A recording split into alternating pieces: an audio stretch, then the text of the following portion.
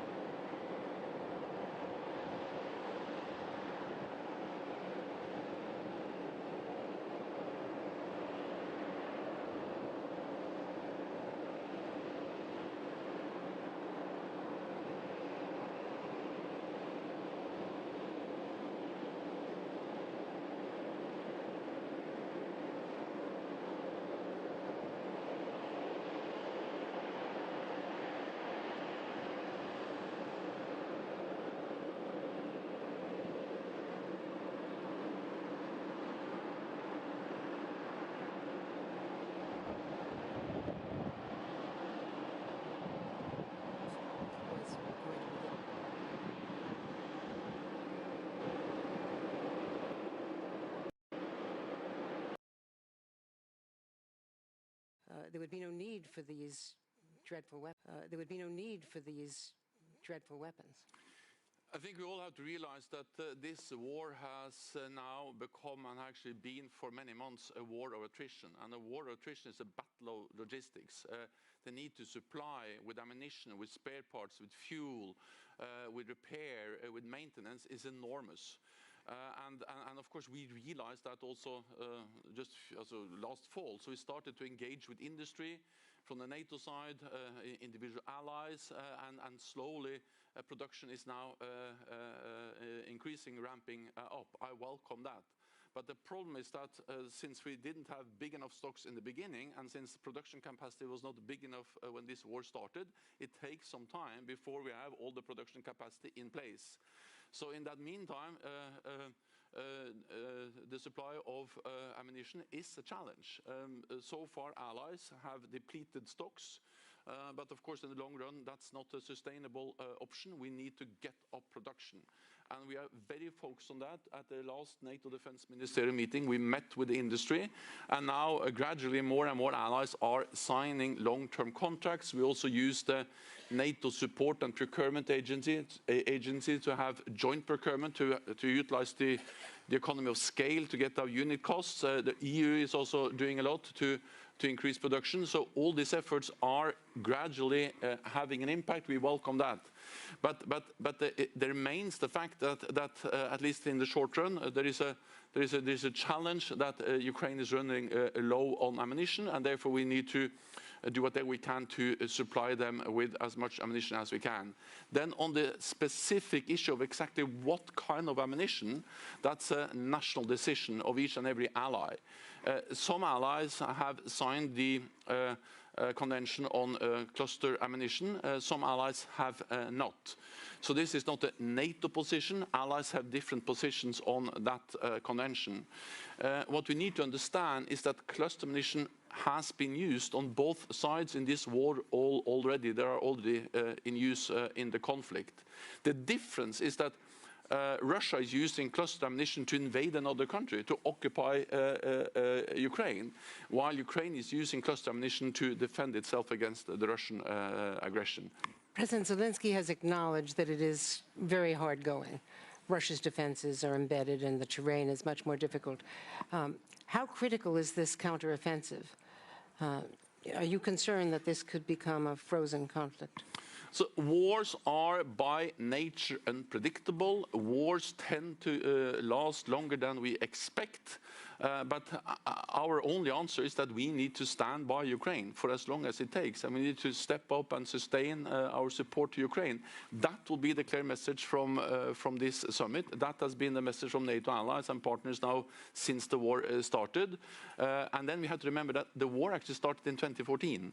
What we saw in February last year was the full-fledged invasion. And NATO allies have been provided support to Ukraine since 2014. Then we stepped up after full-fledged invasion. Yes, the counter-offensive is of course extremely important. The Ukrainians are gaining ground. They are pushing back the Russian occupiers, but they meet fierce resistance. They're dug in Russian positions, prepared defenses, minefields, dragon teeth, and a lot of other fixed defenses. Of course, this is a challenge, but again, the only answer from our side is to support Ukraine. Are you confident that this summit will agree on security guarantees for Ukraine post-war? I'm confident that we will make strong and united decisions on Ukraine, both to sustain and step up our support. I'm also confident that on the membership issue, allies will reaffirm that Ukraine will become a member.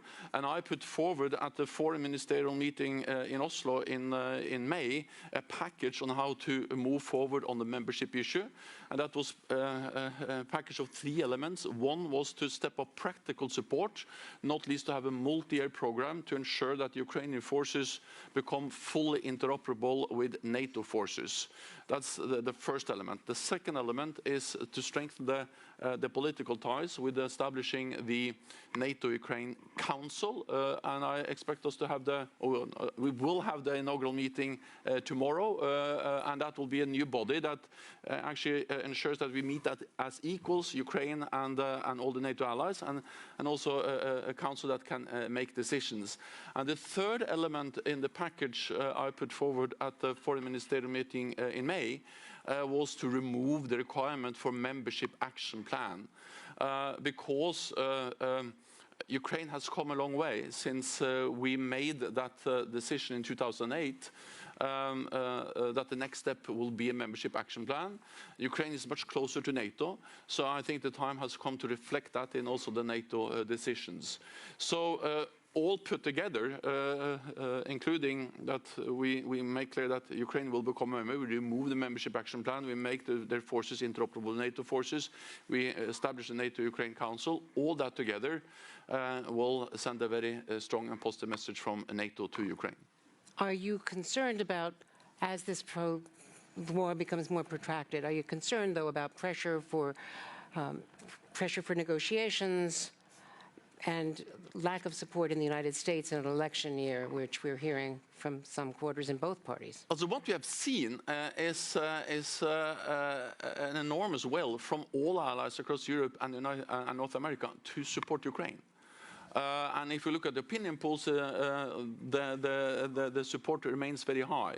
Of course, it varies a bit between countries. It goes a bit up and down, but the main message is strong bipartisan support in the United States, but also across Europe and Canada to stand by Ukraine. And I think the support for Ukraine is strong, partly because people feel solidarity with Ukraine. It will be a tragedy for Ukraine if President Putin wins. But I think also people realize the very simple fact that if President Putin wins in Ukraine, it will be not only bad for Ukrainians, it will be dangerous for us. Because then the message will be to all authoritarian leaders that when they use military force, when they violate international law, when they invade another country, they get what they want. And that will make the world even more dangerous, and we will become more vulnerable. So it's in our security interest to support Ukraine, and that's the reason.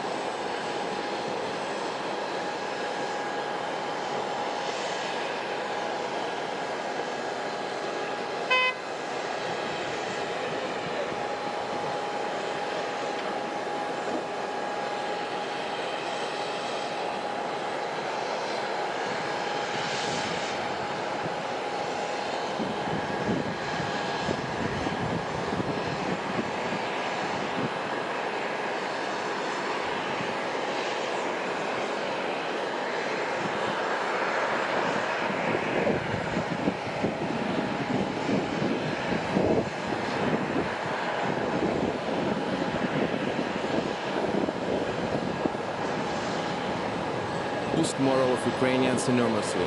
If this will not happen, that will be really demoralizing. Thank you very much. And thank you, sir. I think we're just about out of time. If you could give a very brief answer, Secretary General.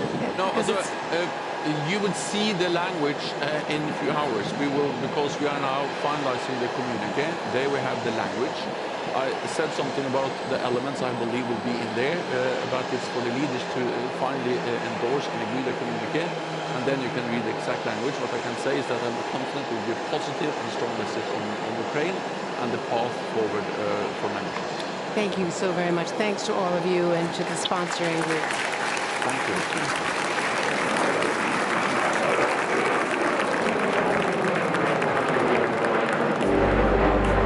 you.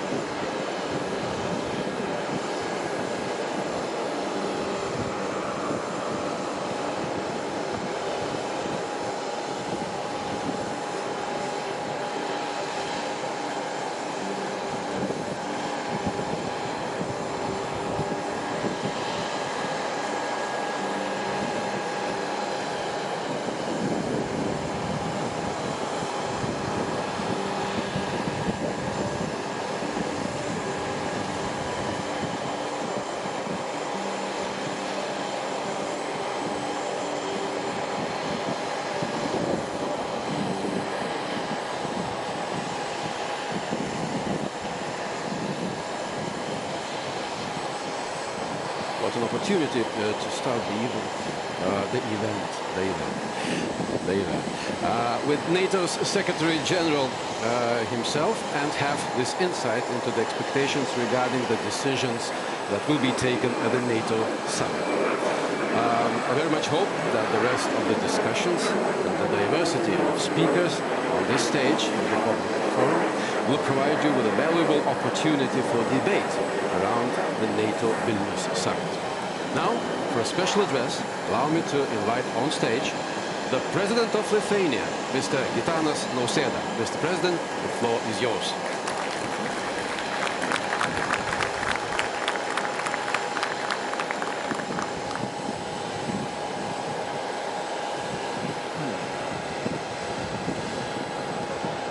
Distinguished participants of the forum, ladies and gentlemen, it's a great pleasure to address such a distinguished audience in Vilnius, the historical capital of Lithuania, celebrating its 700 years anniversary. 7 centuries ago, Grand Duke Gediminas sent letters to European cities introducing Vilnius as a vibrant and progressive city, open to visionary ideas of the Western civilization, where Lithuania always belonged. We are meeting in the city that is only several hundred kilometers away from the front line of the cruel and devastating war in Ukraine, still being waged by Russia. Among all the NATO capitals, Vilnius is the one geographically closest to Kiev. And this closeness is a powerful symbol by itself. Yet symbols are powerless to deter the aggression, let alone stop one. That is exactly why the NATO summit is gathering here in Vilnius, to rise to the challenge and to adopt much-needed decisions that would strengthen our security. I sincerely hope that we will. By meeting in Vilnius, we reaffirm at least 3 crucially important truths. First, the security of the alliance is indivisible. Every inch of the allied territory will be collectively defended from day one. We will work relentlessly to further improve defense. Second, Ukraine's rightful place is in NATO. We must deepen political and practical bonds with Ukraine, defining a clear pathway towards Ukraine's membership in NATO. At the same time, we must continue providing uninterrupted financial and military support till the very moment of Ukraine's Xin chào các bạn đến với buổi nói chuyện của Sa ban quân sự ngày hôm nay, vào ngày 11 tháng 7. Alo, như chúng ta thấy thì đã vào chính hội rồi. Thượng đỉnh NATO đã bắt đầu và lãnh đạo nước chủ nhà Litva đang có bài phát biểu. Nội dung như thế nào thì có lẽ là chúng ta chờ báo chí đưa tin. Hôm nay chúng ta sẽ livestream kết hợp với talk các bạn nhé. Thỉnh thoảng nói vài ba câu, đúng không ạ? Cập nhật tình hình, chia sẻ những vấn đề biên lề. Còn diễn biến thì cứ thả trôi xem sự thể hội nghị thượng đỉnh như thế nào. The alliance is already making history in Vilnius by approving the new generation defense. Xin thông báo với các bạn là kênh vừa mới lập một cái group. Thực ra là tận dụng một cái group đã có sẵn để sửa nó lại thành cái group của khán giả, làm nơi giao lưu trên môi trường Facebook, group Sa ban quân sự. Most exposed to threat. And in the areas of particular strategic importance for the alliance. Địa chỉ truy cập vào cái group đó thì chúng tôi sẽ gửi lên trên tab cộng đồng của kênh.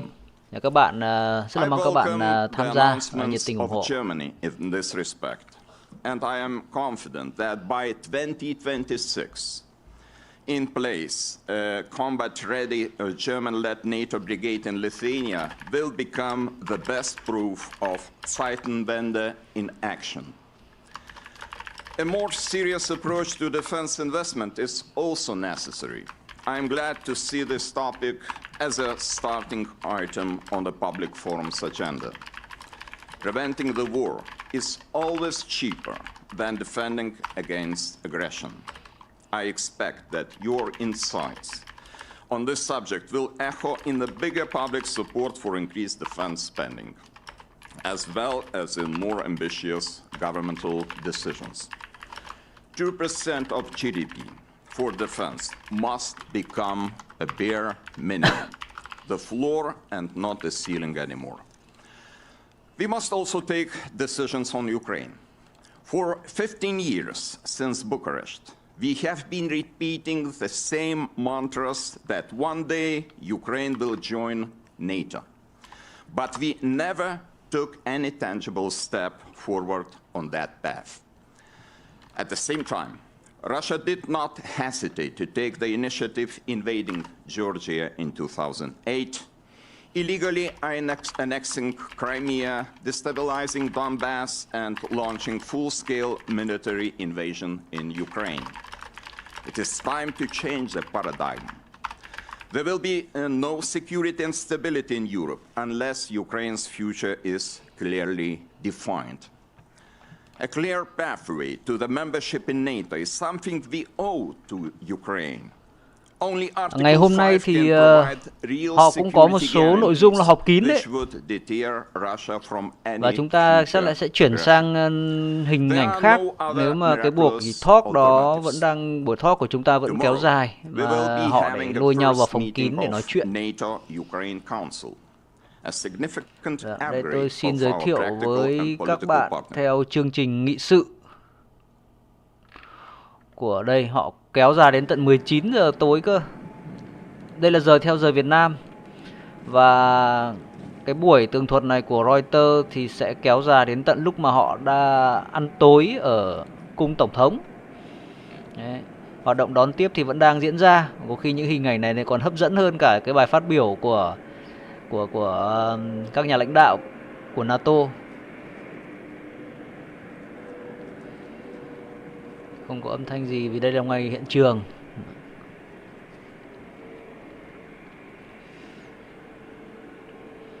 Đây là xe, chắc là xe của các đặc vụ.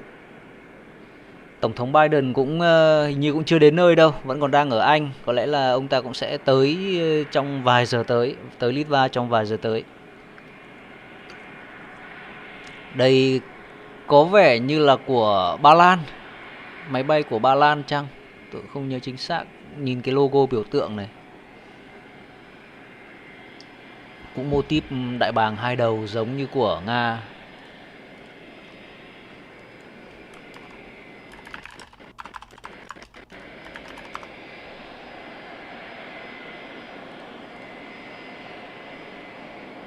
À không, Ba Lan thì chỉ là đại bàng một đầu thôi.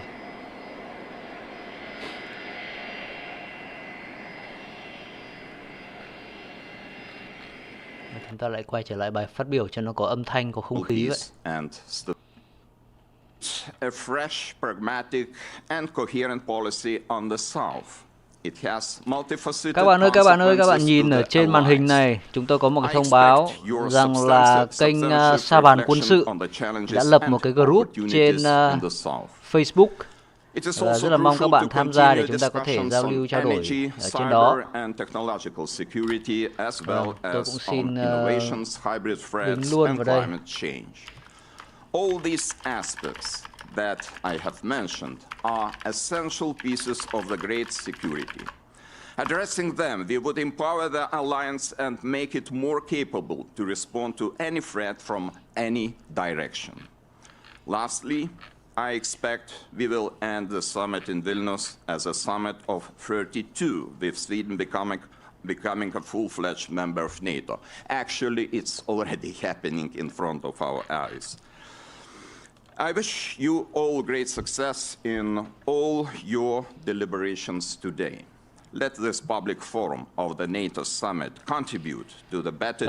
Có lẽ chúng ta bắt đầu vào một chút nội dung, đúng không ạ? Bên cạnh việc theo dõi, quan sát bài phát biểu của các lãnh đạo NATO thì chúng ta cũng sẽ tập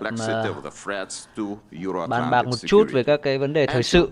Như chúng ta biết thì đây là một cái dịp mà NATO ngồi lại với nhau và sẽ bàn một số vấn đề. Thứ nhất là về quy chế thành viên cho một là Thụy Điển, một cái nước thì đã sắp đơn từ rất là lâu, nhưng mà vẫn còn muộn hơn so với Ukraine. Dù vậy thì họ cũng chắc là sẽ sớm được giải quyết thôi. Tôi nghĩ là trong cái thượng đỉnh này thì họ sẽ giải quyết cái vụ việc cho phép Thụy Điển gia nhập vào khối. Vì ngay như cái nước mà gọi là kỳ đà cản mũi cho cái hoạt động này của phía Thụy Điển thì đã là Thổ Nhĩ Kỳ, thì người ta đã thay đổi rồi, đã gật đầu rồi. Có thể là hai bên đã mặc cả xong. Những vấn đề liên quan đến các phần tử chiến binh PKK, người Quốc, vân vân, các vấn đề về cấm vận vũ khí cũng đã xong. Thổ Nhĩ Kỳ trục lợi. Đợt này thì Thổ Nhĩ Kỳ cũng trục lợi khá lớn. Ngoài những cái về lợi ích về lâu dài như kia thì họ cũng đã, ví dụ như vừa rồi cũng có, chắc chắn là sẽ có một cái gì đó được trao đổi với phía Ukraine để vi phạm cái thỏa thuận hai bên về vấn đề tù binh. Trong đó có 5 ông Azov, chỉ huy Azov bị tóm ở Mariupol, thì sau đó thì cho sang Thổ Nhĩ Kỳ lĩnh án ở bên đấy. Thế nhưng mà không hiểu bằng cách nào Zelensky đã sang và thuyết phục được Tổng thống Erdogan để đưa về. Đợt này Thổ Nhĩ Kỳ làm một số điều có lẽ là cũng không được hài lòng với nước Nga cho lắm. Tầm này mà đã chốt rồi, đã gật đầu rồi thì tức là họ đã đi đêm xong rồi. Cái thời gian vừa qua thôi. Ở những cái phát biểu đầu tiên của cái thượng đỉnh NATO đã kết thúc. Những cái phát biểu đó là phát biểu bên lề thôi. Đấy, như chúng ta thấy phần giới thiệu, chỉ là những cái nhân vật cấp cao của lãnh đạo của NATO và của nước chủ nhà Litva thì họ nói phát biểu. Thế còn bây giờ thì vẫn là chờ cái hoạt động tiếp đón. Các nguyên thủ vẫn đang đến. Từ hôm qua thì các phái đoàn cũng đã lần lượt đến Litva. Có rất nhiều các phái đoàn của cùng một quốc gia, nhưng sẽ có nguyên thủ này, có bộ ngoại giao và cả cấp bộ quốc phòng. Đấy là những nhân vật chính của cái hội nghị thượng đỉnh này, bàn bạc với nhau. Còn có lẽ tôi xin phép trình bày luôn về cái câu chuyện Thổ Nhĩ Kỳ, đúng không ạ? Thì chúng ta đang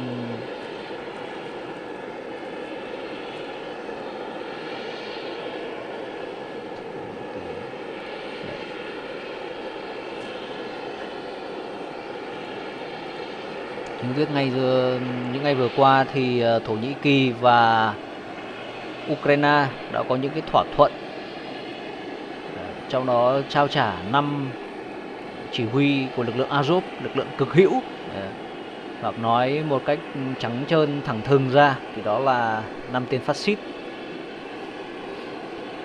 thì đã bị bắt ở Mariupol. Sau đó thì Nga cho phép được lĩnh án ở Thổ Nhĩ Kỳ để đảm bảo sự an toàn. Ở Nga thì không biết thế nào, có rất nhiều cái rủi ro. Tuy nhiên theo thỏa thuận thì là 5 ông này sẽ ở đó cho đến hết chiến tranh rồi mới được về. Thế nhưng mà bây giờ người ta lại thả về Zelensky sang và đã đón về, mặt mũi rất hớn hở. Có người thắc mắc là liệu các vị này có quay trở lại chỉ huy chiến đấu hay không? Thì theo thông thường tôi nghĩ rằng là đội này sẽ phải có một thời gian ngồi chơi xơi nước để cho lực lượng tình báo Ukraine họ thẩm tra, xác minh lý lịch trong quá trình bị bắt có phản bội, xưng khai gì không. Đấy. Thường là như vậy, lộ trình là như vậy. Thì nếu mà không có tì vết, tỏ ra trung thành với quốc gia, với chế độ thì sẽ được cân nhắc. Một là tiếp tục quay trở lại chiến đấu, chỉ huy nếu có nguyện vọng. và lực lượng vũ trang vẫn còn có nhu cầu. Thứ hai là có thể sẽ bố trí một cái công việc nào đó. Còn nếu có những cái biểu hiện mà trong thời gian bị Nga bắt mà lại có một là hợp tác xưng khai gì đó gây tổn hại đến lợi ích quốc gia thì sẽ bị có khả năng là sẽ bị trừng phạt. Còn nếu không thì không có nguyện vọng chiến đấu trở lại thì có lẽ là sẽ tìm một công việc nào đó. Nhưng tôi nghĩ là những cái người như thế này với cái tinh thần chiến đấu của họ thì rất khó có cái trường hợp họ giải quyết xong vấn đề lý lịch thì họ lại quay trở lại cuộc sống bình thường trước chiến tranh, mà họ sẽ tiếp tục chiến đấu. Đấy là lẽ thông thường. Còn cũng không biết chừng là trong thời gian đó thì FSB rồi GRU làm việc với họ, có thể mua chuộc, làm thay đổi tác động gì đó, hoặc đơn giản là bắt họ có cái sự hợp tác để tạo ra vết và khống chế, rồi từ đó điều khiển. Đây là máy bay của Slovenia, và chúng ta có thể nhìn thấy cái đuôi của nó, có biểu tượng quốc gia ở đây. Vâng, tôi xin tiếp tục quay trở lại. Thì những trường hợp 5 cái ông chỉ huy này, nếu mà lại có ai đó trong cái thời gian bị bắt mà lại có cái sự hợp tác hoặc là bị Nga khống chế mua chuộc thì cũng là một cái con bài nguy hiểm. Thế cho nên là kiểu gì thì kiểu Kirilo Budanov sẽ phải dành một khoảng thời gian và một lực lượng nhất định để kiểm tra, thẩm tra, xác minh cái 5 cái ông mới được thả này về, rồi điều động đi đâu thì điều động. Thế còn rõ ràng là trong thời gian qua thì Ukraine cũng đã có những cái tổ chức khôi phục lại cái đơn vị Azov, rồi hình thành những cái lực lượng dự bị chiến lược, cho nên là việc thì sẽ không thiếu đâu. Những người này lại vừa có tinh thần chiến đấu dân tộc chủ nghĩa, xong rồi lại còn hăng hái và lại có kinh nghiệm nữa, xong lại có số có má nữa. Nói chung đi tù, bị đối phương bắt ngồi tù là cũng và trong quá trình ngồi tù mà không có cái hoạt động phản bội nào thì cũng là một cái vốn liếng của họ, vốn liếng chính trị, vốn liếng về mặt uy tín.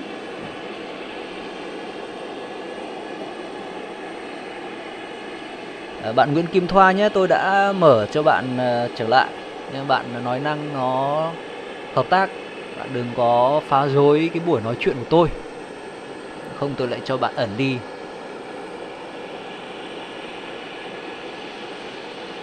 Nói linh ta linh tinh.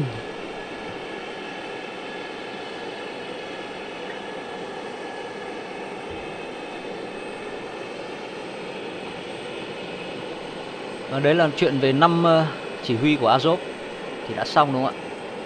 Thế còn phản ứng của phía Nga thì ngay lập tức Nga, Bộ trưởng Ngoại giao Nga và người đồng cấp Thổ Nhĩ Kỳ đã có cuộc điện đàm với cả Ankara đấy, và coi cái việc này là một cái việc của nó là một cái sự chọc giận mà Ankara đã tiến hành nhắm vào Moscow.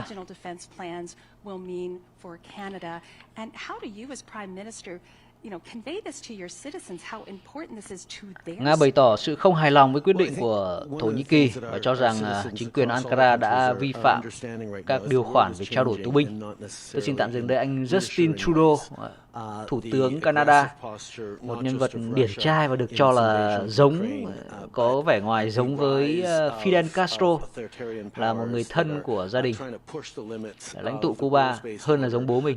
Có những cái thời gian mà lãnh tụ Fidel Castro mất thì cũng có những cái liên hệ như vậy, có cái bức ảnh so sánh. Nó quay trở lại nội dung. Thì theo thỏa thuận là những người chỉ huy của lực lượng Azov sẽ phải ở lại lãnh thổ Thổ Nhĩ Kỳ cho đến khi kết thúc. Đấy, ông Dmitry Peskov, người phát ngôn Điện Kremlin, đã nhấn mạnh như vậy. Nhưng mà đến bây giờ vẫn chưa rõ lý do vì sao, đúng không ạ? Mà trong đó lại còn liên quan đến vấn đề thỏa thuận ngũ cốc Biển Đen cũng đang đến hạn và có nhiều khả năng Nga lại sẽ tiếp tục không gia hạn. Nga sẽ không gia hạn.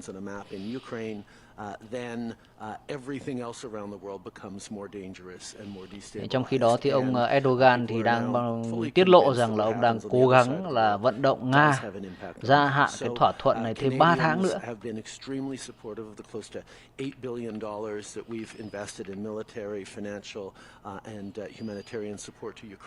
Thì trở lại cái phát biểu của ông Dmitry Peskov, ông này nói là Thổ Nhĩ Kỳ hoàn toàn có quyền phát triển quan hệ với Ukraine, nhưng Moscow hy vọng họ sẽ không nhắm vào Moscow. Tức là các bạn chơi với nhau đấy là quyền của các bạn, đúng không? Nhưng mà đừng có làm ảnh hưởng đến tôi. Thì đấy là luôn là cái nguyên tắc trong quan hệ đối ngoại của các quốc gia mà có tinh thần độc lập và cũng tôn trọng sự độc lập của những quốc gia khác. Họ sẽ không cưỡng tình đoạt lý, không bắt người khác theo ý mình.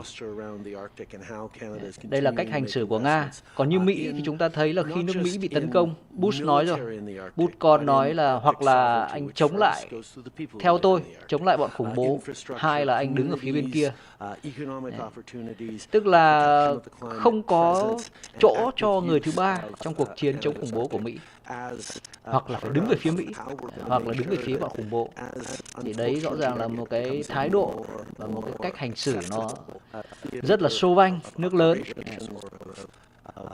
Nhưng mà qua cái phát biểu của Nga thì của ông Dmitry Peskov, chúng ta cũng thể thấy được cái tinh thần và nó cũng đồng nhất, xuyên suốt trong cái vấn đề mà Nga vẫn nói về một cái thế giới đa cực, đa trung tâm trong thời gian tới, đó là tôn trọng chủ quyền, độc lập của các quốc gia và không can thiệp vào nội bộ. Nhưng chỉ có vấn đề là làm gì thì làm, đừng có hại người, hại mình. Thì nó cũng giống như nguyên tắc về lịch sự trong cuộc sống thôi. Thì tôi thấy rằng là ví dụ như là chúng ta làm cái việc gì đó liên quan đến lợi ích của cá nhân, thế nhưng mà không ảnh hưởng đến người khác, trong điều kiện cho phép thì chúng ta được coi là lịch sự. Tôi là nghĩ vậy. Ví dụ, nhưng mà cũng có một số trường hợp để có thể đánh giá một cái việc là có lịch sự hay không lịch sự là có hai trường hợp. Một là ở cầu thang máy và hai là ở trạm xăng. Đấy, những cái mà tôi quan sát. Ví dụ khi mà theo cái phép lịch sự thông thường thì ở cầu thang máy là khi cầu thang máy mở ra, cửa thang máy mở ra thì phải chờ cho người bên trong đi ra, rồi người bên ngoài hẵng vào. Thì cái việc mà mình đi vào nó là cái vào thang máy để di chuyển lên hoặc xuống thì nó cũng là một cái lợi ích của mình thôi. Nhưng mà đừng làm ảnh hưởng đến lợi ích của người khác, lợi ích chính đáng của người khác là người ta được quyền đi ra, và thường là phải ưu tiên cái người đi ra trước rồi mới đi vào. Thế nhưng mà tôi thấy rằng là trong cuộc sống thì không nhiều người để ý đến chi tiết này. Có những cái rất là nhỏ thôi, nó thành cái nếp của con người. Cũng có thể là cái việc sử dụng thang máy nó cũng là một cái nếp sống mới, thành ra người ta chưa hình thành thói quen, chưa hình thành những nguyên tắc.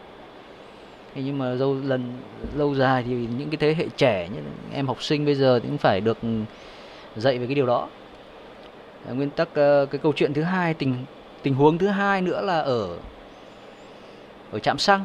Khi bạn bơm xăng xong thì rõ ràng là việc bạn rút tiền rồi đóng nắp xe, cái thứ đó là cái lợi ích của bạn, cái việc cần phải làm, buộc phải làm luôn.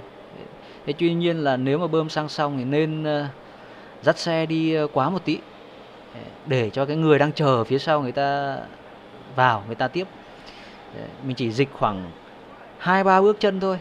Sau đó thì mình đóng nắp bình xăng lại rồi mình tiếp tục nổ máy, mình đi tiếp.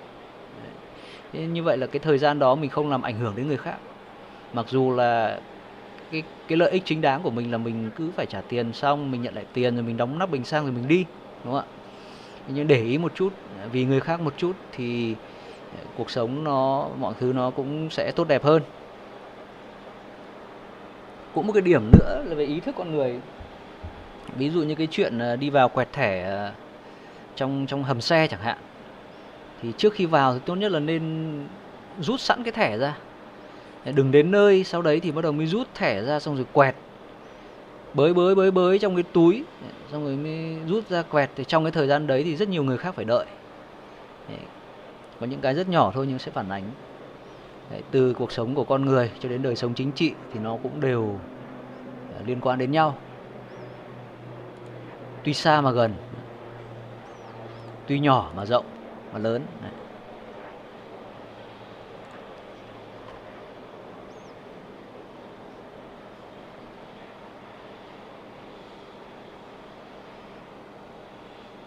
Khổng Tử dạy rồi, người không nệ cái nết nhỏ thì sẽ lụy đến cái đức lớn, đúng không ạ?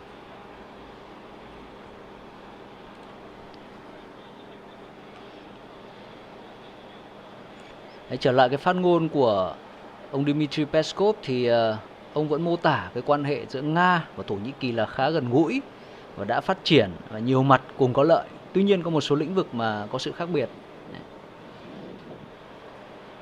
Thì có lẽ là ông nói về vấn đề này. Thực ra cái khác biệt này không chỉ về vấn đề quan điểm mà câu chuyện ở đây là lợi ích thôi. Thổ Nhĩ Kỳ thì tôi vẫn đánh giá là một cái tay cơ hội trong khu vực. Tôi cũng thường hay so sánh hai quốc gia gọi là cường quốc khu vực đang lên trong cái bối cảnh mà đụng độ giữa trật tự thế giới cũ và trật tự thế giới mới. Đó là Ấn Độ và Thổ Nhĩ Kỳ. Thì trong khi mà Ấn Độ người ta làm khá nét, khá tử tế, ít có những cái kiểu trục lợi, nhăm làm bất kể, bất chấp, thì Thổ Nhĩ Kỳ là một trong những cái quốc gia mà đang vươn lên theo cái cách bất chấp như vậy. Thật là đáng tiếc cho hậu duệ của một đế quốc lớn trong lịch sử nhân loại, đó là Ottoman, cũng ra gì và này nọ. Tuy nhiên là sau khi mà thời thế thay đổi, đế chế sụp đổ rồi thì còn lại cái mẩu ở ven Địa Trung Hải thôi, nhưng mà hành xử nói chung cũng kém lắm, nó không xứng tầm.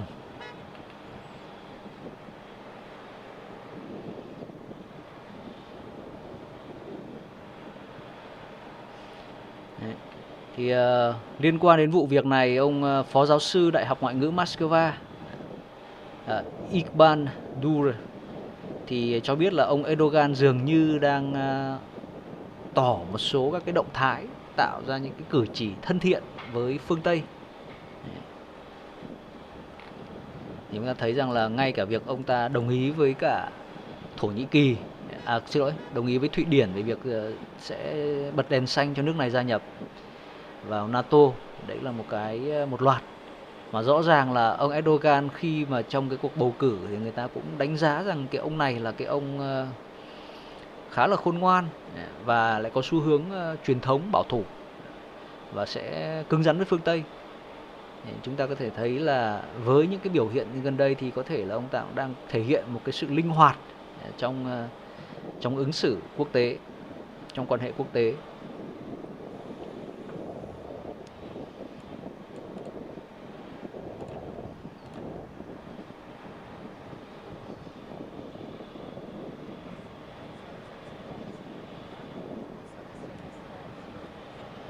Bạn Phạm Quốc Khánh có hỏi là anh có nghĩ cuộc chiến này sẽ kéo dài, Mỹ và phương Tây sẽ viện trợ những trang thiết bị tối tân nhất cho mình ở Ukraine như ở chiến tranh Việt Nam hay không? Vâng. Cảm ơn bạn. Là cái vấn đề này thì kênh cũng đã trao đổi có lẽ là khá lâu rồi, khá nhiều lần rồi. Có thể là bạn cũng mới theo dõi cho nên là cũng chưa nắm được. Chúng tôi cũng nhận định và đánh giá là Mỹ và phương Tây, và nhất là Mỹ thì vẫn đang tiếp tục sử dụng Ukraine như một cái quân bài để làm suy yếu nước Nga, và họ sẽ duy trì cái điều đó. Có hai mức tối thiểu và tối đa. Mức tối thiểu là để Ukraine không thua, tức là chính quyền Kiev vẫn đứng, hoặc là một cái chính quyền nào đó thân phương Tây vẫn đứng, cái chính quyền đó có thái độ chống Nga, có tinh thần chống Nga, bài Nga. Đấy là cái tối thiểu của họ. Còn cái tối đa thì họ có thể làm thế nào đó để thúc đẩy bơm vũ khí cho Ukraine đánh bại Nga, đẩy quân Nga ra khỏi lãnh thổ, nhất là cái vùng Donbass. Cái vùng Crimea thì nó vẫn là một cái ranh giới đỏ, lằn ranh đỏ, có thể là cả hai bên vẫn chưa dám bỏ qua. Đấy. Thậm chí mặc dù có một số các thành phần của Ukraine cũng đã nói là Mỹ hãy đánh đi, hãy cho chúng tôi, nếu không đánh thì hãy bơm đồ cho chúng tôi đánh. Thì chúng tôi không sợ cái lằn ranh đỏ đó. Các ông sợ thì sợ chứ tôi không sợ. Mà nếu mà lằn ranh đỏ đó vượt qua ấy, mà Nga sử dụng vũ khí hạt nhân ấy, thì Nga cũng chỉ sử dụng trên lãnh thổ Ukraine thôi. Chúng tôi chịu cái điều đó. Chúng tôi sẵn sàng chấp nhận cái đau thương đó để giành lại vùng Crimea. Ý kiến của người Ukraine là như vậy. Tuy nhiên là Mỹ, tôi nghĩ là rồi họ cũng sẽ leo thang đến cái mức như vậy thôi, nếu mà họ cảm thấy là điều đó cần thiết cho cái mục tiêu chiến lược là làm cho Nga bị lụn bại, mất mặt, xấu mặt, mất hẳn cái vùng ra biển, cái cảng biển nước ấm.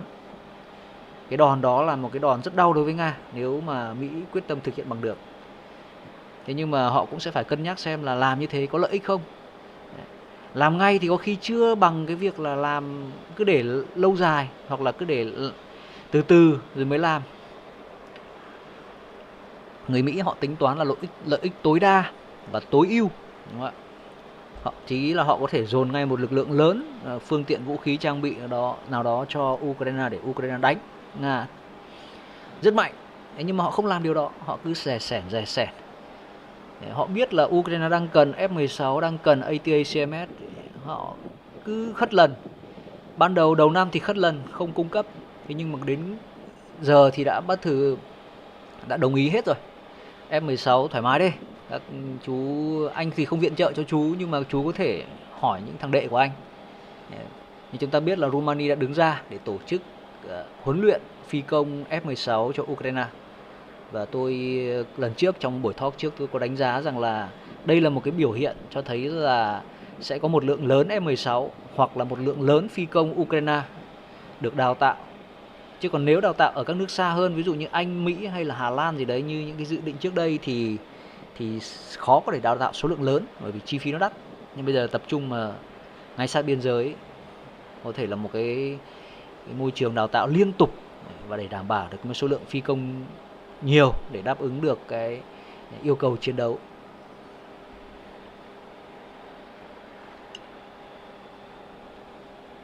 Vâng, cảm ơn bạn Nguyễn Danh có bổ sung ý kiến là so sánh Thổ với Ấn Độ rất khó. Về mặt vị trí địa chính trị có thể tương đương, chứ về tiềm lực kinh tế, chính trị, quốc phòng, Thổ kém rất xa, chưa kể những bất ổn trong nội tại nước này. Vâng, Thổ Nhĩ Kỳ rồi cũng như Nga, vâng, cả Ukraine thì cũng là lớp trên lèng phèng thôi. Những nước lớn như là nước Thổ Nhĩ Kỳ hay Nga là những nước có truyền thống, có bề dày rất là lâu đó. Thì giới học giả phương Tây họ vẫn đánh giá đó là những cái quốc gia bị giằng xé giữa cái tân tiến theo kiểu phương Tây, hiện đại kiểu phương Tây và những cái kiểu truyền thống. Tôi đồng ý với bạn. Ấn Độ thì không có cái nỗi đau này, có cái nội tại này. Họ không bị chi phối quá nhiều bởi những cái yếu tố, cái hấp lực bên ngoài. Như chúng ta thấy thì ngay cái cách họ hành xử trong cái cuộc chiến Ukraine này, cuộc chiến đối đầu giữa Nga và phương Tây tập thể này, thì họ thấy cái gì cần là họ làm, phục vụ lợi ích quốc gia, và họ cũng để ý đến lợi ích của đối tác đồng minh. Ví dụ như với Nga thì họ vẫn mua dầu giá rẻ, đúng không ạ, giải quyết cho Nga cái vấn đề là tiêu thụ năng lượng, mà họ cũng là một quốc gia tiêu thụ năng lượng lớn. Đấy, họ đang đứng, nói chung là có cung có cầu. Nhưng đồng thời họ cũng đang làm ăn với cả Mỹ. Trong thời gian gần đây thì họ đã thúc đẩy một số cái hợp tác quân sự quốc phòng với Mỹ, và đây cũng thể là một cái hướng mà cho Việt Nam nghiên cứu, bởi vì Ấn Độ và Việt Nam cũng giống nhau về cái tương tác với nước Nga, cũng là những cái bên mà mua sắm vũ khí rất là nhiều. Thế nhưng mà lại đang bị kẹt bởi vì Nga đang bị quấn vào cái cuộc chiến ở Ukraine, cũng bị suy giảm cái năng lực để mà lo giải quyết các cái hợp đồng quốc phòng đối ngoại, đúng không ạ? Thì người Ấn thì đang làm việc với Mỹ. Đấy. Người Ấn cũng kẹt trong cái mối quan hệ giữa Mỹ và Trung Quốc, nhưng mà họ thoải mái hơn bởi vì là họ cũng là một bên đối đầu một cách tương đối công khai và quyết liệt với Trung Quốc, nhưng mà họ có động cơ mạnh hơn để hợp tác với Mỹ.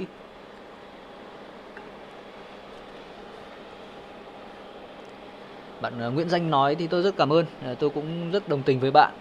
Đấy là những cái điều kiện khách quan, nhưng mà có lẽ là cũng là cái này thì là cái đánh giá chủ quan của tôi thôi. Tôi nghĩ là người Ấn Độ họ cũng có người Thổ Nhĩ Kỳ họ vẫn có một cái gì đó hiện nay vẫn đang theo cái diện là tình thế. Họ không có một cái chiến lược dài hơi. Cũng có thể là do bản thân họ ở cái vị trí địa lý nó quá là gần với cả châu Âu, và cái ảnh hưởng của châu Âu cũng như của phương Tây đối với Thổ Nhĩ Kỳ là nó khó hơn, nó khó đối phó hơn so với Ấn Độ. Thì cái hoàn cảnh ép buộc họ cũng phải thế, cái cách chơi của họ cũng sẽ phải vậy, cũng phải hơi cơ hội, cũng phải hơi xu thời. Bạn Vũ Minh nói là mấy chiếc F-16 vào cũng khó có thể xoay chuyển được cục diện chiến trường. Tôi rất đồng ý với bạn. Cái này chúng ta cũng đã nói nhiều.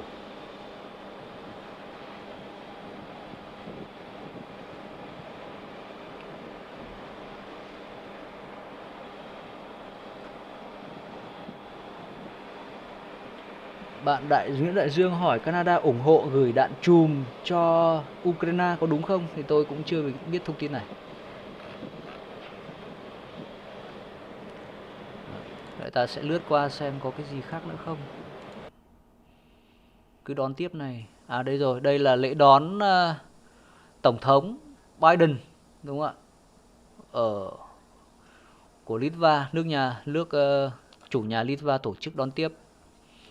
Hôm qua các bạn có thể cũng đã theo dõi cái buổi livestream, cái buổi đón tiếp của Hoàng gia Anh với Tổng thống Biden, và vẫn ở trên cái danh sách phát của các cái chương trình trực tiếp của Sa bàn quân sự. Cũng khá tò mò không biết là đội danh dự của Litva thì bồng súng gì. Nhưng nếu theo truyền thống của thời Liên Xô thì chắc là CKC, nhưng giờ thì cũng không rõ.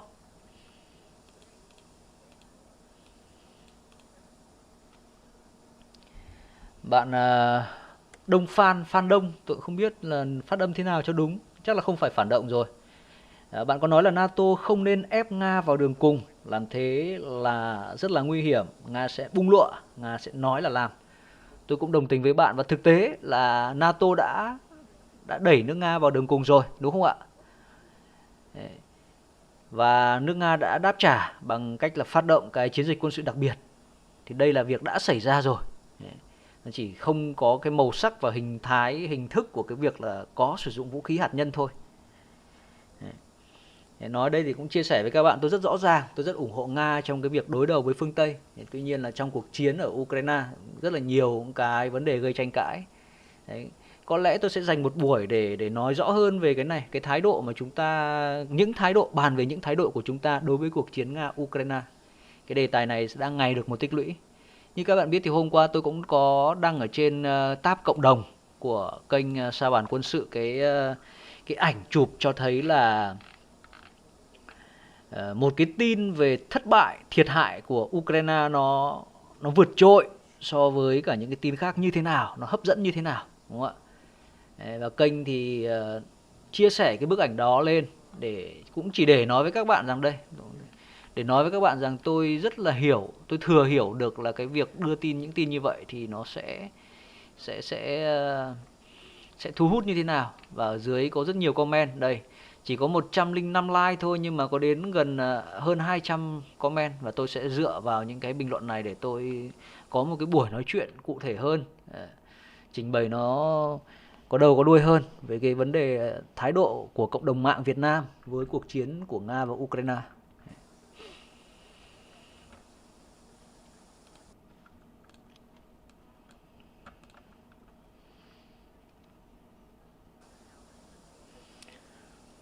Bạn Sasha có hỏi nghĩ Nga có cắm tên lửa ở Cuba lần nữa không? Tôi không cho rằng là Nga sẽ làm cái điều đó, họ cũng chả có điều kiện để mà làm. Bây giờ trước đây ý, thì cái việc bố trí tên lửa đó nó có một cái giá trị về mặt quân sự, là khi mà tên lửa phóng đi từ đó thì nước Mỹ khó có thể trở tay. Thế còn bây giờ nước Nga có nhiều phương tiện hơn để làm cái việc đó, những hành động đó, mà không cần phải bố trí tên lửa trên lãnh thổ Cuba, phải đưa tên lửa trên những chiếc tàu đi sang Cuba, đúng không ạ? Rồi hành trình dài lênh đênh, cứ ngồi nhà mà phóng thôi, mà bấm nút thôi. Hiện nay thì người ta quan tâm đến cái mối quan hệ hợp tác giữa Cuba và Trung Quốc, khi mà có thông tin cho rằng là Trung Quốc đang đặt những cái gọi là trạm thu thập thông tin ở Cuba. Và cái đó làm cho người Mỹ rất quan tâm, nhưng cũng lạ là người Mỹ phản ứng không mạnh mẽ, đúng không ạ? có thể là họ tự tin về cái khả năng bảo mật thông tin của họ, hoặc hai là họ cũng không làm được gì cả. Mà trong khi đó có rất nhiều những vấn đề mà làm cho cái quan hệ Mỹ-Trung xấu đi, căng thẳng đi. Họ không muốn tạo ra một cái tình huống thêm vào đó nữa. Như chúng ta biết thì Bộ trưởng Thương mại Mỹ vừa mới có chuyến thăm Trung Quốc. Đây là một cái dấu hiệu cho thấy là hai nước cũng đang cố gắng là điều chỉnh, giàn hòa cái mối quan hệ, cái tình trạng xấu đi này. Chúng ta có thể thấy là đây cũng khá là... Anh chàng này đang cố gắng có một chút vận động vì đứng đợi lâu quá, đúng không ạ? Đồng chí có thể là đội trưởng đội danh dự thì đang vừa nãy cũng có một số động thái là xem đồng hồ. Có thể thấy là đứng nghiêm để chào đón nguyên thủ thì cũng rất là vất vả. Đứng thôi cũng đã mỏi rồi, người phải lắc lư, cũng có một cái sự dao động nhất định.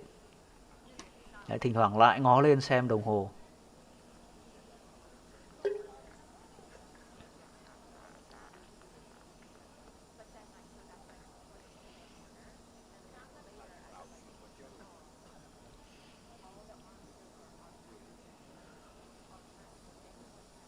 Bạn Unicorn nói thật ra không khó để tìm kiếm những clip chiến trận có lợi cho cả Nga lẫn Ukraine. Clip đăng đánh trúng tâm lý người xem. Ra ngoài cái clip tôi vừa mới giới thiệu với các bạn ấy thì nó là một cái cho thấy thiệt hại lớn của quân Ukraine. Nhưng tôi cũng đăng những cái mà được cho là thiệt hại của Nga, và các bạn vào trong đó thì sẽ thấy là rất nhiều người tranh cãi về cái chuyện đó. Đây không phải là quân Nga, nói chung là ta thắng địch thua, có cái tâm lý như vậy. Đây là Ukraine, cứ thua là Ukraine. Đấy. Và để mà phải nói là để chiều những người đó thì không khó một chút nào, đúng không ạ? Mình chỉ cần ngồi xổm lên những nguyên tắc về thông tin thôi, báo chí. Nói bằng được, cãi lấy được, thì khó gì đâu. Thế nhưng mà thông tin như nào sau quá trình kiểm chứng, đúng không ạ? Ít nhất là một nguồn, hai nguồn thì xác định được rằng đấy là Ukraine thì nói là Ukraine, mà đấy là Nga thì nói là Nga, không nên nói khác làm gì. Đấy. Các bạn nhớ nhé, chúng ta đang có thông báo, vâng đúng không ạ? Chúng tôi đang có một cái group dành cho khán giả của kênh Sa Bàn Quân sự trên Facebook. Rất là mong các bạn tham gia để chúng ta có thể giao lưu trao đổi trên đó. Các bạn cung cấp thông tin cho chúng tôi cũng cung cấp thông tin cho các bạn. Chúng ta bàn luận trao đổi. Và đây nữa, đây tôi cũng xin gửi lại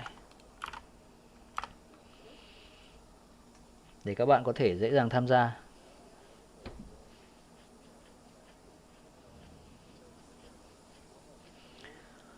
Bạn Nguyễn Minh nói là tôi chưa hiểu Putin nghĩ gì khi không gây sức ép đối với Mỹ bằng cách tạo áp lực đối với các nước Mỹ Latin, sân sau của Mỹ hoặc các nước đồng minh của Mỹ trên thế giới.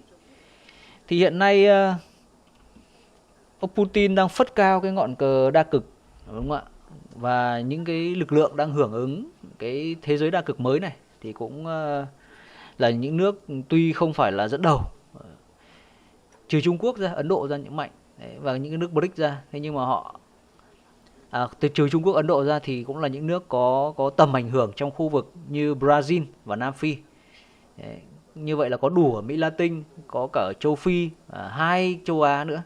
Nhất là hai ông lớn Ấn Độ, Trung Quốc thì coi cộng vào cũng đã, cộng với cả Nga nữa thì coi như là chiếm đến hơn nửa dân số thế giới rồi. Đấy.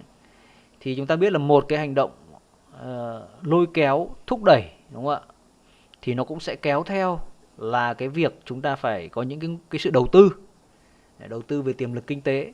Nước Nga hiện nay đang không còn cái vị trí của một siêu cường như của Liên Xô nữa. Nước Nga là một cường quốc quân sự, và thậm chí có thể nói là một cái cường quốc hạt nhân hàng đầu thế giới, số 1 thế giới. Đấy, cường quốc quân sự thứ hai, đúng không ạ? Thế nhưng mà không phải là một cường quốc về kinh tế. So với nhiều nước thì vẫn không phải là số 1, vẫn nằm trong 10 đầu ngón tay thôi. Đấy, cho nên là cái việc mà vươn tầm ảnh hưởng ra nó cũng sẽ có những cái hạn chế nhất định. Anh không thể nào mà anh phân bổ quá nhiều nguồn lực, mà nhất là trong bối cảnh đang bị cấm vận kỷ lục như hiện nay. thậm chí rằng là so với thời Liên Xô cũng không là gì. Thế nhưng mà cũng có và cái quan điểm thái độ của người Nga và nhất là của ông Putin đối với cái việc là lựa chọn đối tác đối tượng trong cái cuộc cạnh tranh toàn cầu này nó cũng đã khác với thời Liên Xô. Liên Xô như trước đây, chỉ cần là anh là một người đảm cam kết với chúng ta là chúng ta đồng chí hướng, tức là có cùng một ý thức hệ của chủ nghĩa cộng sản, chủ nghĩa xã hội, thì tôi sẽ bảo trợ cho anh, tôi sẽ viện trợ, tôi sẽ hỗ trợ về kinh tế, quân sự. Thế nhưng mà ngày nay thì ngoài cái việc là có chung quan điểm ra thì đồng minh và đối tác đó là phải có năng lực nữa. Không nuôi báo cô, đúng không ạ? Quan điểm của Putin ngày nay là không nuôi báo cô. Bây giờ cứ đầu tư một lô một lốc các thứ xong rồi cũng chả đến lúc cần thì vẫn cô đơn một mình đối phó với đàn sói thôi. Thì người ta sẽ không ấy nữa. Người ta không làm cái kiểu đó nữa, không đầu tư như vậy. Đầu tư kiểu đó là đầu tư dàn trải. Còn đầu tư kiểu Putin hiện nay được coi là đầu tư có chọn lọc và thông minh.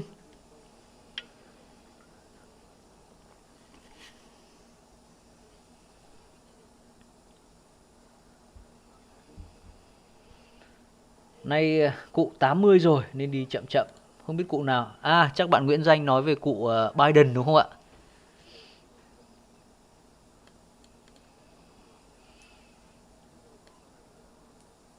Vâng, cảm ơn ý kiến của bạn Đỗ Cước.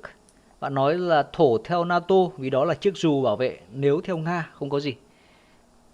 Vâng, tôi cũng đồng tình thôi. Nói chung là cứ bên nào có lợi hơn thì mình chơi. Lợi ích chia sẻ thôi. Nhưng mà cũng nên có một cái sự xuyên suốt và nhất quán. Chứ còn cứ trục lợi và không quan tâm đến lợi ích của nước khác và chỉ quan tâm đến lợi ích ích kỷ của mình thì đó là một cái rất là nguy hiểm. Cũng không được đánh giá cao. Gọi là nguy hiểm thì cũng không đúng. Người ta có quyền làm như vậy. Thế nhưng mà chúng ta cá nhân tôi thì tôi không đánh giá cao cái thái độ như vậy.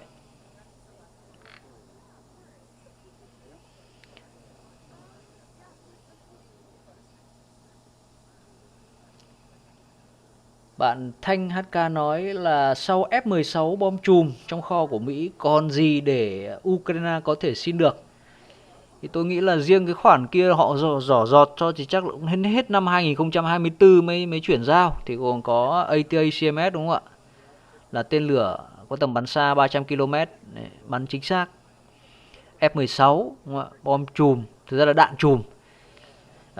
Các bạn vẫn đang báo chí ở Việt Nam hiện nay đang có một cái sự nhầm lẫn. Tất nhiên là họ cũng có trong bài cũng có giải thích thôi, nhưng mà nếu mà dùng từ đạn chùm thì nó cũng sẽ sòng phẳng và đúng với bản chất hơn trong cái vụ việc này, trong cái việc viện trợ này. Hiện nay là mới chỉ có viện trợ đạn chùm để bắn từ những khẩu pháo 155 ly. Và cái kho đạn đó thì rất dồi dào, nghe đâu tầm khoảng 3 triệu viên. Thì còn bom chùm thì cũng có. Thế nhưng mà bom chùm ấy thì phải sử dụng máy bay, mà hiện nay thì không quân Ukraine thì khó có thể phát huy được cái vũ khí này với cái khả năng kiểm soát bầu trời hiện nay. Thế còn sắp tới thì vô vàn bạn ạ. Kho vũ khí của Mỹ thì cũng là hàng đầu thế giới, đúng không ạ? Vũ khí hạt nhân thì có thể thua Nga, nhưng mà vũ khí thông thường thì là hàng đầu thế giới. Bản thân người Nga cũng thừa nhận như vậy thôi. Họ cũng không cãi vã cái chuyện này làm gì. Bởi một cái nước hiếu chiến đi xâm lược, xây dựng quân đội rồi kho vũ khí hàng đầu, thiện chiến. Đấy.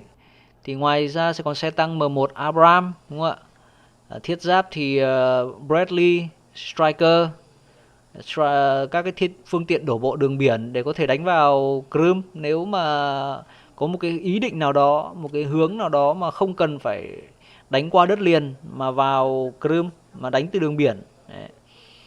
Thì có những phương tiện đổ bộ, xe bọc thép nọ kia, nhưng mà để mà chuyển đến trong cái tình trạng như hiện nay Thổ Nhĩ Kỳ đóng cửa El Bofor thì không có, và Nga cũng sẽ kiểm soát được. Nga còn đang đóng ở Crimea thì sẽ kiểm soát được cái biển ấy thôi, biển đen thôi, không làm ăn được gì. Đấy. Thế còn ở trên bộ thì đấy, M1 Abrams, Striker, máy bay thì phong phú dồi dào, tùy vào túi tiền và thái độ của Nga và tính toán của Mỹ nữa. Từ F-16 đến F-15, F-35, chắc F22 thì thôi, B1 với B2 thì thôi. À đây, chúng ta có thể thấy là bắt đầu đã có cái hoạt động rồi.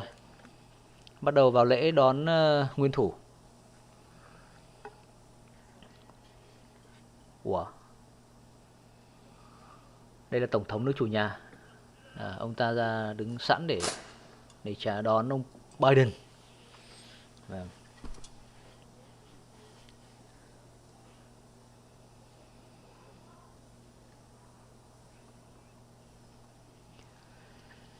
Thì tôi nghĩ là cái máy bay thì họ có thể đến tận F-35, F-22 thì chưa nó là giới hạn rồi. Bản thân Mỹ cũng không chia sẻ những cái công nghệ với cả đồng minh.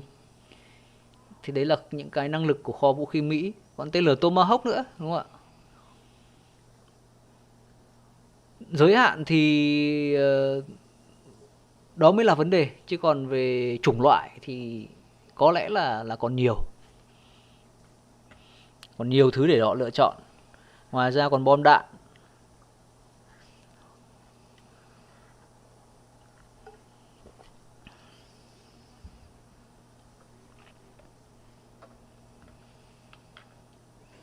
Dân miền đông Ukraine thì đúng là họ gốc gác của họ là cái thời Xô Viết thì cũng gắn bó với cả chủ nghĩa cộng sản, với những cái giá trị thời Xô Viết.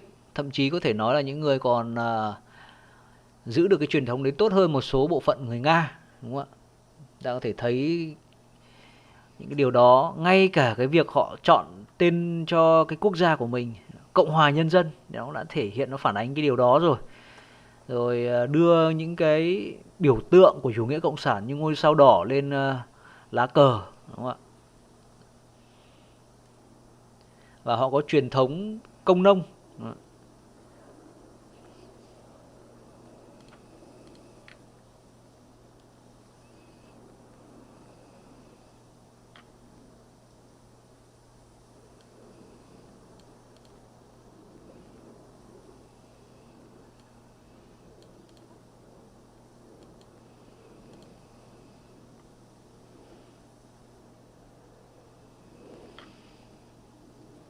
Vâng, bạn LK554 có nhắc tôi là có cả FA18 Hornet nữa. Ông bắp cày. Vâng, đồng ý với bạn Nguyễn Danh là hoàn cảnh hiện tại sử dụng súng máy bay giải bom ở Ukraine là không thực tế.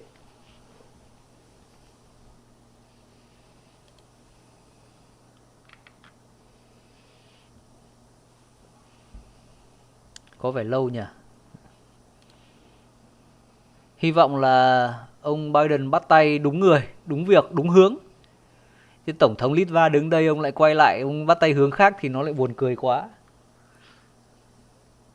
Các bạn có nghĩ là ông Biden diễn không? Ông tỏ ra ông ấy già cả, yếu đuối, già nua rồi, cho nên là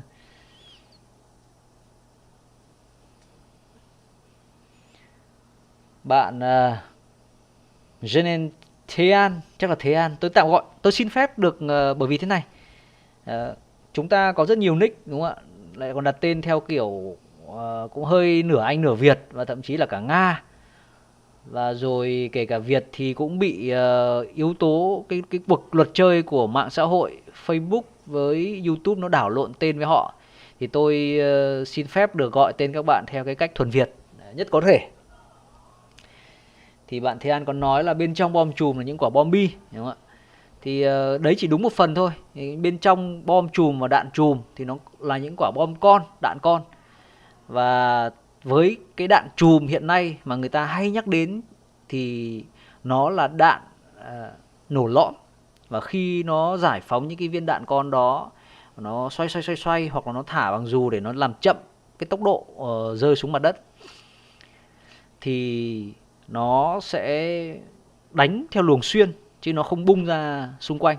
Bom bi thì bung ra xung quanh, các viên bi thép nhỏ bung ra xung quanh. Đấy. Thế nhưng mà riêng bom chùm, đạn chùm, nhất là những đạn chùm mà đang được nhắc tới thì cái loại mà đánh luồng xuyên xuống để xử lý những cái phương tiện bọc giáp là được cho là phổ biến hơn cả.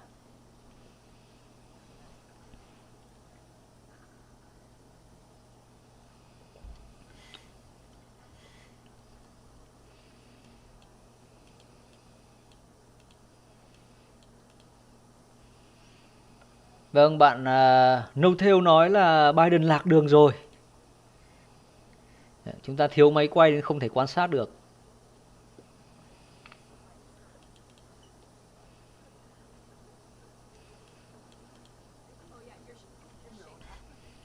Bạn Vũ Thành nói F-18 dùng trên tàu sân bay, viện trợ F-18 thì viện trợ F-15 chứ F-18 làm gì? Vâng, nhất trí với bạn. Thì đang nói về chủng loại, cái sự đa dạng của họ. Họ có rất nhiều lựa chọn đúng không ạ?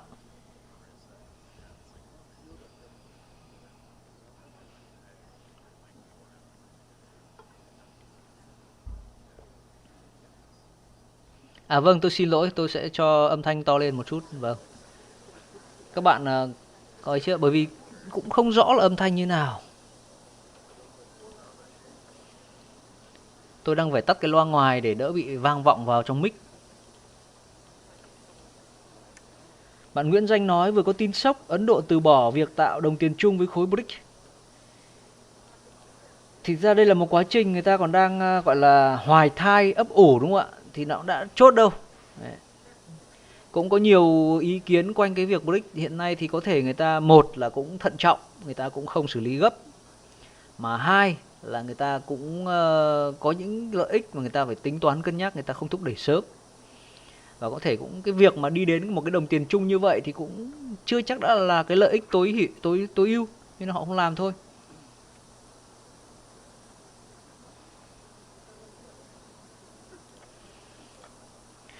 Vâng, thì chúng ta biết là trong cái bối cảnh mà NATO họp như thế này thì hai bên đang tương tác vật lý với nhau, Nga và Ukraine đang có những cái tương tác vật lý rất mạnh mẽ.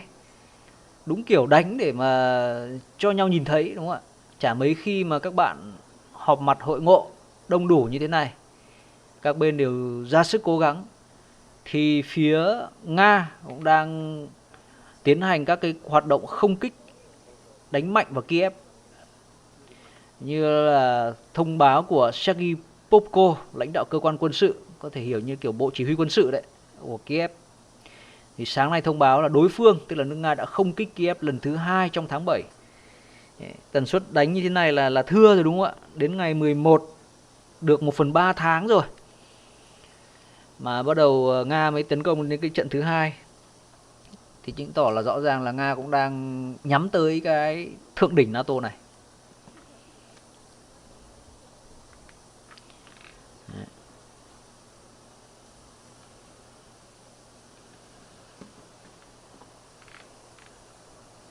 Đây xe, chắc là xe quái thú đây, của ông Biden đã đến rồi.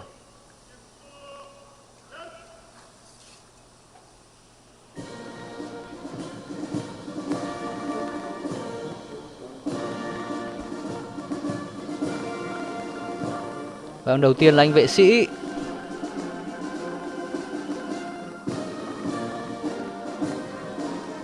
Reuters đúng không ạ? Nguồn tin Reuters vấp nên tua lại cái bài này, chứ còn trên thực tế thì chắc là đang diễn ra rồi. Đây, họ đang giật hình lên luôn ra đây rồi.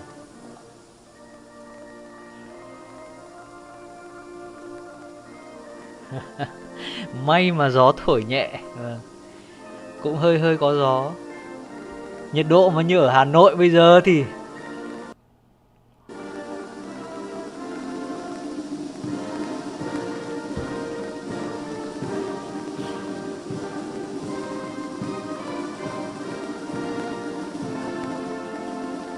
súng này là súng không có lê đúng không ạ? Súng phải có lê tuốt trần ra nó mới đẹp.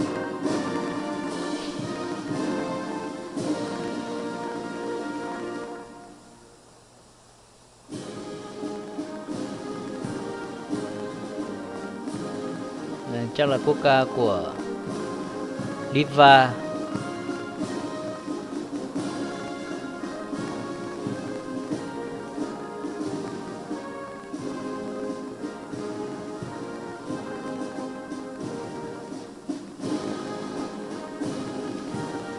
Có khi bạn Tân Hammer nói là chỗ đón cụ Bảy nhà cửa lô xô, chắc là có khi là công trình của chính phủ thì sao?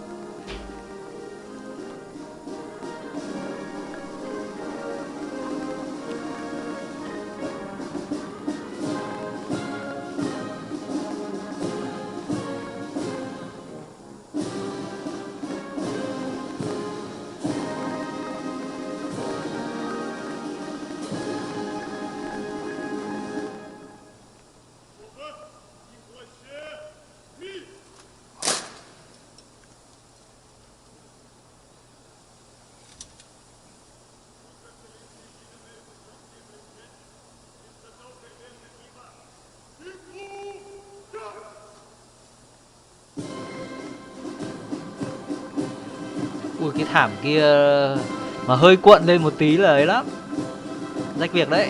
Chủ nhà đón tiếp cẩn thận nha.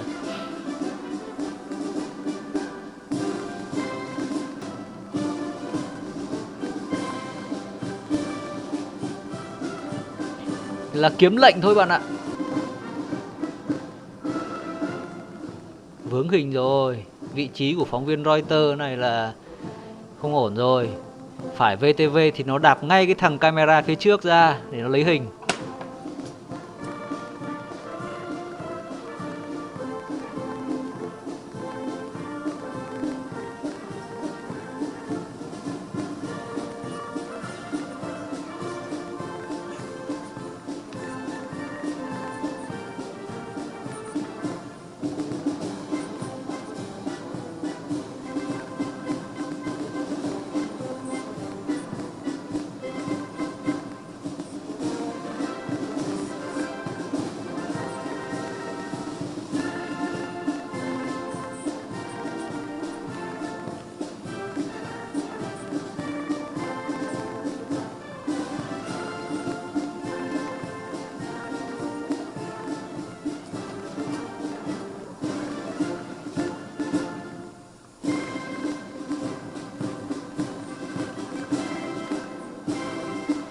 Vâng, trong lúc không có diễn biến mới thì chúng ta lại trở lại với tình hình thôi. Đánh và đàm. Đàm thì đang diễn ra. Đánh thì Nga đã tấn công một đòn mạnh vào Kiev, không kích đúng không ạ? Ngoài ra thì cũng không có những cái thông tin gì, cũng không có nhiều cái phát biểu gì. Có thể đây là một lời nhắc nhở nhẹ nhàng của Moscow với Kiev mà thôi. Còn trên thông tin chiến sự thì có tin là Ukraine tiến lên rõ rệt. Mà theo cái rõ rệt đó là khoảng 12 cây. Tổng cộng 12 cây và trung bình tính ra tổng là 100 cây số vuông ở trên chiến trường. Và đánh có vẻ mạnh ở Bakhmut. Bakhmut được coi là một cái hướng đang diễn ra những cái hướng ra những cái diễn biến rõ ràng và những cái tiến triển cụ thể. Đúng vào trong cái ngày này mà Ukraine thò chân được vào nội đô Bakhmut thì cũng là một cái điều đáng kể đấy. Tuy nhiên là điều đó chưa xảy ra. Đấy, bà Malia là Thứ trưởng Bộ Quốc phòng Ukraine thì có viết trên Telegram rằng là không có sự thay đổi về các cứ điểm phía Bắc Bakhmut. Quan chức này chưa cung cấp thêm thông tin chi tiết. Tức là họ cũng chỉ thể hiện, cũng làm sao đó truyền đi được thông điệp là chúng tôi đang cố gắng. Giá mà đánh chiếm được cái gì đó cụ thể hơn thì nó thuyết phục hơn, đúng không ạ? Chứ tầm này là coi như một tháng phản công vừa rồi chả ăn thua gì, không nhúc nhích. Trong khi đó thì anh Elon Musk ở tận tít bên kia bán cầu nhắc nhở rằng là nếu một cuộc tấn công của Ukraine thất bại với thương vong nặng nề thì một cuộc phản công của Nga sẽ chiếm được nhiều lãnh thổ hơn. Và đó là lý do tại sao mà Ukraine không thực hiện cái cuộc tấn công lớn nào. Tôi đồ là anh Elon Musk này cũng sẽ nhiều khả năng là theo gót ông Donald Trump, từ một doanh nhân sẽ tiến vào chính trường.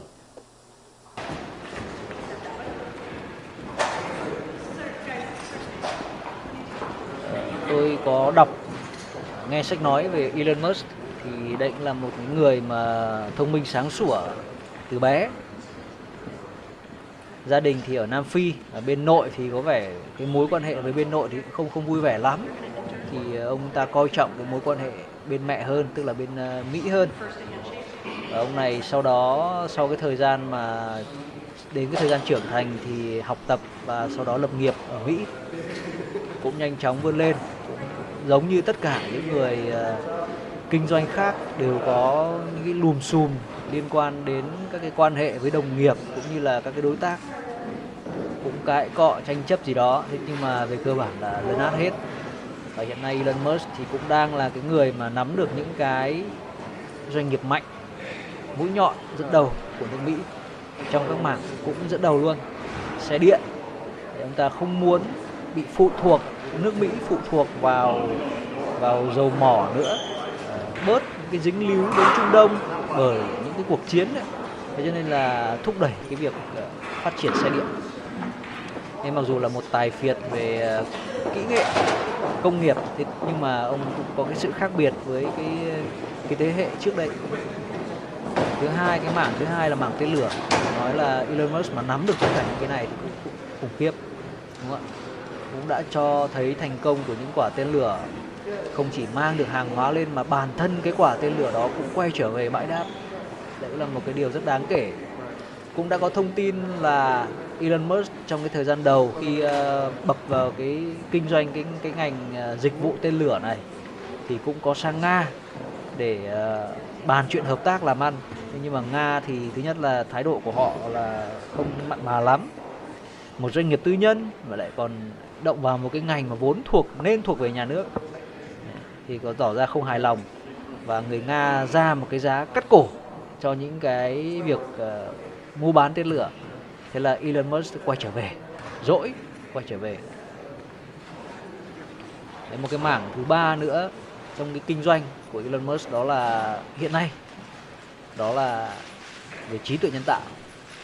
Mặc dù cái này ít được nói đến, nhưng mà ngay cái cô người yêu hiện tại của anh chàng này cũng là một cái chuyên gia về trí tuệ nhân tạo. Nghe đồn mới có với nhau đứa con. Anh này cũng thuộc diện là gieo giống khỏe, cũng nhiều con.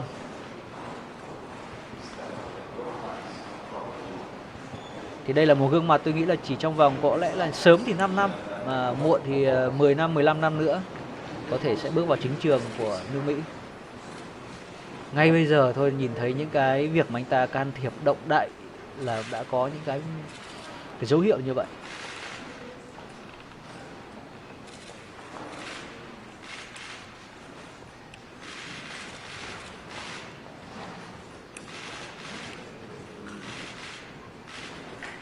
SpaceX thử tên lửa phêu lên phêu xuống, bạn Vũ Thành nói.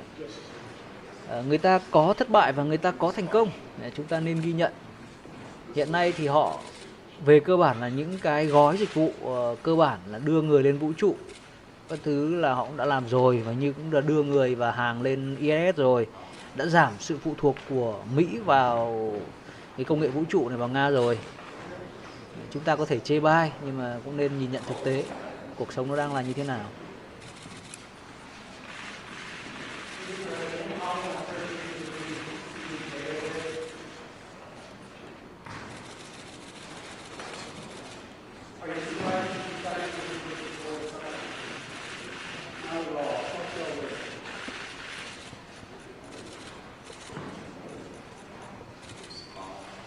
Nói chung là đợt này cái chuyến công du này đi nhiều nước, cho nên là khả năng ngã thì cũng có, không phải là không, xác suất cũng lớn đấy.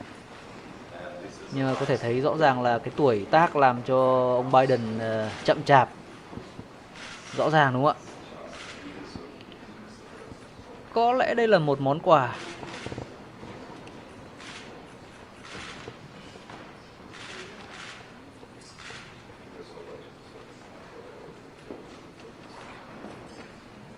Không biết có phải là trao tặng cho nhau không, hay là chỉ gọi là trưng bày để giới thiệu thôi.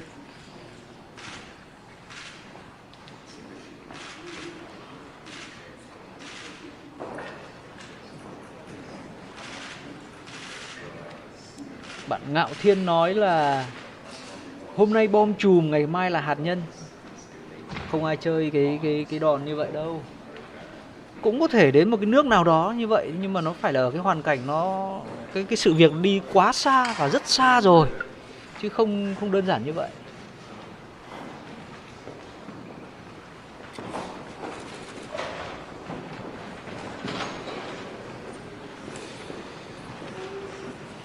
Cụ Trọng nhà mình thì cũng tuổi cao đúng không ạ? Dạng thấy cũng rất cố gắng nỗ lực vì đại cục. Cụ cũng trải qua một lần tai biến như chúng ta đã được thông tin biết đến, mặc dù không chính thức, nhưng mà cái cú đó cũng ảnh hưởng đến sức khỏe.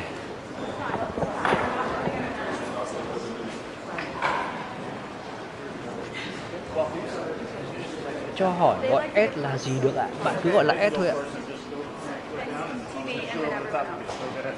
His editorials will stay in the back, don't go up to the road.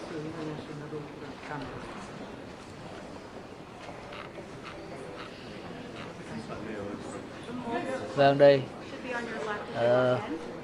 Không có diễn biến gì thì tôi lại tiếp tục thông tin thêm về việc là ở trên chiến trường thì Ukraine đang cố gắng là tung các nắm đấm thép chiến lược vào cuộc phản công.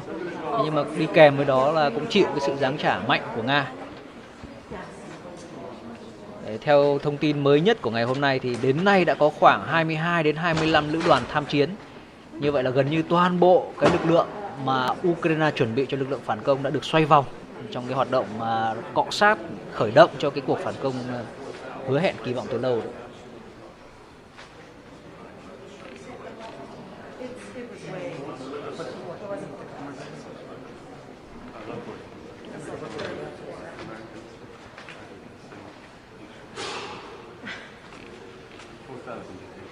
Và Nga thông báo là tới nay đã phá hủy của Ukraine 453 máy bay, 241 trực thăng, 4.956 UAV, 426 hệ thống tên lửa phòng không, 10.615 xe tăng và các phương tiện chiến đấu bọc thép khác, 1.137 pháo phản lực phóng loạt, 5.399 cối, cũng như 11.565 phương tiện quân sự đặc chủng.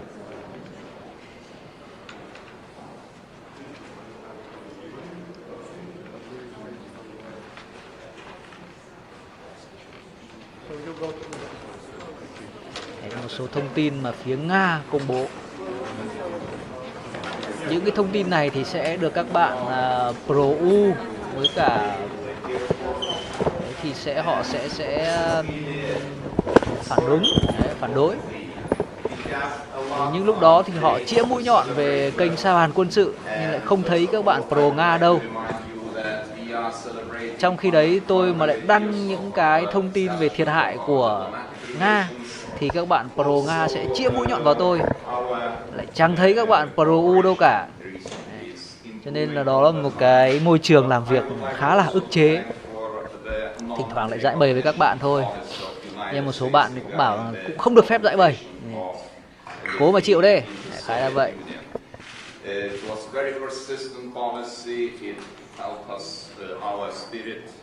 Moral spirit high, and I think this is very important to remember too. The situation in our region is unfortunately. Bạn Nguyễn Minh hỏi hệ thống vệ tinh quân sự của Nga hiệu quả tới đâu trong cuộc xung đột này? Hiện nay thì tôi không có thông tin nhiều mà đã từng trao đổi với các bạn trong một buổi nói chuyện rồi, và cái nguồn đó là cũng cái nguồn của phương Tây thôi. Thì một số bạn không hài lòng với cả cái thông tin đó. Tuy nhiên về cơ bản cái bài viết trong cái nguồn tin đó thì nói rằng là cái năng lực trinh sát của Nga vừa thiếu lại còn vừa yếu, thế cho nên là nó không giúp được Nga nhiều lắm trong việc quan sát và nắm bắt cái hiệu quả của chiến tranh, chiến đấu. Ví dụ tung một đòn đánh, thứ nhất phát hiện ra cái chủng loại và phân biệt được cái chủng loại phương tiện đã khó rồi. Sau đó tung cái đòn đánh và không kiểm tra được. Nên bài viết này cá nhân tôi cũng cho rằng bài viết đó có cái thiên kiến rất là mạnh. Họ cũng không che giấu. Chúng ta cứ hình dung rằng một cái bài nội dung mà nó cứ có nhiều tính từ thì nó sẽ thường thể hiện sự chủ quan. Tính từ gắn ghép rồi miệt thị thứ nó thể hiện sự chủ quan, và nói về mức độ đáng tin thì rõ ràng là một cái bài viết so với một cái bài trung lập khách quan thì nó sẽ yếu cái sức thuyết phục hơn. Nên là thông tin của cái bài đó thì vẫn là cái thông tin duy nhất mà tôi tiếp cận được về cái năng lực vệ tinh quân sự của Nga. Tuy nhiên là tôi thì không đánh giá cao một tin đó. Most enthusiastic supporters of transatlantic bond in Europe, European Union, because we think that your participation, your attention. Chúng ta có thể thấy là có cả Ngoại trưởng Mỹ Antony Blinken, Bộ trưởng Quốc phòng Lloyd Austin, đúng không ạ? John Kirby, người phát ngôn của Hội đồng An ninh Quốc gia Mỹ. Cái chuyến công du này của Nga phải nói là của Mỹ là một cái chuyến công du được đánh giá, tôi nghĩ là cũng được đánh giá cao và quan trọng. Nên là lôi bầu đoàn thê tử đi rất đầy đủ. and all this military equipment that helps us to modernize our military forces. At the same time, we closely cooperating with Bạn hỏi Germany là and recently có phải ở Kharkov nhiều người Việt Nam lắm phải không? Tôi không có con số để cung cấp cho bạn. Xin lỗi vì điều đó. Thế nhưng là có người Việt Nam ở Kharkov, ở Kiev và ở Odessa nữa.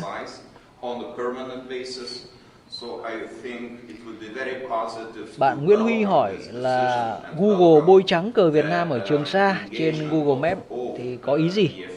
Thì thứ nhất là cái việc họ bôi trắng này từ lâu rồi chứ không phải đến bây giờ mới lộ ra đâu. Tức là cái vụ việc đó thì bây giờ mới lộ lên được nhiều người quan tâm.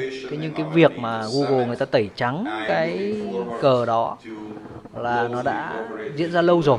Cái này những cái người mà quan tâm thì người ta đã biết lâu rồi. Thì đấy là cái điểm thứ nhất. Cái điểm thứ hai ấy, là cái việc đó của họ ấy, rõ ràng là họ cũng có một cái sự xoa dịu đối với Trung Quốc và thậm chí là những nước khác nữa. Bởi vì ở đó, cái vùng đó có rất nhiều nước đang tranh chấp với Việt Nam chứ không chỉ Việt Nam. Việt Nam là quản lý trên thực tế. Thì bảo là họ chiều lòng Trung Quốc thì cũng không rõ. Thế nhưng rõ ràng là họ làm cái việc đó là họ ảnh hưởng đến cái lợi ích, cái chủ quyền của Việt Nam. Và về mặt dịch vụ thì họ thể hiện một thái độ thiếu chuyên nghiệp. Đó là việc là không tôn trọng sự thật. Bởi vì cái hình ảnh vệ tinh thu được như vậy, thường thì với những cái phương tiện quân sự rồi những cái khu vực mà nó có một cái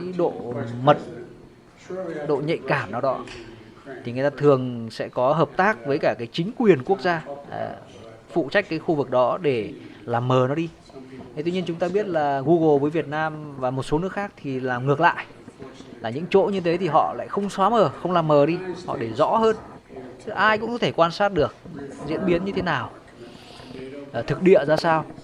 Đấy là điểm thứ nhất. Thứ hai là họ như vậy là họ can thiệp vào thực tế, đúng không ạ? Thay đổi những cái dữ liệu thực tế. Người ta có thể làm mờ đi hoặc nhỏ đi hoặc là cái độ phân giải thấp đi. Thế nhưng còn cái việc tẩy trắng thì rõ ràng là can thiệp vào dữ liệu rồi. Thì đây là một cái hành vi thiếu chuyên nghiệp và nó ảnh hưởng đến lợi ích của Việt Nam. Chủ quyền là xâm phạm vào cái chủ quyền của Việt Nam đối với quần đảo Hoàng Sa và Trường Sa. Thì hiện nay tôi cũng chỉ có thể trả lời như vậy thôi. Còn ý đồ của họ như thế nào thì có lẽ phải xem cái thời gian tới ra sao nữa. Chứ giờ mà quyết định thì nó cũng không đủ cái cơ sở nào để khẳng định một cái điều gì đó.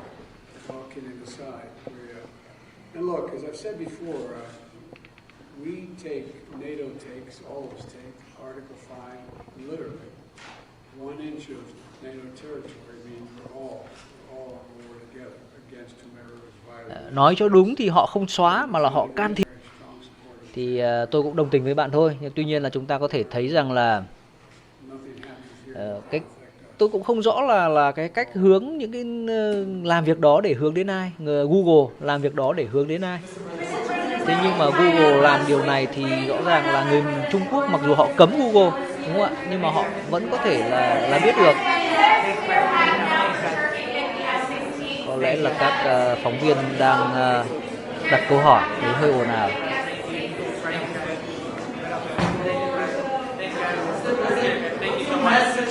Ukrainians on the front line right now, waiting for a strong signal that they will join NATO. Thank you, sir. Thank you, guys. Thank you, President. Thank you, guys. We gotta run. Thanks, President. Thanks, President. Thank you.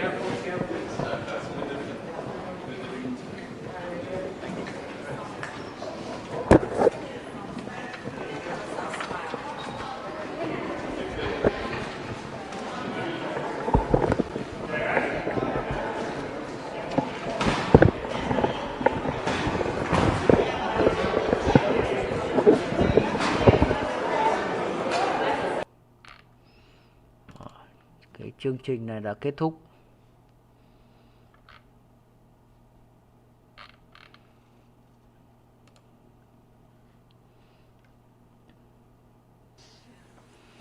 Đây là phần trao đổi hội thảo, đúng không ạ?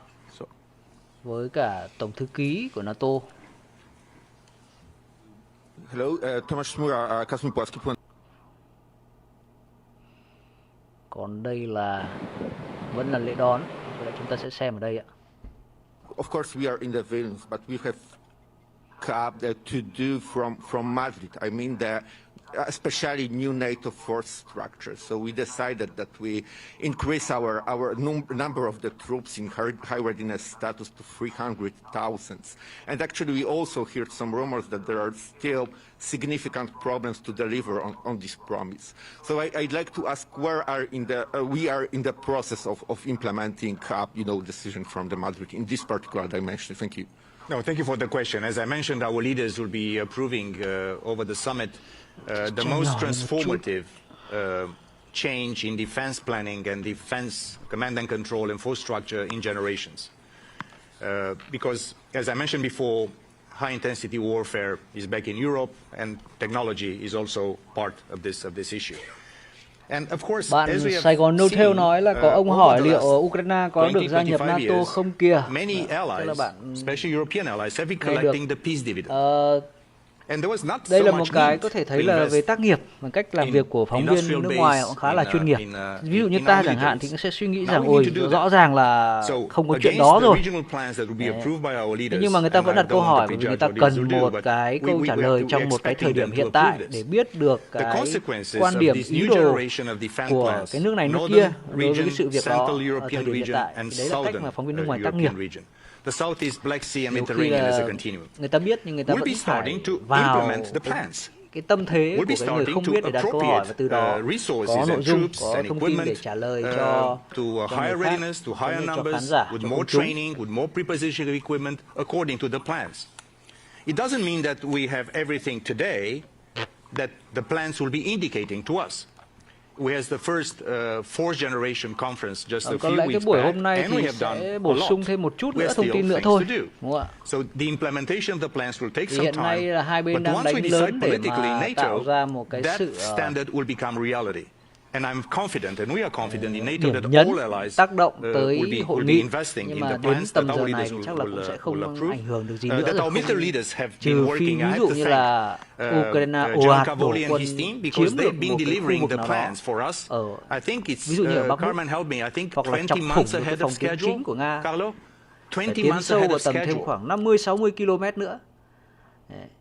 Trong cái thời gian này thì có khi là còn tạo ra một cái cú hích đó, còn tầm đến nay mà vẫn như vậy, vẫn nhì nhằng như vậy, rõ ràng là chưa có cái đột biến gì trên chiến trường. Và cái phía Ukraine cho rằng là cái việc giành lại các vùng lãnh thổ do Nga kiểm soát là quá trình diễn ra từ từ và đòi hỏi sự tính toán cẩn thận của Ukraine. Một vị tướng về hưu của Mỹ chỉ ra rằng các lực lượng của Kiev cần xuyên qua 20 km địa mục và đó không phải là một nhiệm vụ dễ dàng, đặc biệt với những gì họ có trong tay. This new return of sovereignty of industrial policy doesn't challenge innovation and free trade, which is also a basic of our multilateral order. Thank you. Thank you so much for the question. Thông tin thì tôi xin there is a new nhắc lại với các bạn là kênh Sao Bàn Quân sự có lập một cái group ở trên Facebook để chúng ta có thể giao lưu trao đổi thường xuyên hơn. Thế là mong các bạn hưởng ứng nhiệt tình tham gia vào group của kênh. So what we can say and what I can say, and I think everyone would agree, that all of us will have to pay a premium for economic security. Economic security doesn't mean not to do business and not to do trade and not to basically hamper international commerce. That needs to continue. Tất nhiên là trong một cái buổi nói chuyện như của chúng ta thì việc xưng hô như vậy thì cũng thân mật thôi, cũng không có vấn đề gì. Nhưng tôi cũng rất là mong các bạn có cái cách gọi negligence or just by not recognizing the new reality in the world that we are now becoming vulnerable economically. Chúng ta biết là trước cái thềm hội nghị NATO này thì thượng đỉnh NATO thì Ukraine và nhất là Zelensky đã có bắn đi một thông điệp rất là rõ ràng. Cái là một cái câu trả lời rõ ràng, một ý đồ rõ ràng với số phận hay là với vai trò của Ukraine. Thì tôi sẽ hiện diện. Nhưng đến nay chúng ta có thể thấy rằng là ông Zelensky đã vẫn ở Kiev, không có động thái gì trong ngày nay và ngày mai, nhất là ngày hôm nay thôi. Vì sự kiện nó chỉ diễn ra ngày nay, ngày mai thôi. Mà không hiện diện thì câu trả lời có thể hiểu rồi. Còn cái việc câu hỏi cho thành viên mới cho NATO thì hiện nay chắc là chỉ có Thụy Điển thôi. Còn Ukraine thì vẫn phải chờ hết cuộc chiến. Doing trade, legitimate trade, good trade, and also making sure that we put ourselves at bay from becoming over-dependent. And God forbid, in time of crisis, you could have bad surprises. And this is something that NATO is also making all allies and partners aware of. Perfect. Thank you so much. Depending on the length of the next question, we have time for 1 or 2 questions in goddesses. Thank you. So I'm Eugenia from the Atlantic Council of Albania. Có lẽ cái buổi nói chuyện hôm nay của chúng ta sẽ dừng lại ở đây. Cảm ơn các bạn đã quan tâm theo dõi và ủng hộ. Đây là phần về talk thôi, còn phần livestream thì vẫn đang tiến hành. Bao giờ các cái tường thuật của Reuters, của nguồn tin mà chúng tôi khai thác kết thúc thì tôi mới tắt cái buổi nói chuyện này. An easy one. Yeah. That tattoo, I think, is dangerous. Listen, I cannot prejudge what our leaders will decide in a few hours and in the next 2 days here in Vilnius. I can say something that I know, and I also feel it. This will be a landmark, successful summit for this alliance. This will be building upon what we have decided in Madrid, which was also historical and transformative, and also will be also a bridge towards the Washington summit of July 2024, when our great alliance will be celebrating our 75th anniversary. I don't want to prejudge what allies will decide on Ukraine. I think Ukraine is moving closer to us. Secretary General has said it in the morning in his very forum. I'm confident that on all the big pieces that we have been preparing for 1 year in NATO, and our leaders will decide, good news for Ukraine, good news for Sweden, good news for defense investment, good news for technology, good news for our partnerships. We've been meeting, the Prime Minister of New Zealand will be meeting all our Indo-Pacific partners in a minute with the Secretary General. So I would say, without declaring victory before the curtain falls on this beautiful summit, that the Vilnius summit will be remembered as one of the most successful summits we had in some time, and this is why we're here. And I want to thank also our Lithuanian hosts for the impeccable organization of this summit. Speaking of the curtain falling, we have 1 minute and 1 second for a very brief question and an even briefer answer. Thank you. Thank you. Charlie Salonis, Pasternak, Finnish Institute of International Affairs. We heard earlier that the plans are based on 2 threats, Russia and terrorist organizations.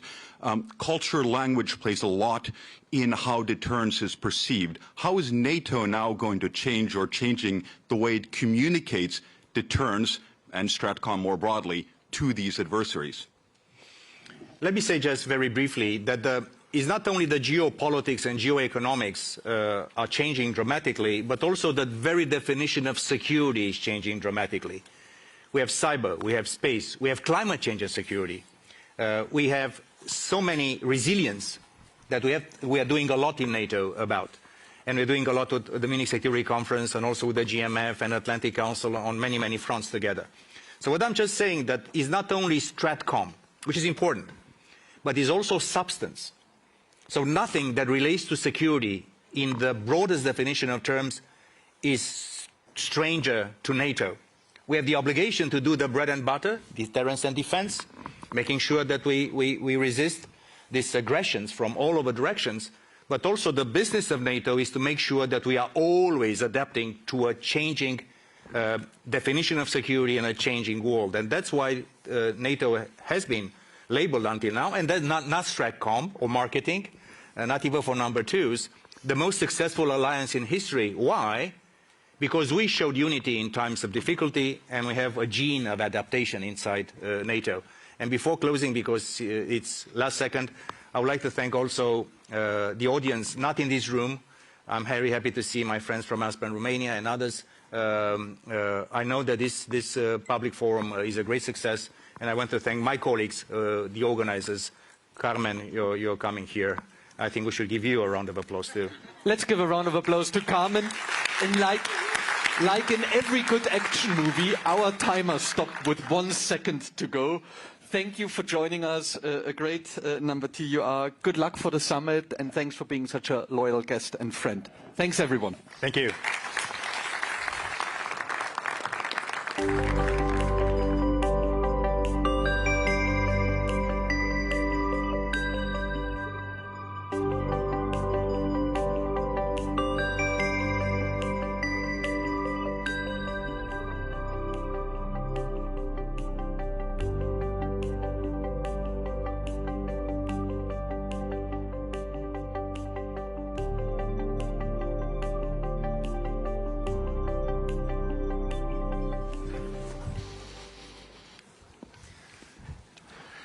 Dear participants, we will immediately start the next conversation, and I'm proud to say that we have President of Czechia, Petr Pavel, sitting with us today.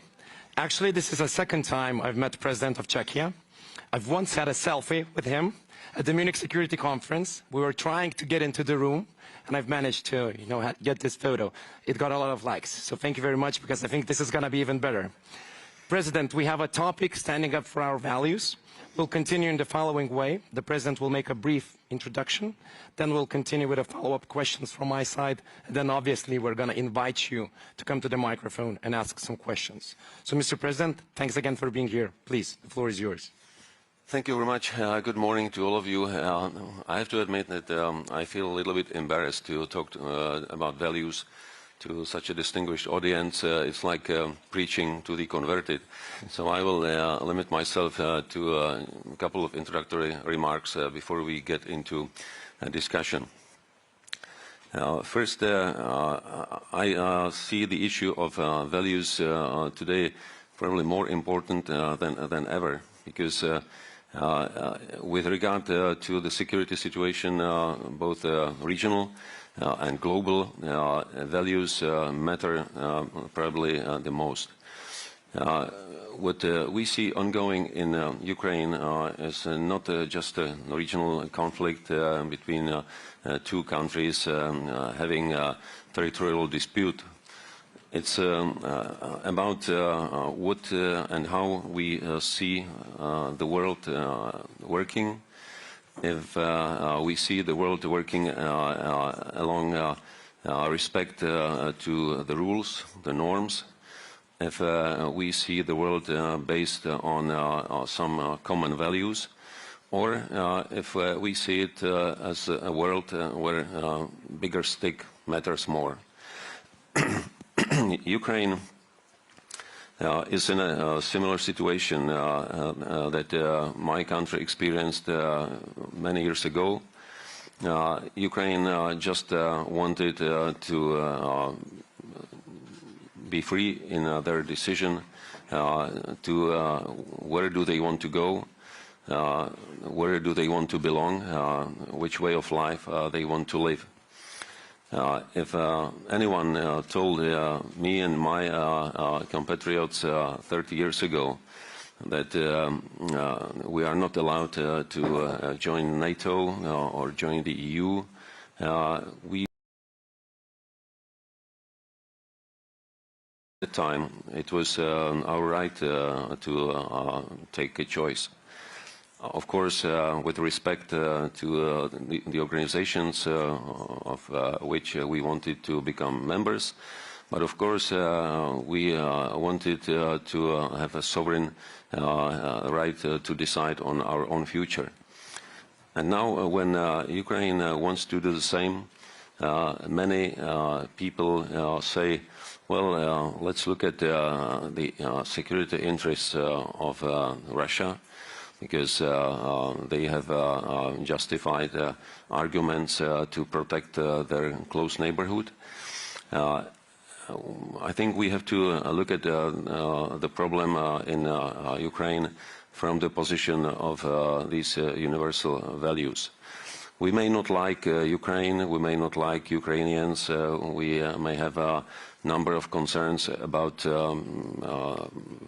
corruption, about oligarchs, whatever, but if we just accept that they have the same rights as we want to have, then it becomes a matter of principle. And that's why I think it's our obligation to assist Ukraine in their fight against Russian aggression. Because if we allow Russia to prevail in this conflict, we would corrupt all the foundations on which our societies are built. One more comment. This issue is not only linked to the conflict in Ukraine. It is much broader, because what we see globally, unlike in the past when we saw the confrontation, ideological confrontation between East and West, today what we see is a global competition of the systems. On one hand, democratic countries, wherever they are. On the other hand, different types of autocratic regimes, being it China, North Korea, Iran, Russia, and many other countries in Africa that are closer to autocracy than to democracy. All these countries follow a different set of values. And their argument is that the West, the democracies, have developed the existing world order to fit their interests. And now the time has come to change the world order to fit more to this multipolar vision of the world. That Western, mainly liberal democracies are rotten, are in fact beyond horizon. And now they are the true protectors and the saviors of Christian values. Or, like Chinese put it, they suggest that their civilization, being much older than Christian civilization, is in fact superior, and their system is much more efficient, resilient, and thus designed to dominate the world in the future. If we don't like that approach, the only way how we can prevent it from being superior is to protect and promote our values, not only against our opponents, but also against our own internal problems that we have. Sometimes we can call it populism, sometimes extremism, but there are also some internal enemies that erode our system of values. If I stay with my own country, when we got rid of communist rule 30 years ago, there was a lot of enthusiasm, excitement about freedoms, but as some cynical political observers put it, many people at that time actually didn't care too much about democracy, because they didn't know what democracy was about. They didn't experience it in their lifetimes. They only wanted to have more freedoms and to have better lives. And one of the things that we have omitted to some extent was the education towards values. So that whatever we do it well based in the understanding of balance between freedoms and responsibility that goes beyond our own country also to develop a sense of solidarity with other like-minded countries based on the same system of values. Back to the situation that we will probably be discussing most these 2 days, and that is that we are all responsible for how our region, Europe, will look like, what will be a European contribution to global security. That's why I think we should promote the idea of a strong NATO, strong EU, but also strong links to all other democratic countries. I welcome very much that we have invited for this summit our Asian Pacific partners. I would also encourage all of us to cooperate with other democratic countries and with all countries that are willing to put negotiations above confrontation to make a world a safer place. So this is all for the introduction, and now I believe I'll be happy to get some questions. Mr. President, thank you. Thanks a lot. I would like to ask about the Western reaction to Russia's brutal aggression. So you talked about it. We're standing up for our values. Are we still standing strong, or are we, feeling the sense of fatigue of, energy prices rising, of war in general as a topic, as if we're facing it directly? Do you sense that in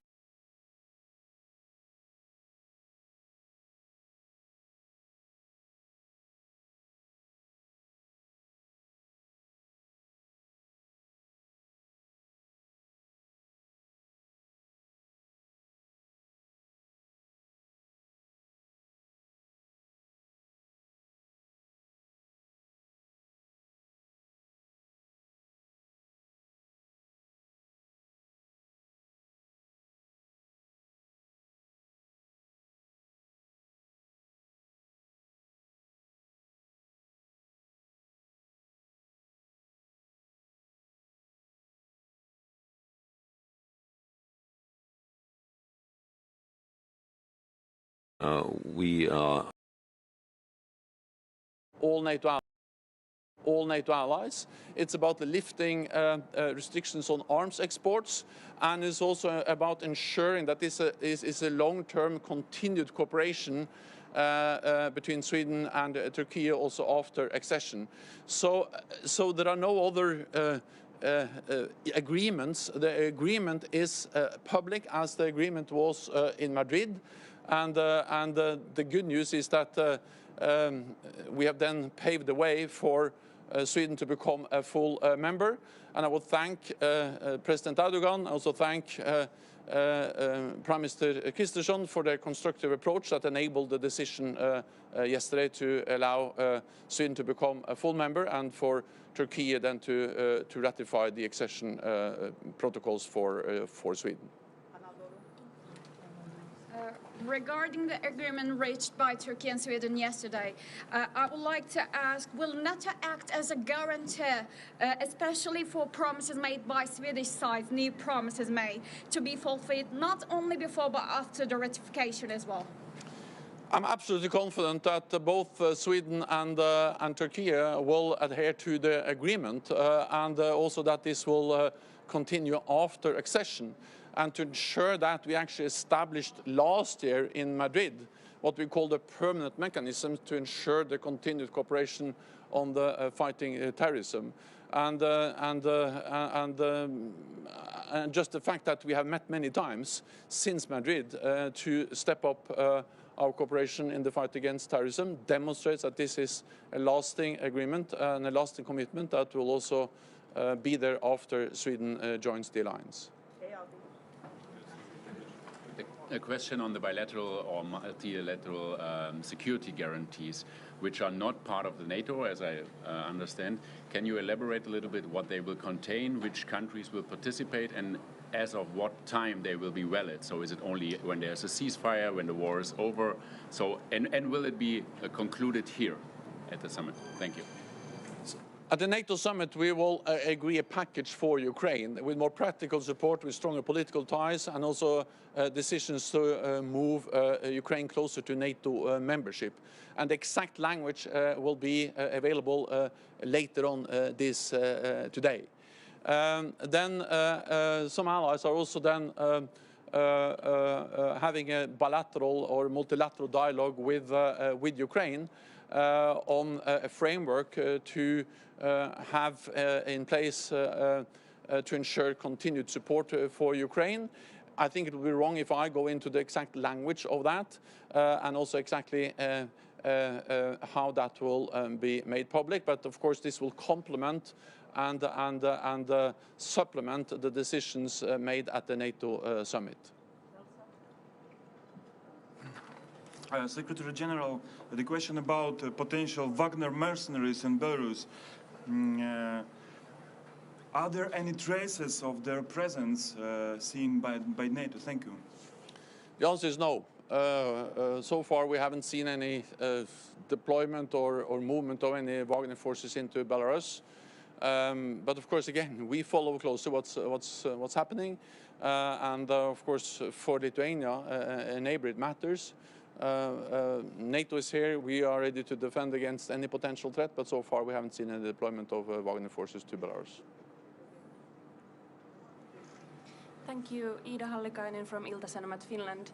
How do you feel, was Finland's and Sweden's ratification process too slow, and what kind of message will the membership send to Russia? Thank you.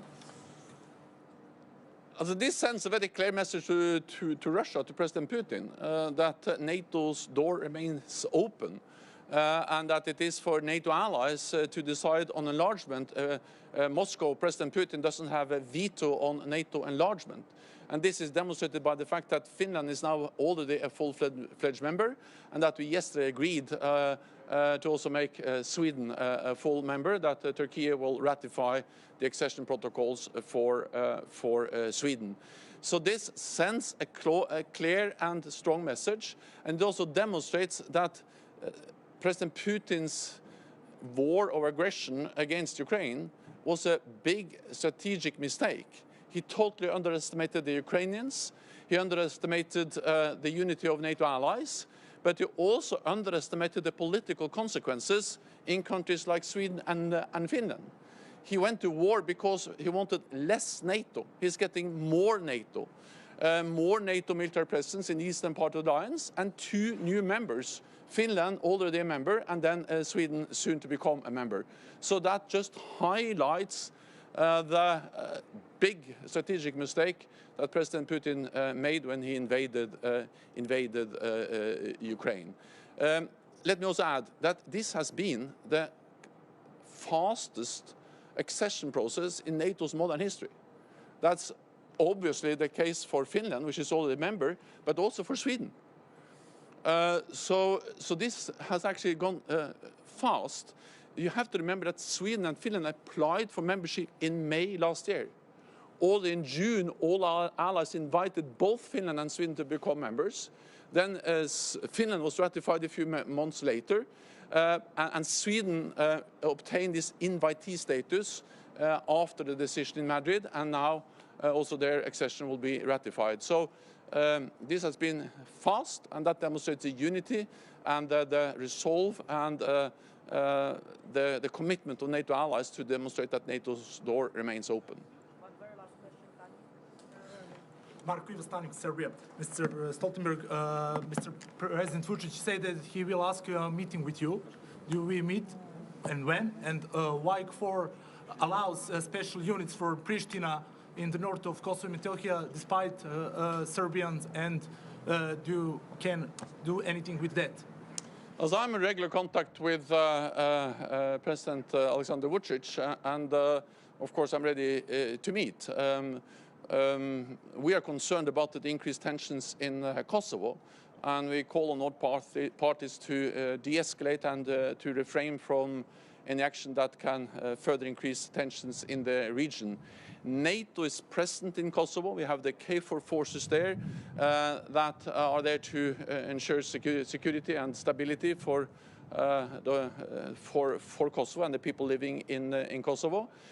We execute our UN mandate in an impartial way, and NATO has increased its presence in Kosovo, added some 100 extra KFOR troops because of the instability and the violence and the tensions we have seen over the last weeks.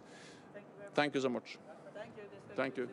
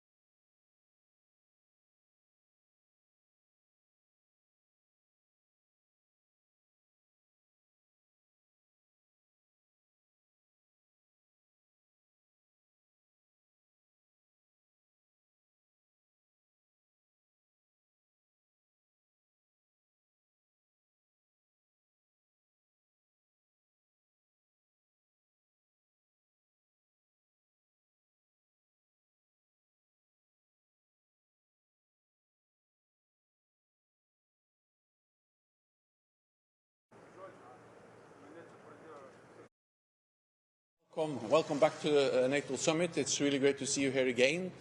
This is your second NATO summit, and for me that really demonstrates your personal commitment to the partnership between Australia and the NATO, a partnership we really value, because security is not regional, security is global. What happens in the Indo-Pacific matters for Europe, for NATO, and what happens in Europe matters for the Indo-Pacific.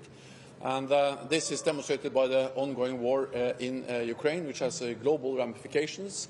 We are extremely grateful for Australia's strong support to Ukraine, your military support, your economic support.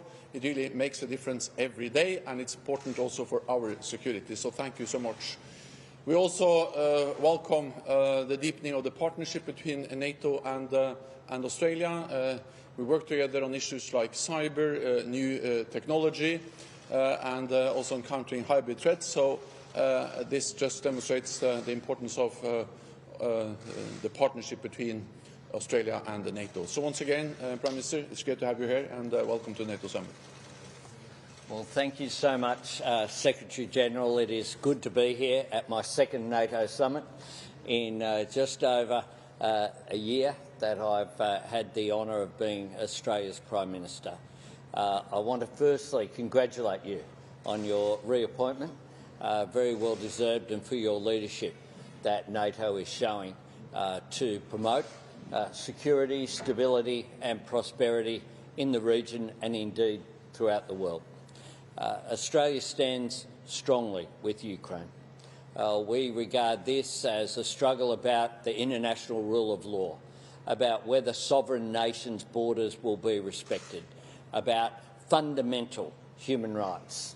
And we've seen the global impact as well has been a reminder to Australia that even though we are at some distance from where we are today and from the conflict that is occurring after the brutal invasion of Ukraine by Russia, we've been impacted as well.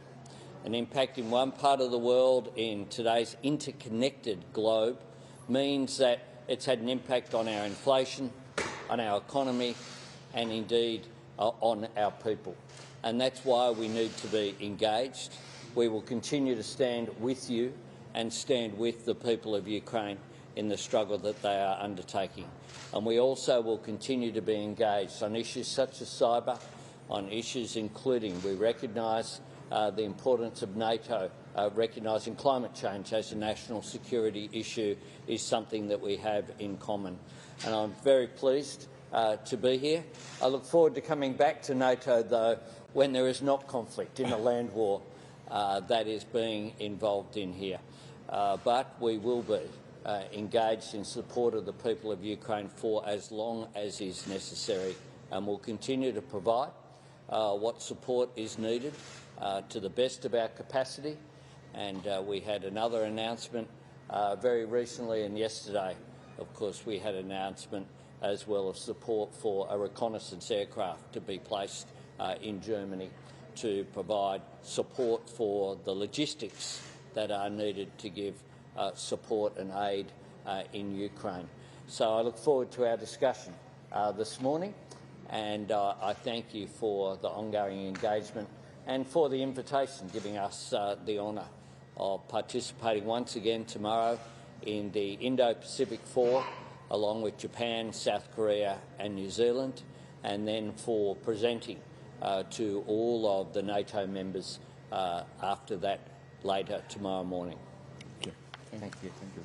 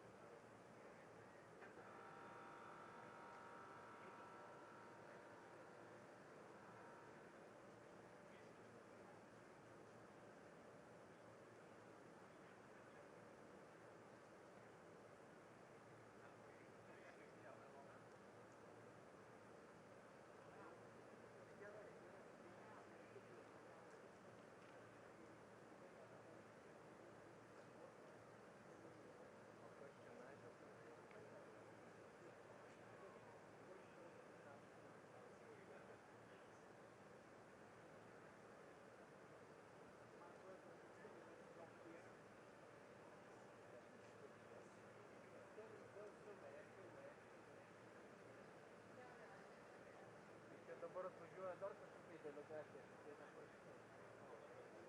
Kur jos stabdo? Tai ne mūsų delegacija. Kur jos stabdo? Ja?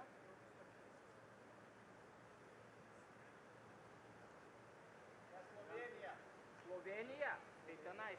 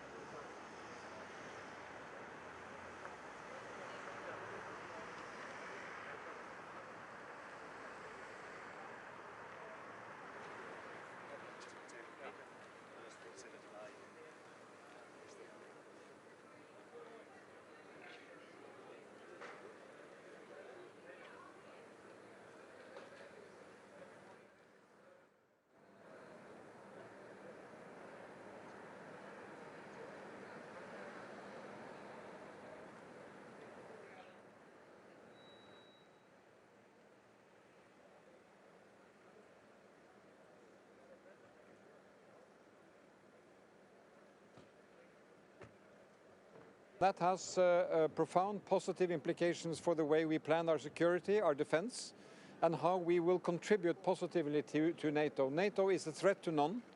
This is an organization of collective security which will be enhanced by Swedish membership. Secondly, it is historic because we will now approve updated regional plans and updated regional structure, command structure, and we will secure the funding of NATO operations. That is a result of hard work in the entire alliance. And finally, we will reconfirm our support to Ukraine. Norway has committed a 5-year program of support to Ukraine militarily and in the civilian and economic sphere. And we hope to see this meeting issue a very clear prospect to Ukraine that their future lies in NATO, that we enhance our cooperation, and at the first meeting of the Ukraine-NATO Council will underline that political dimension. So this is indeed an historic meeting, and we will make every effort to contribute, as Norway has since 1949.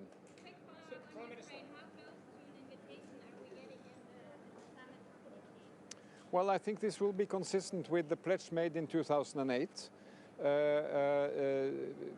Ukraine has the prospect of becoming a part of the NATO family. While war is raging in Ukraine, we have to support every effort to end that war and that Ukraine can defend its sovereignty as a democratic free nation. And I think an invitation should be phrased in a way that when the time is right and allies agree, Ukraine can be allowed in. Prime Minister, people are now saying with the inclusion of Sweden and Finland into NATO that we now have the Baltic as a so-called NATO lake. Do you feel there will be some retributions or enhanced military activity from the Russians in response to the fact that, as you mentioned, Scandinavia is now complete with the Baltics and northern Germany and Poland in completing that NATO lake? Think about it this way. We are all members of NATO, but we don't change as nations. Again, we are a threat to none. We want peace and stability in our region. The threat has come from Russia's aggression in Ukraine. That led Finland and Sweden to make historic decisions to join NATO. It took a bit more than a year when that was finalized. But we will still be Finland, Sweden, Norway, Iceland and Denmark from the Nordic perspective. We will be contributing to peace, stability and cooperation. But there also has to be solid defense and deterrence, and that has been as a result of Russia's aggression. That is the fact.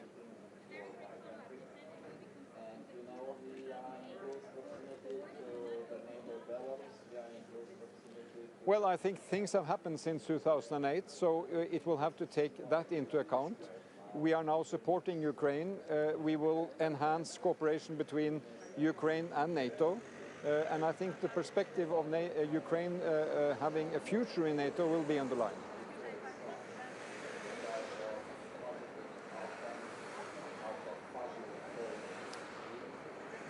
Well, there are discussions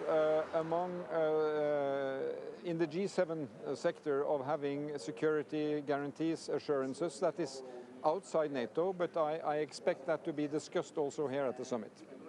Thank you.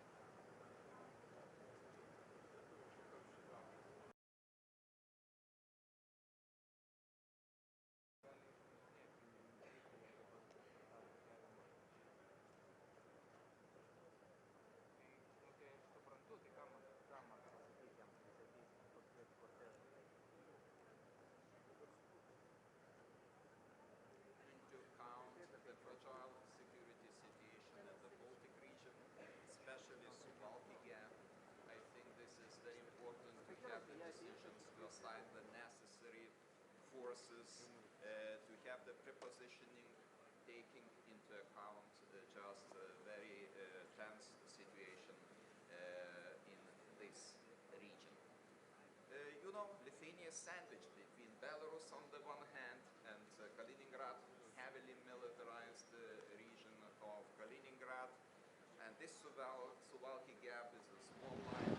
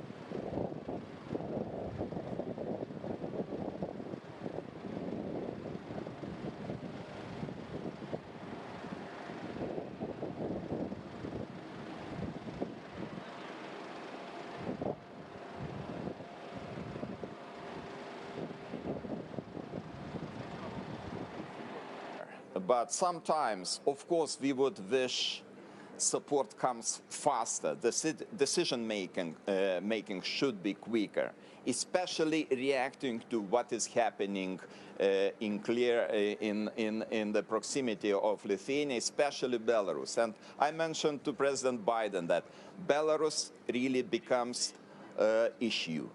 And this is not like Belarus in, let's say, in 2020. Now we should not have any illusions. This country is not independent anymore. This is one more gubernia of Russian Federation. So Russian military forces, the Belarusian territory is fully available for Russian military forces. The recent announcement that tactical nuclear weapons will be placed, will be deployed on Belarusian soil is in the stage of implementation. We know that, and this is only the matter of time when they will finalize it. Then instrumentalized migration is going on.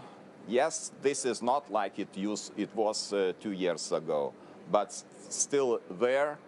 So all this as a complex shows that security situation in our region is not stable, is not improving, is deteriorating. And I hope that we will bring this news, this understanding to our allies, to our partners, and this will be one of the potential topics of our discussion today and tomorrow. Mr. President, thank you.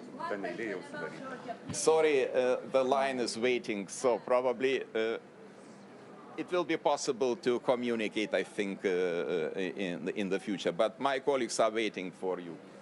All the best.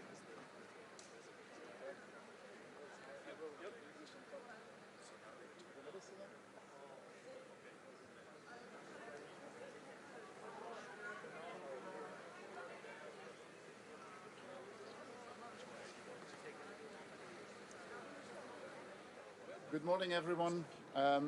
Really happy to be here at this NATO summit. Politically, a very important summit, but also symbolically to have this NATO summit here in Lithuania and one of the Baltic countries. Main message, of course, is our unity towards Ukraine. I think what we have shown over the past 17 months was definitely unexpected from the other side, and the support that we have given, I think, is only showing what we will be able to continue, and we are in here for a long So run. it's a great day for Finland. For the first time we are full members attending the NATO meeting. The first good news we heard already, I mean that our good neighbor Sweden has succeeded in their negotiations to get some green light to their membership.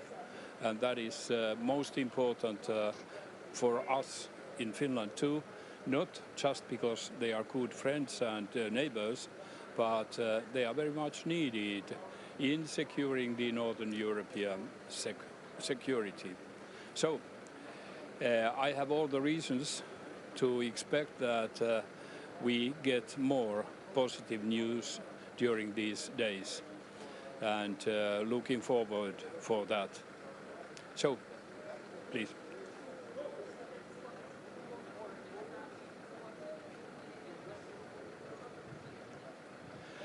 Se on selvästi vihreää valoa Ruotsille kohti jäsenyyttä, ja kyllä minä uskon, että tässä nähdään myöskin sitten käytännön toteutus. Kuulimme myöskin jo Unkarin kohdalla, että kyse onkin vain teknisestä tilanteesta, jolloin toivottavasti saamme Ruotsin mahdollisimman äkkiä mukaan täytenä jäsenenä.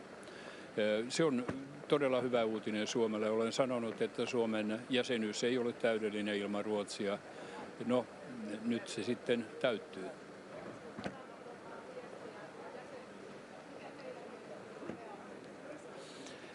Ensinnäkin koko tälle kokoukselle on varmasti äärettömän tärkeää, että kyetään antamaan hyvin yhtenäinen ja myönteinen signaali ulospäin. Tämä liittyy nyt vähän siihen pitkään keskusteluun Suomen ja Ruotsin jäsenyydestäkin, joka näytti ulospäin hivenen hajanaiselta. Nyt tuo Ruotsin kohdalla ratkaisu on selvä askel siihen, että täällä signaali on paitsi Ruotsin jäsenyys, niin myöskin tietty yhtenäisyys. Ja uskon, että tuon Ukrainan tilanteen kohdalta löytyy sellainen formulaatio, josta voidaan olla yksimielisiä. Ja sitten tulee olemaan mielenkiintoista nähdä, miten presidentti Zelenski omalta kohdalta asian näkee, kun hän tänne saapuu.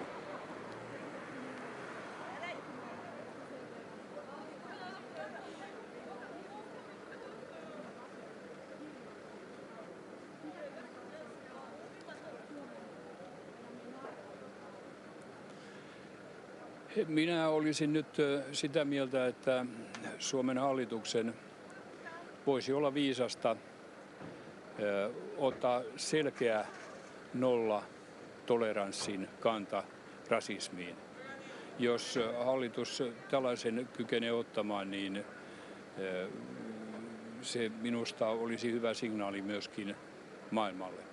Täytyy nimittäin muistaa, että rasismi ja mahdolliset ongelmat maahanmuuton suhteen ovat kaksi täysin erillistä asiaa.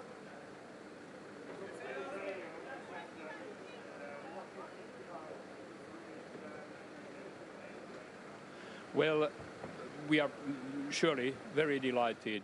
That's very important, not only for Finland, but for Northern Europe, for NATO as a whole. So it's first positive news what we can now hear from this meeting.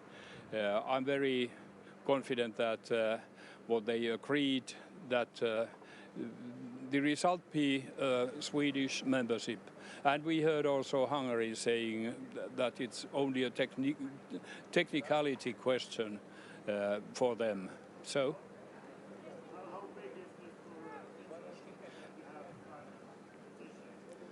I have said many times that our membership is not complete without Sweden. So nu det är fullständig.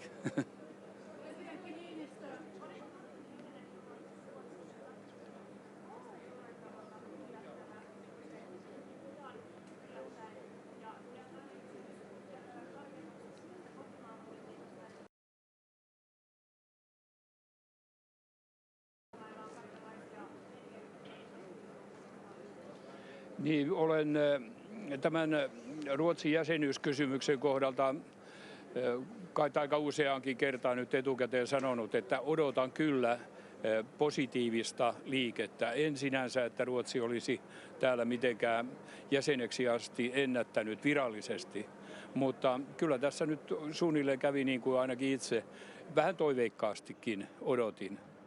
Ja mitä sitten tulee Suomen hallitukseen, totesin jo mielipiteeni tai sen, mikä minun mielessäni tässä asiassa on, en sen enempää lausu.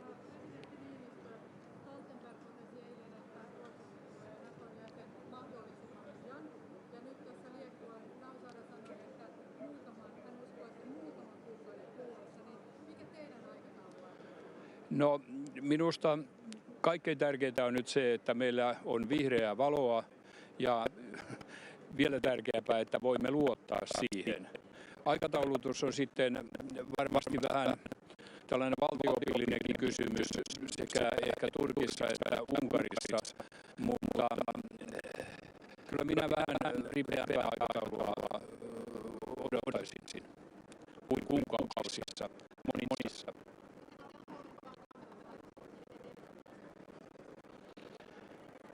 Meillähän on jo vuodelta 1999 Helsingin huippukokouksen päätös, jossa Suomi voimasta myöskin tuki Turkin jäsenyyttä. Ja sitä Suomen myönteistä kantaa ei ole kyllä muutettu. Tosin se on nyt sitten ollut aika lailla levossa, niin kuin koko prosessikin.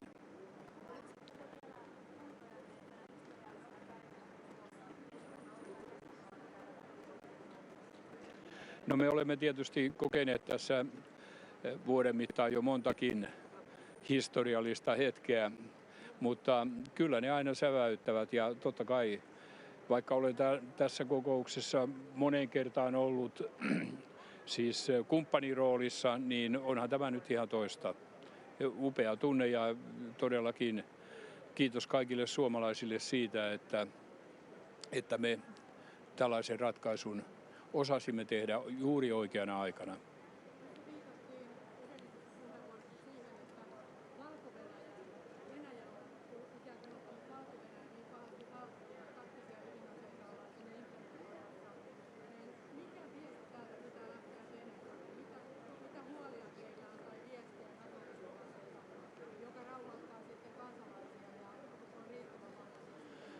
No, minusta ensimmäinen hyvä vakuuttava viesti on se, yhtenäisenä tukemassa Ukrainaa. Se on vahva viesti kuitenkin. Sitten tietysti vähän toinen raide liikkuu nyt G7-maiden toimesta. Heillä on tarkoitus ilmeisesti jossain vaiheessa julkistaa myöskin oma käsityksensä, joka liikkuu sellaisen termin kuin security assurance alla. Jotenka kyllä tässä viestiä tulee, mutta tästä kokouksesta tietysti tulee se yhtenäinen tuen osoittaminen Ukrainalle ja varmasti myöskin tuen osoittaminen siihen, että Ukraina saavuttaa ne ehdot tai kriteerit, niin kuin sanotaan, mahdollisimman nopeasti ja riittävällä tavalla, jotka NATO edellyttää. Hyvä. Kiitoksia. Minä en näe teitä.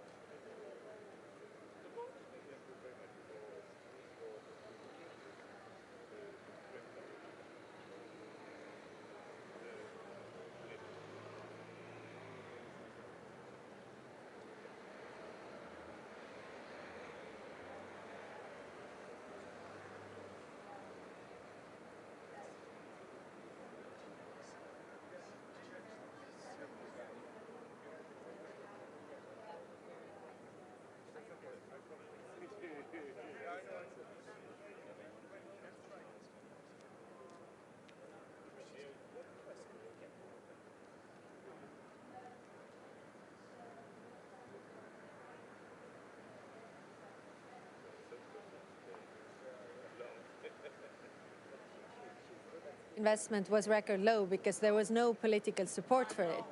And in 1939, we wanted to increase the defense spending by 100%, but it was already too late.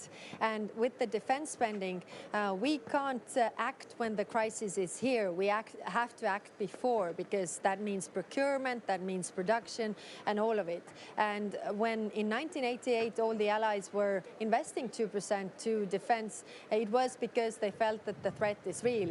And now the threat is very real as the conventional war is going on. So I really urge all the allies to do it faster.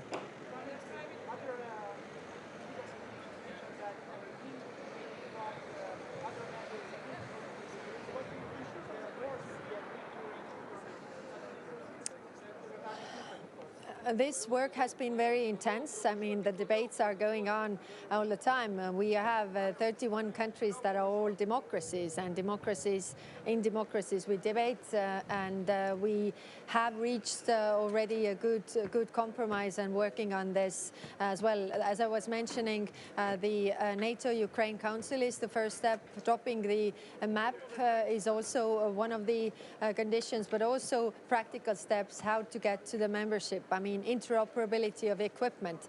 Ukraine is using the equipment that the allies are giving and the ammunition, so it is already ticking those boxes. So what more can we do in order to really go to that membership? In political medium, we hear the worries that different allies have regarding the membership, but these are the same worries that were regarding us joining. And I just recently read the book about NATO's history, and it was very interesting how Germans at the time when the Visegrad countries were accepted didn't really want the Visegrad countries in, but then one of the representatives said that it's better that the Poles fight than the Germans fight the Russians. So here we have the Ukrainians fighting and not the...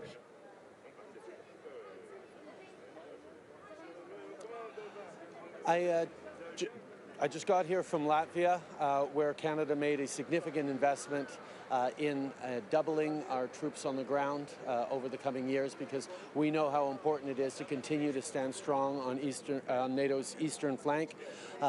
Defending our values and our territory is more important than ever, given what we've seen from Russia over these past number of months and indeed years since the invasion of Crimea. Canada has continued to step up on training. We continue to step up on direct support for Ukraine, about $8 billion worth of support. And we're going to continue to be there, which is why we're so glad to see everyone coming together on a clear path for Ukrainian accession to NATO when conditions allow. Also want to highlight what good news it is to have seen the forward movement on welcoming in Sweden to NATO. Canada was the first country to ratify NATO's accession, Sweden's accession to NATO, and we're very pleased to be it. Le Canada a doublé ses intentions en termes de troupes au niveau de la Lettonie. On va continuer d'être là pour appuyer l'Ukraine, et on va continuer d'être là pour être un partenaire fort à l'OTAN. Merci beaucoup tout le monde. Thank you. Répondre aux objectifs que nous nous étions donnés à Madrid. Et je me félicite de l'accord qui a été obtenu hier pour justement l'entrée de la Suède, et heureux aussi d'avoir la Finlande qui sera autour de la table avec nous comme membre. Vous savez que la France a soutenu cet agenda. C'est aussi un message très fort de soutien à tous les membres de l'Alliance, et vous savez que la France, depuis le début de cette guerre, a renforcé sa présence avec 1000 de nos soldats qui sont présents en Roumanie, 300 en Estonie, plus une police aérienne qui fait que la France est un grand contributeur du renforcement de l'OTAN sur son flanc Est. Et puis, compte tenu de la situation et de la contre-offensive qui est menée par l'Ukraine, j'ai pris la décision d'accroître les livraisons d'armes et d'équipements, et de permettre d'avoir justement des capacités de frappe dans la profondeur aux Ukrainiens, toujours en gardant la clarté et la cohérence de notre doctrine, c'est-à-dire permettre à l'Ukraine de défendre son territoire. Et donc, nous avons décidé de livrer de nouveaux missiles permettant des frappes dans la profondeur à l'Ukraine. Ce sera déployer conformément aux engagements que nous avons pris avec eux.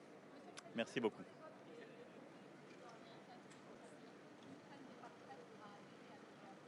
Je pense qu'aujourd'hui, ce qui est important pour nous, c'est d'envoyer un message de soutien à l'Ukraine, d'unité de l'OTAN et de détermination à ce que la Russie ne doive emporter cette guerre. Et c'est la grammaire dans laquelle nous devons rester. Je ne vous donnerai pas de chiffres aujourd'hui, mais je vous remercie de traduire. C'est ce qui a été décidé et nous répondrons aux besoins qui ont été exprimés par l'Ukraine. Merci beaucoup. Merci à vous.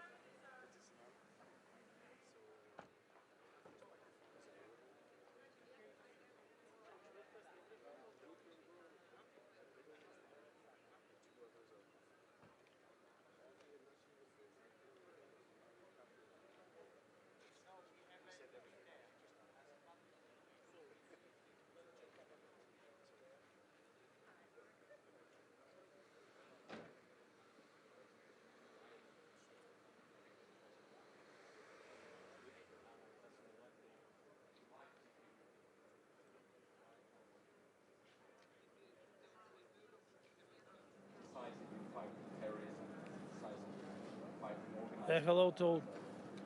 This is a very... Prvo, ovaj isključителno važan sastanak dođe во mnogo važan moment. Во момент кога практично се води војна од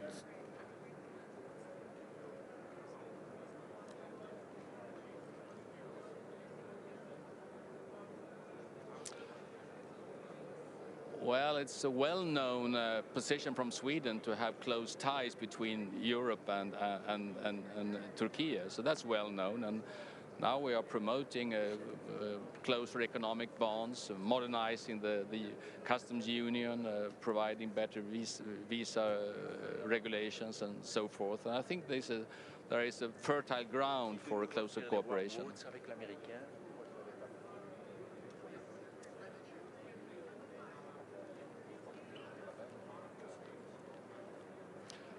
Well, I think it's, as I said, the Swedish position on cooperation between the EU and Turkey, that is decades long, so that's nothing new at all. And we just recently agreed within the EU on a wording that we, during the fall of this year, will restart talks about how to regain a better cooperation with Turkey. So nothing is new in that, I would say, but it's good. Yeah. Några svenska medier som vill någonting?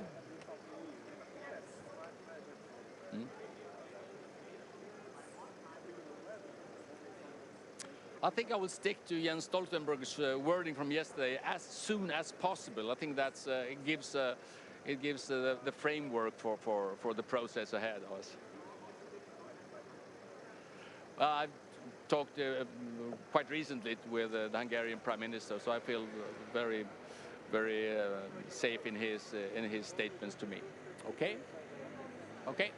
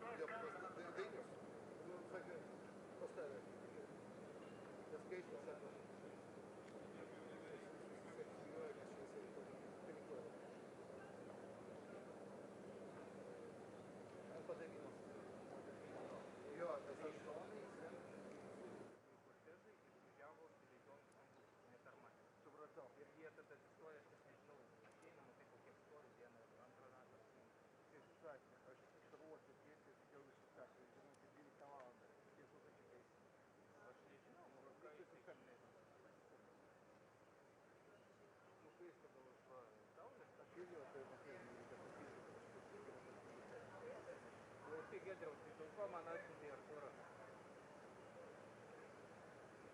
O tai ką jisai man padės? Dabar iškvietimo nėra. Padės man nereikia, Giedriau, tai reikia tik tai, kad leizonai žinotų.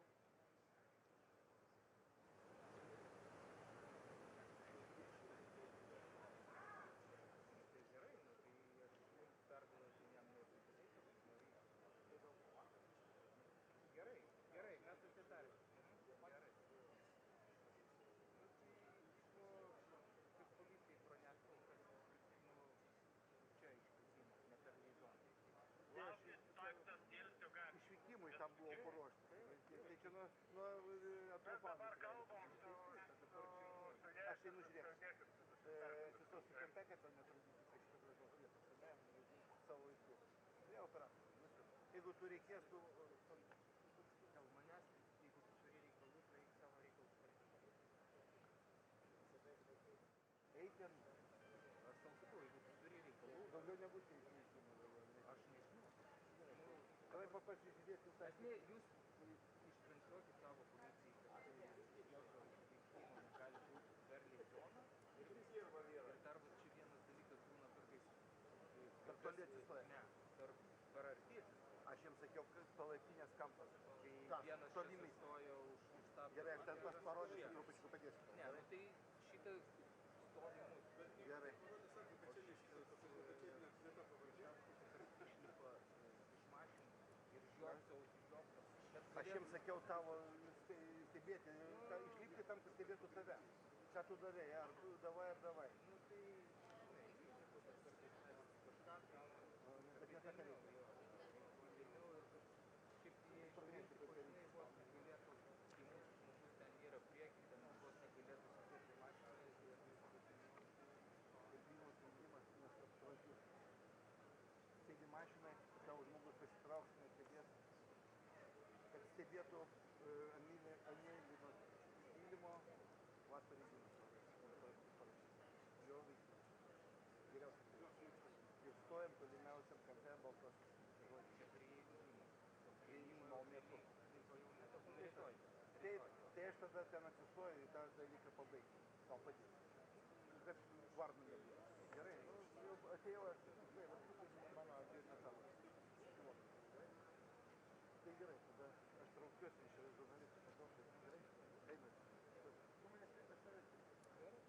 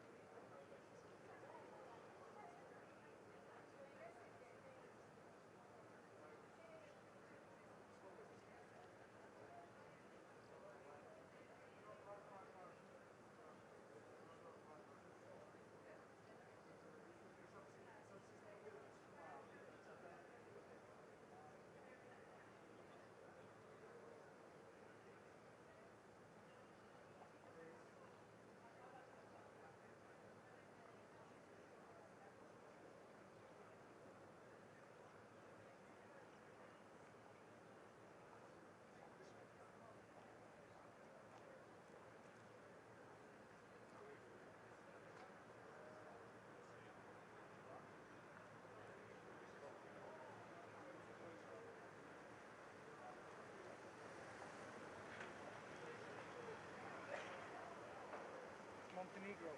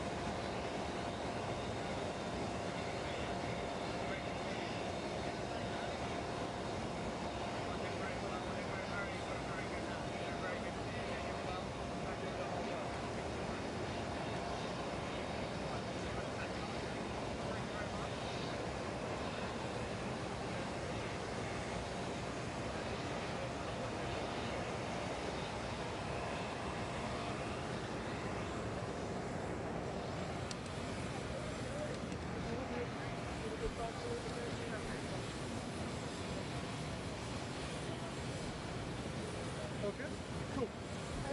Just first of all, let's talk about why you're here, NATO, and President Zelensky wants to join NATO at this summer. What would you say to him when you look him in the eye at the summit in terms that the UK will support that to the world? Well, it's great to be here in Lithuania for the NATO summit. The war in Ukraine has reminded us of the enduring unity and importance of this very special military alliance, which the UK has been at the heart of for an entire time of its existence. And priorities for this summit are to strengthen that alliance so that we can face the threats of the future and protect ourselves as a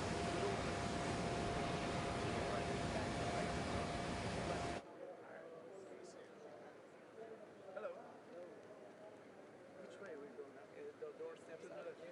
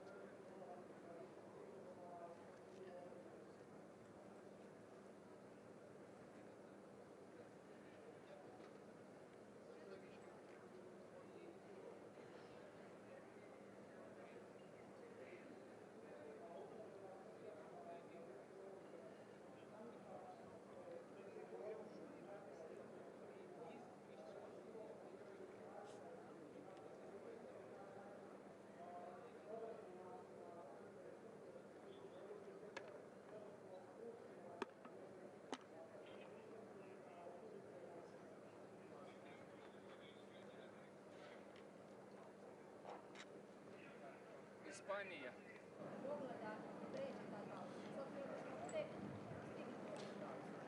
Tako je, pa ove godine će negdje stavljati fokus biti na to da neće više biti samo cilj dostizanje 2% izdvajanja u odnosu na BDP za odbranu, nego će to upravo biti negdje najmanji dio koji treba izdvajati.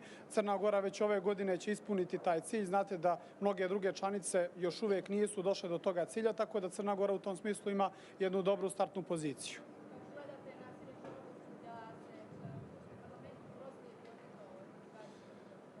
Pa mi smo svi srećni što je upravo ovaj summit, prvi summit na kome Finska učestvuje kao punopravna članica, a upravo su i juče došle dobre vijesti sa sastanka između predsjednika Erdogana i predsjednika vlade Švedske, gdje je odmrznut proces ratifikacije ulaska Švedske u NATO, tako da ja očekujem da to u turskom parlamentu ubrzo bude i okončano, čime će Švedska postati još jedna 32. punopravna članica NATO alijanse. Mislim da svaka zemlja ima svoje pravo da bira svoju spoljnu politiku i da građani iz svake od tih zemalja su izabrali i to je to što imam tu da kažem. Zahvaljujem.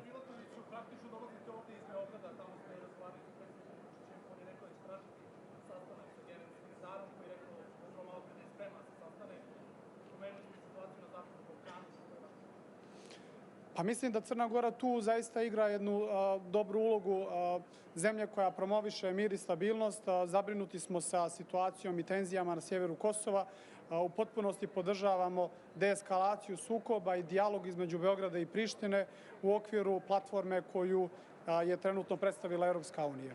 To sam upravo i rekao predsjedniku Vučiću i nadam se da će uskoro u potpunosti doći do rešenja na koristi Beograda i Prištine. Zahvaljujem.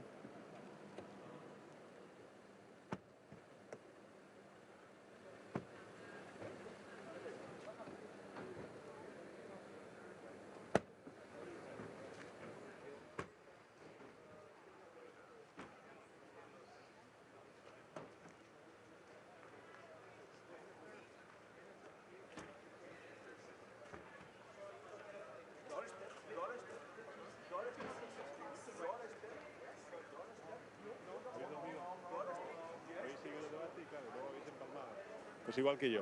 Bueno, lo primero, trasladar el compromiso del Gobierno de España, del conjunto de la sociedad española, con la OTAN, reconocer el trabajo también del Gobierno de Lituania y de su presidente Gitanas en la celebración y la hospitalidad y en el éxito de esta cumbre tan importante para la OTAN y para toda la alianza euroatlántica. Hoy vamos a tratar, como saben ustedes, y a lo largo del día de mañana, el desarrollo de lo que se ha llamado el concepto estratégico de Madrid, que fue la estrategia que aprobamos el año pasado en la cumbre de la capital de España para los próximos 10 años de la Alianza Atlántica. Vamos a hablar de la disuasión, vamos a hablar también de la cohesión de los aliados en torno a los valores, los principios que enarbola la OTAN. Y en ese sentido sí quisiera en primer lugar trasladar la unidad de todos los aliados, también del Gobierno de España, con Ucrania, con el país agredido por el imperialismo de Putin. En segundo lugar, también trasladar que España, lógicamente, como miembro comprometido de la OTAN, va a anunciar hoy un despliegue de fuerzas y de soldados españoles en el país de Eslovaquia para reforzar el frente oriental, y también vamos a reforzar con un mayor número de efectivos nuestro contingente en Rumanía. Finalmente, como saben, pues para España es muy importante, y ya está recogido también en el concepto estratégico de Madrid, la estrategia 360 grados y, por tanto, el no olvidar el flanco sur y, por tanto, el que la OTAN mire a toda la fuente de inestabilidad, de riesgos, de desafíos que tenemos en el flanco sur. Como saben ustedes, también vamos a tener y vamos a contar con la participación de todos los Estados miembros de la Unión Europea y también del Indo-Pacífico, donde vamos a, lógicamente, poder evaluar y también valorar la situación geopolítica en esa zona del mundo. En fin, venimos con el ánimo de reconocer, en primer lugar, el trabajo bien hecho por parte del Gobierno de Lituania. En segundo lugar, reconocer también y valorar el compromiso del secretario general de la OTAN, Stoltenberg, por mantenerse un año más. Y finalmente, anunciar ese compromiso del Gobierno de España en el despliegue y en el refuerzo de nuestra presencia en el frente oriental, primero en Rumanía y con nuevas tropas en Eslovaquia. Y a partir de aquí, si quieren, respondo a dos preguntas y luego ya mañana. ¿Qué análisis hace del debate anoche? ¿Con una estrategia acertada cree que le sirvió para dar un vuelco a las encuestas? A ver, yo creo que los ciudadanos lo que merecen es escuchar propuestas. Es escuchar cuál es el balance que se hace durante estos últimos 4 años de mandato, en este caso mío como presidente del Gobierno, y en segundo lugar cuáles son las propuestas de futuro. Eso es lo que hice. Un momentito. Entonces el planteamiento fue ese, ¿no? Hacer un balance y también propuestas de futuro. Lo hice en las pensiones, lo hice en el mercado laboral, lo hice también en todo lo que representan los derechos y libertades de las mujeres y del colectivo LGTBI. En fin, enfrente que tuvimos. Bueno, pues tuvimos a un señor Feijóo que, ante la absoluta ausencia de proyecto político y de programa, pues lo que hizo fue, bueno, pues plantear una montaña de mentiras. El uso descarnado, como hemos visto durante estos últimos años, de un terrorismo, el de ETA, que desapareció afortunadamente porque lo venció la democracia española hace 11 años y, por tanto, yo salgo satisfecho de este debate. Creo que ha sido un debate donde se han clarificado muchas cosas y, sobre todo, lo que ha quedado meridianamente claro es que quien tiene un proyecto de país, de presente y de futuro, es el Partido Socialista y no el señor Feijóo. Prime Minister, really good to see you. Steve said you can see, sir. In terms of Europe paying for its own defence, it's something that various US administrations have berated you, have berated the Germans, have berated many for. Is Europe willing to not only talk about spending more, but actually spend more on its in defence? We're actually talking and we're actually spending more in defense, not only on the total amount, but also on the investment package. So I think it's important, it is crucial to reinforce and strengthen our ties, our collaboration with the European Union strategy on defense and also the NATO goals and the NATO commitments that we reached and we assumed in Wales some years ago. La última, venga.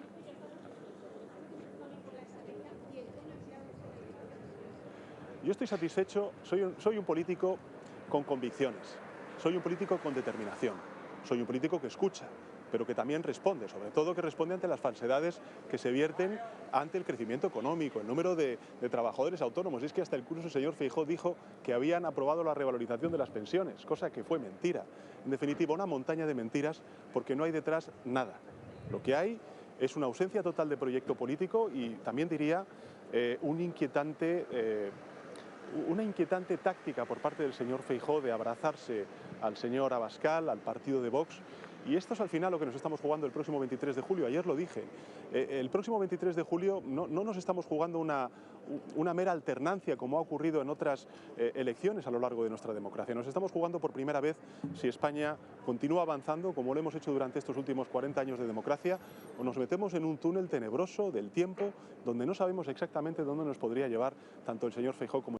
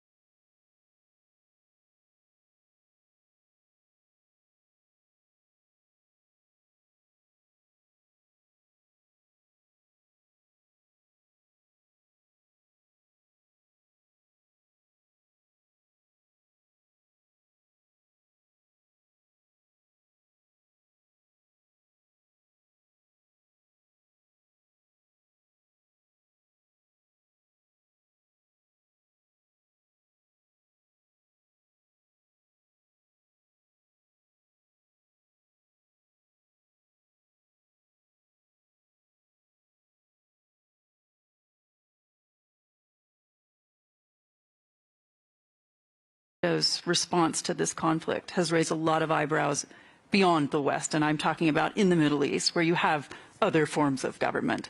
Should they be worried about the West's attitude? Because they are. Yes, the situation in the West, I think, is positive. That we are working in defense of the freedom. But we need to do more, probably. We need to talk more among us. we need to, for example, to do more in the Western Balkans.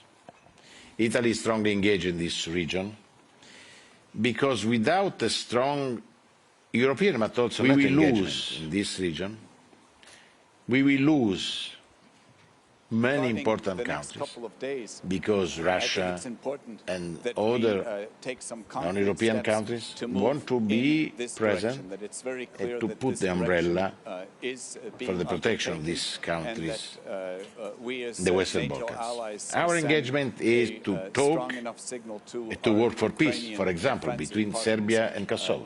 The Italian soldiers are in the middle between Serbians and Kosovo, working for peace. Also in Bosnia and Herzegovina, we are strongly engaged for peace. There are the Italian soldiers in Republika Srpska working for peace. Also Albania is very important, Montenegro, North Macedonia. I will organize in Italy before the end of this month a very important meeting between Albania, North Macedonia, Bulgaria and Italy for talking on growth, on transport, for building the new European corridor from Europe to the Western Balkans. This is, I think, an important engagement. We need to invest. We need to be present. We need to do business with these countries. For this to lose Serbia and other countries should be a big mistake. It's important to have these countries with us and not against us under Russian control. This is very, very important. For this we need to work hard in this region, as we need to work hard in Africa. But the strategy is the same. The border more or less is the same. We start from here and we go through Ukraine to the Western Balkans to the Mediterranean region. Also in the Pacific, so through Suez, there is the Pacific Ocean. This is very in the Indian Ocean. This is very, very important to be present also in this region. For this, I underline the importance of India. India is crucial.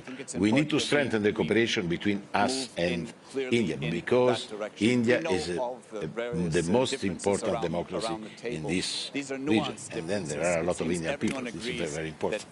Foreign Minister, thank you so much for joining us. Thank you very much. How quickly can you get to that landing zone?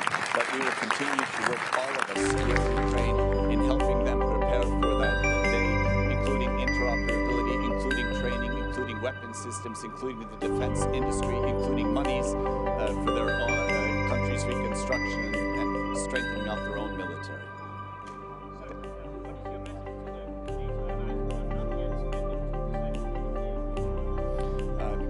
The message is very clear.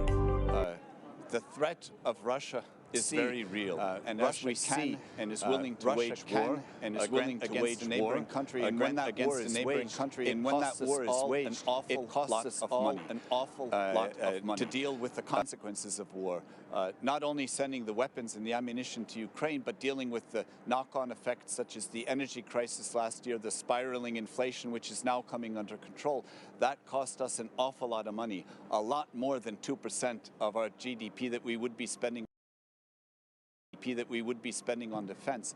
And the investment in defense is an investment in our own collective security. It is a deterrent to make sure that there will not be the next war. Do you plan to discuss the Belarus problem, and how do you see the threat from Belarus? We see from Latvia's side that Belarusian independence is de facto gone. This is a complete satellite of Russia. The threat is very real. We keep a very wary eye on everything along our southern border. We work very closely together with the Lithuanians and the Poles. Situational awareness, and we will continue to support the Belarusian democratic opposition, and I'm convinced that eventually that opposition will succeed. History is on their side. We just have to get through this section, this part of time together. Thank you.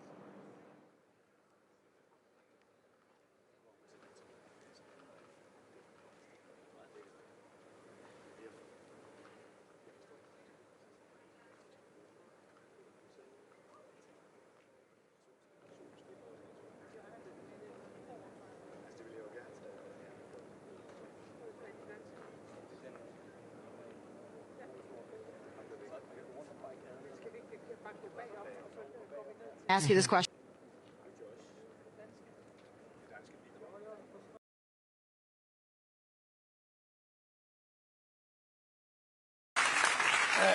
Very grateful for Secretary General's hard work on this issue. Very grateful also to Turkey's hard work on this. And I think the message that came out yesterday was good for Sweden, and it was good for NATO. I think it gives a strong message to the whole Vilnius summit about the importance of cohesion and unity at the crucial time for Euro-Atlantic security. So we stand ready as soon as possible to join NATO as full-fledged members of the alliance. In addition, I think it's also very helpful for the Swedish-Finnish cooperation as well, that we will have the same kind of security arrangement and we can all be based on NATO's common defense planning. And can I ask, of course, being a reporter, I want to know, when you say as soon as possible, what does that mean? Do you have a date that you would like? I think there is. I think that's for our Turkish the friends to decide. As far as I understand, there will be consultations this coming week and so forth. But we have respect, of course, this is a sovereign matter for Turkey to make that process, parliamentary process. But the NATO, obviously, the NATO flag is already waiting for you to put that flag in there. We're glad to wave it as soon as possible. I think it's very good also for NATO's regional plans that we can be fully integrated into those as well. I think that's good for the terrorist and defense agenda. And Mr. Häkkinen, you went through that process too. Obviously, you started together at one point, it got separated, now it seems that you are reunited. What does it mean for you?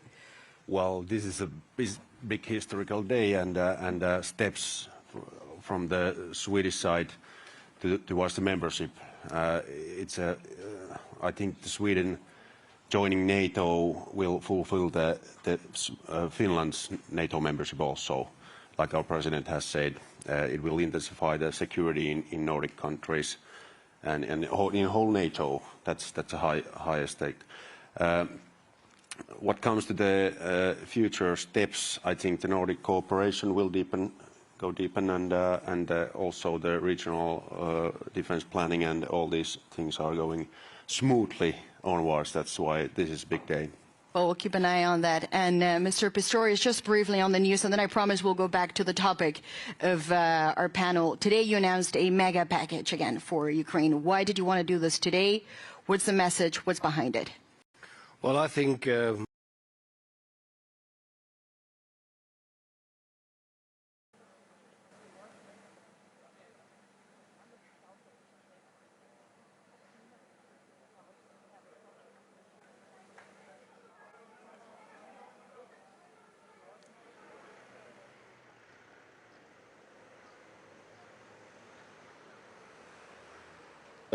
until 27, more than 17 billion euros. So we are proceeding because we are convinced that it is necessary and the only right way to support Ukraine as long as it takes. And some say you're the leopard band. I remember when you went on the tank and you were there when the first ones were sent. So there's more coming. That's basically what you say. Yes. And Wendy, of course, thank you for joining us from the NATO perspective. And this is a question for all of you. When I say 2% defense spending, what does that mean? But also, what's behind the number? So we're really encouraged today by, I think, the conversation that our leaders will have about renewing what are the 3 C's in the NATO context. The amount of cash, which is the 2%. And that's the most important things.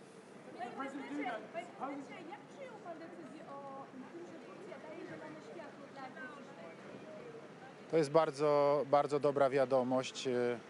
Szczerze mówiąc, czekaliśmy na nią do ostatniej chwili. Mieliśmy nadzieję, że ta akceptacja jednak będzie, bo to jest rozsądne rozwiązanie. Obecność zarówno Finlandii, która już jest częścią NATO, jak i Szwecji, która wierzę w to głęboko, w najbliższym czasie stanie się częścią NATO.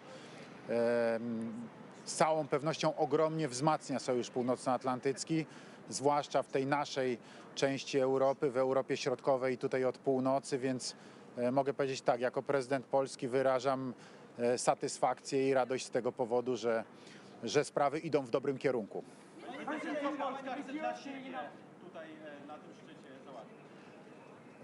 Polska na szczycie NATO jest częścią Sojuszu Północnoatlantyckiego. Sojusz Północnoatlantycki musi być jednością. Polska nie załatwia nic dla siebie, tylko dla NATO, dla wschodniej flanki NATO, także dla państw bałtyckich, dla innych państw, które są naszymi sąsiadami właśnie w tej wschodniej części.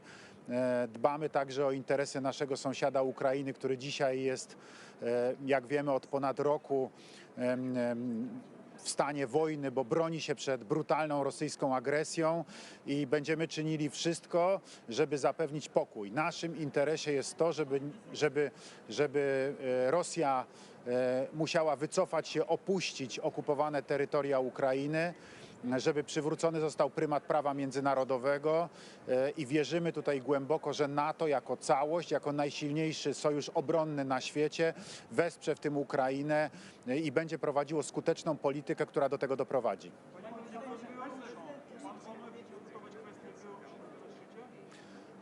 Tak, chcemy przedyskutować oczywiście kwestie bezpieczeństwa wschodniej flanki NATO i generalnie państw NATO jako takich, Europy, no ale nie tylko, bo mamy zapowiadaną od dłuższego czasu przez prezydenta Putina relokację taktycznej broni nuklearnej rosyjskiej na Białoruś. Mamy zapowiadaną relokację najemników grupy Wagnera, rosyjskich najemników grupy Wagnera na Białoruś. To razem zmienia architekturę bezpieczeństwa w bezpośrednim sąsiedztwie NATO i z całą pewnością to wymaga dyskusji.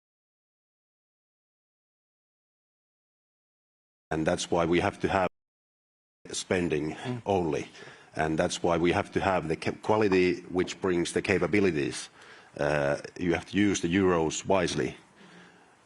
And value for money. And Mr. Pistorius, Germany, the 2%, at times complicated. When I say 2%, what does it mean for you now? 2%. The 2% defense spending. 2%. It means 2%. It means 2%? Well, I come from Lower Saxony, which is a quite flat region in the northern part of Germany. And people in Lower Saxony are said to be very firmly and strongly standing on the ground, on the base. So I rather prefer to say we are standing on a firm base of 2%, everybody of us. And then we have to try to reach any ceiling we don't even see. I don't believe that we should, to say it the other way around, I would rather prefer not to talk too much about a ceiling. We should talk about the base, a really strongly committed base, because that is a serious problem. We have to be honest. In Germany, 2% pledge would mean at the moment more than 75 billion euros. In fact, actually, I have a budget of 52. Mm-hmm. So together with a special fund I got about 100 billion euros last year, I will be able during the last years to reach a 2% pledge by spending that 100 billion special fund. No problem about that. But the years afterwards, we have to reflect and to think about how are we going to achieve the money of 20 billion. We have to be honest about that. Therefore, I really don't want to talk about 3% or 4%, because we have to tell the people in Germany, in Sweden, in Finland, in France, and everywhere else, what is the price of security? What is the price of what we are doing here? What is the price of deterrence and defense? Because 30 years, for decades, we were not used to spend money for deterrence and defense because we thought there is no enemy outside any longer. So now it's necessary to do that again, and it's not a process of just a couple of weeks or months to explain that to the people. It is a totally change of the mindset. It's a shift in the public opinion, and no need for a follow-up question because I could see you both nodding. Do you want to add any extra comments on this? I think it's not, and I agree completely, it's not so much talking about a ceiling, it's talking about spending what we need to spend in order to assure ourselves of the deterrence and defense of the whole Euro-Atlantic area. And one of the things that this leaders will do today in Vilnius is consider a new family of plans that NATO is putting together to deliver what it is that's needed. And that family of plans has commitments attached to it. It has capability targets. And again, one of the things that we need to do, bringing it to the subject of this particular panel, is figure out what is the defense industrial base in the Euro-Atlantic area that we need to deliver to those plans, and then to make sure that we have our industry partners and our government partners working together to do that. And if I can just, one more little thing now, is that one of the ways we do that is by helping, as NATO, helping nations work together to spend the money as wisely as possible. And we do that through understanding the defense industrial base. We do that through applying NATO standards so that we are interoperable with one another. Yeah. And we do that by working together, by aggregating demand and making sure that we have the economies of scale and the efficiency so that we're getting best value for our taxpayers. And Mr. Johnson, do you want to add on that? Well, I think the mood has fundamentally changed, just as Boris said. You know, the power of example of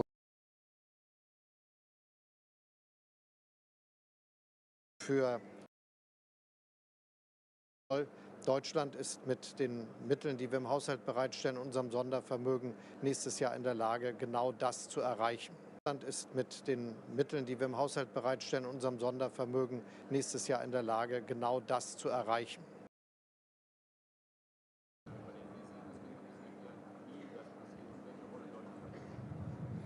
Für uns ist von Anfang an wichtig, dass es Sicherheitszusagen für die Ukraine gibt, die nach einem Frieden wirksam sein können.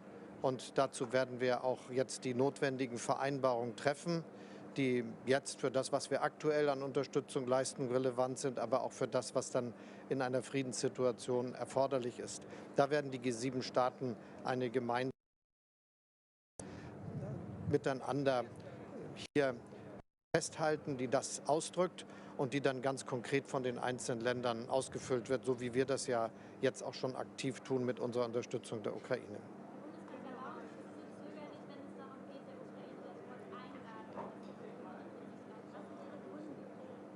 Es ist ganz wichtig, dass wir hier eine gemeinsame Entscheidung treffen als NATO zu der Frage, wie das, was wir in Bukarest entschieden haben, auch weiterentwickelt werden kann.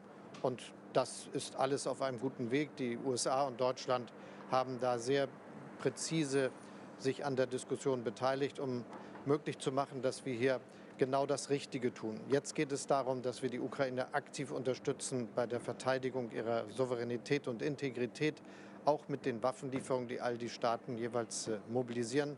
Deutschland ist ja nach den USA der zweitgrößte Unterstützer der Ukraine. Und wir werden das ja auch in Zukunft sein. Das gilt dann um die Sicherheitsgarantien, die Frage, wie das sich für die Zukunft entwickelt. Und dann ist es natürlich wichtig, dass wir auch genau die Schritte beschreiben, die sich entlang der Frage, wie sich das Verhältnis weiterentwickeln kann, auch bewegen. Dazu zählt ja im Übrigen auch jetzt die Entscheidung, dass wir die Zusammenarbeit zwischen NATO und Ukraine mit einem gemeinsamen Rat vertiefen. Herr Schulz, is Germany finally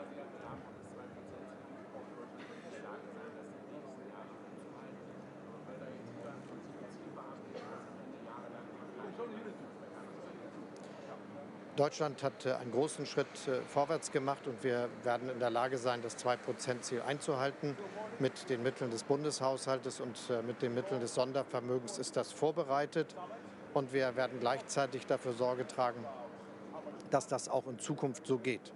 Mein Eindruck ist, dass viele Staaten, die zur NATO dazugehören, jetzt aber auch sich auf den Weg gemacht haben, sodass dieses Ziel, das wir hier vereinbaren, anders als in den letzten Jahren eines ist, das realistisch in kürzerer Zeit von den Mitgliedstaaten der NATO auch umgesetzt wird, was natürlich unsere gemeinsame Fähigkeit zur Bündnisverteidigung auch erheblich stärken wird. Und das, finde ich, ist ein ganz guter Fortschritt.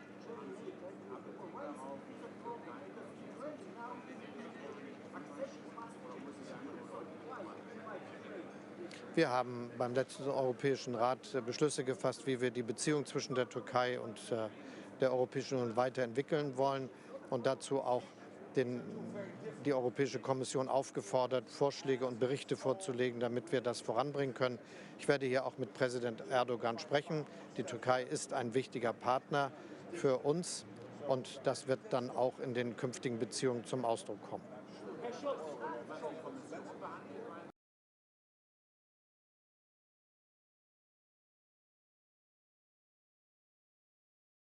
Or either it will be very expensive.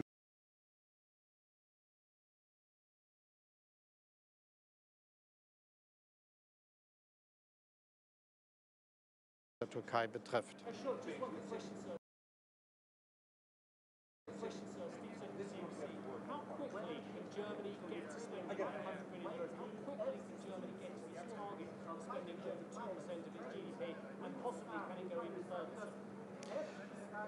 Deutschland wird schon im nächsten Jahr 2% der Wirtschaftsleistung für die Verteidigung ausgeben. Mit den Mitteln unseres Budgets und des Sondervermögens wird das auch erreicht werden. Und wir werden jetzt dafür die Sorge tragen, dass, wenn das Sondervermögen aufgebraucht ist, wir dann aus den regulären Haushaltsmitteln dauerhaft diese Finanzierungsgrundlage weiter gewährleisten können. Thank you.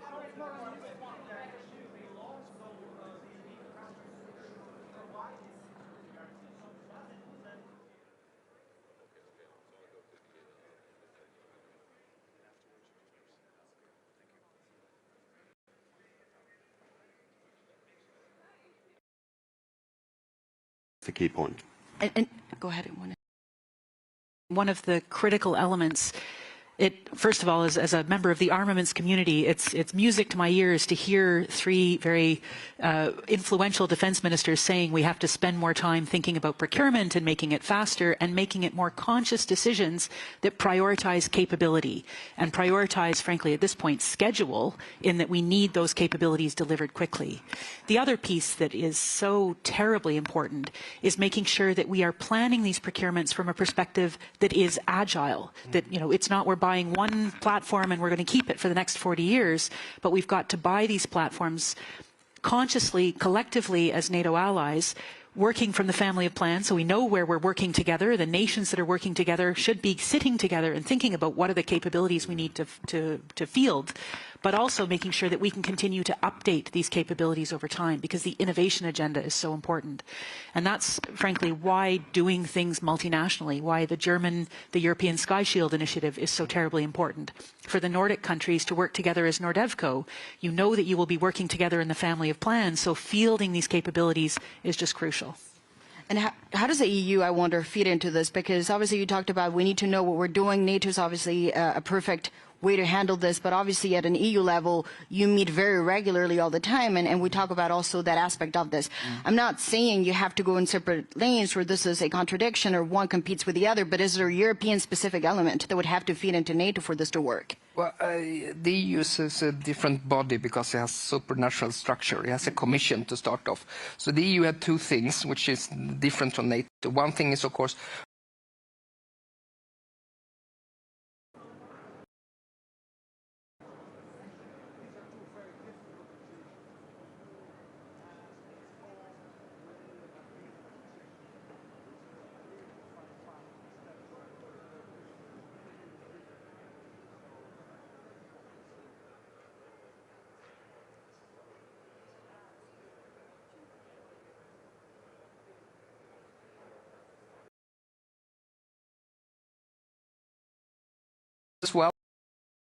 as well, so this is a balance, but in the trajectory we're moving, of course, we need to have more consolidation and more cooperation, more common acquisition across country.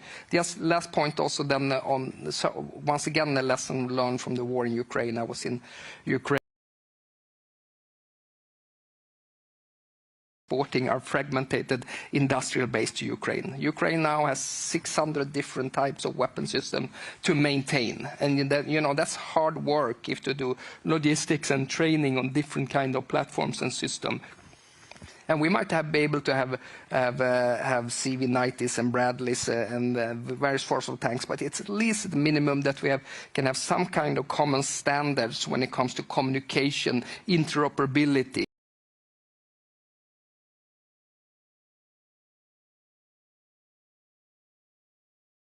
It's at least the minimum that we can have some kind of common standards when it comes to communication, interoperability. Maybe the European aspect of this is that we know there's some European countries, however, that do say we still buy a lot that is made in America, but perhaps to make this fair, we should have the French defense minister here, and she's obviously not here, so let's go back into our point of debate. I wonder, Wendy, for you, and maybe also for the three of you, if you assume this is a war that may be long-lasting, that is going to require this constant, non-stop of weapons for Ukraine to be able to defend itself. At the same time, you have to prepare what you say will be the army of the future also for NATO. How concerned are you? I mean, is there a point where you say it could get to a point where we have to decide and we're not ready yet to do both? I honestly think that we are all capable of walking and chewing gum at the same time. Both? If I can use that expression. We have three main tasks in front of us. We as all of the nations of the alliance and outside of the alliance are helping Ukraine to win its war, to address the illegal and unprovoked invasion of its sovereign territory. At the same time, as we are assisting Ukraine, we have to replenish our own stockpiles and make sure that we continue to have what is a credible deterrence and defense for our own areas. And at the third time, we need to make sure that we are planning for our military capabilities that are agile, that are integrating innovation into the overall mix. And that's absolutely doable. And it's doable. Is it all of it doable? Or is there an element of wishful thinking? Ultimately, there's a lot of pressure. I think there are really intelligent planners at the NATO level. There are very capable planners at each of our national levels.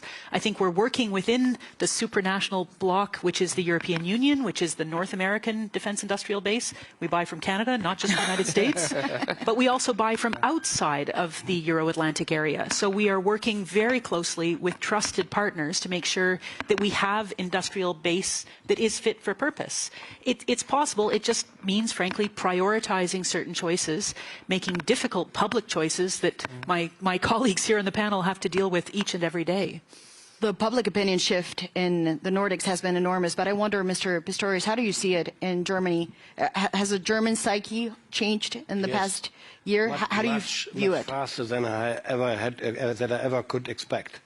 Much faster. If you had told me 2 years ago that a German government with a social democratic chancellor would give permission to deliver weapons in a huge amount to a country involved in a war, I would never believe that. Nobody would have believed that. Impossible, unimaginable. And now we are doing it, and nobody is not true, but the majority does not complain in any way.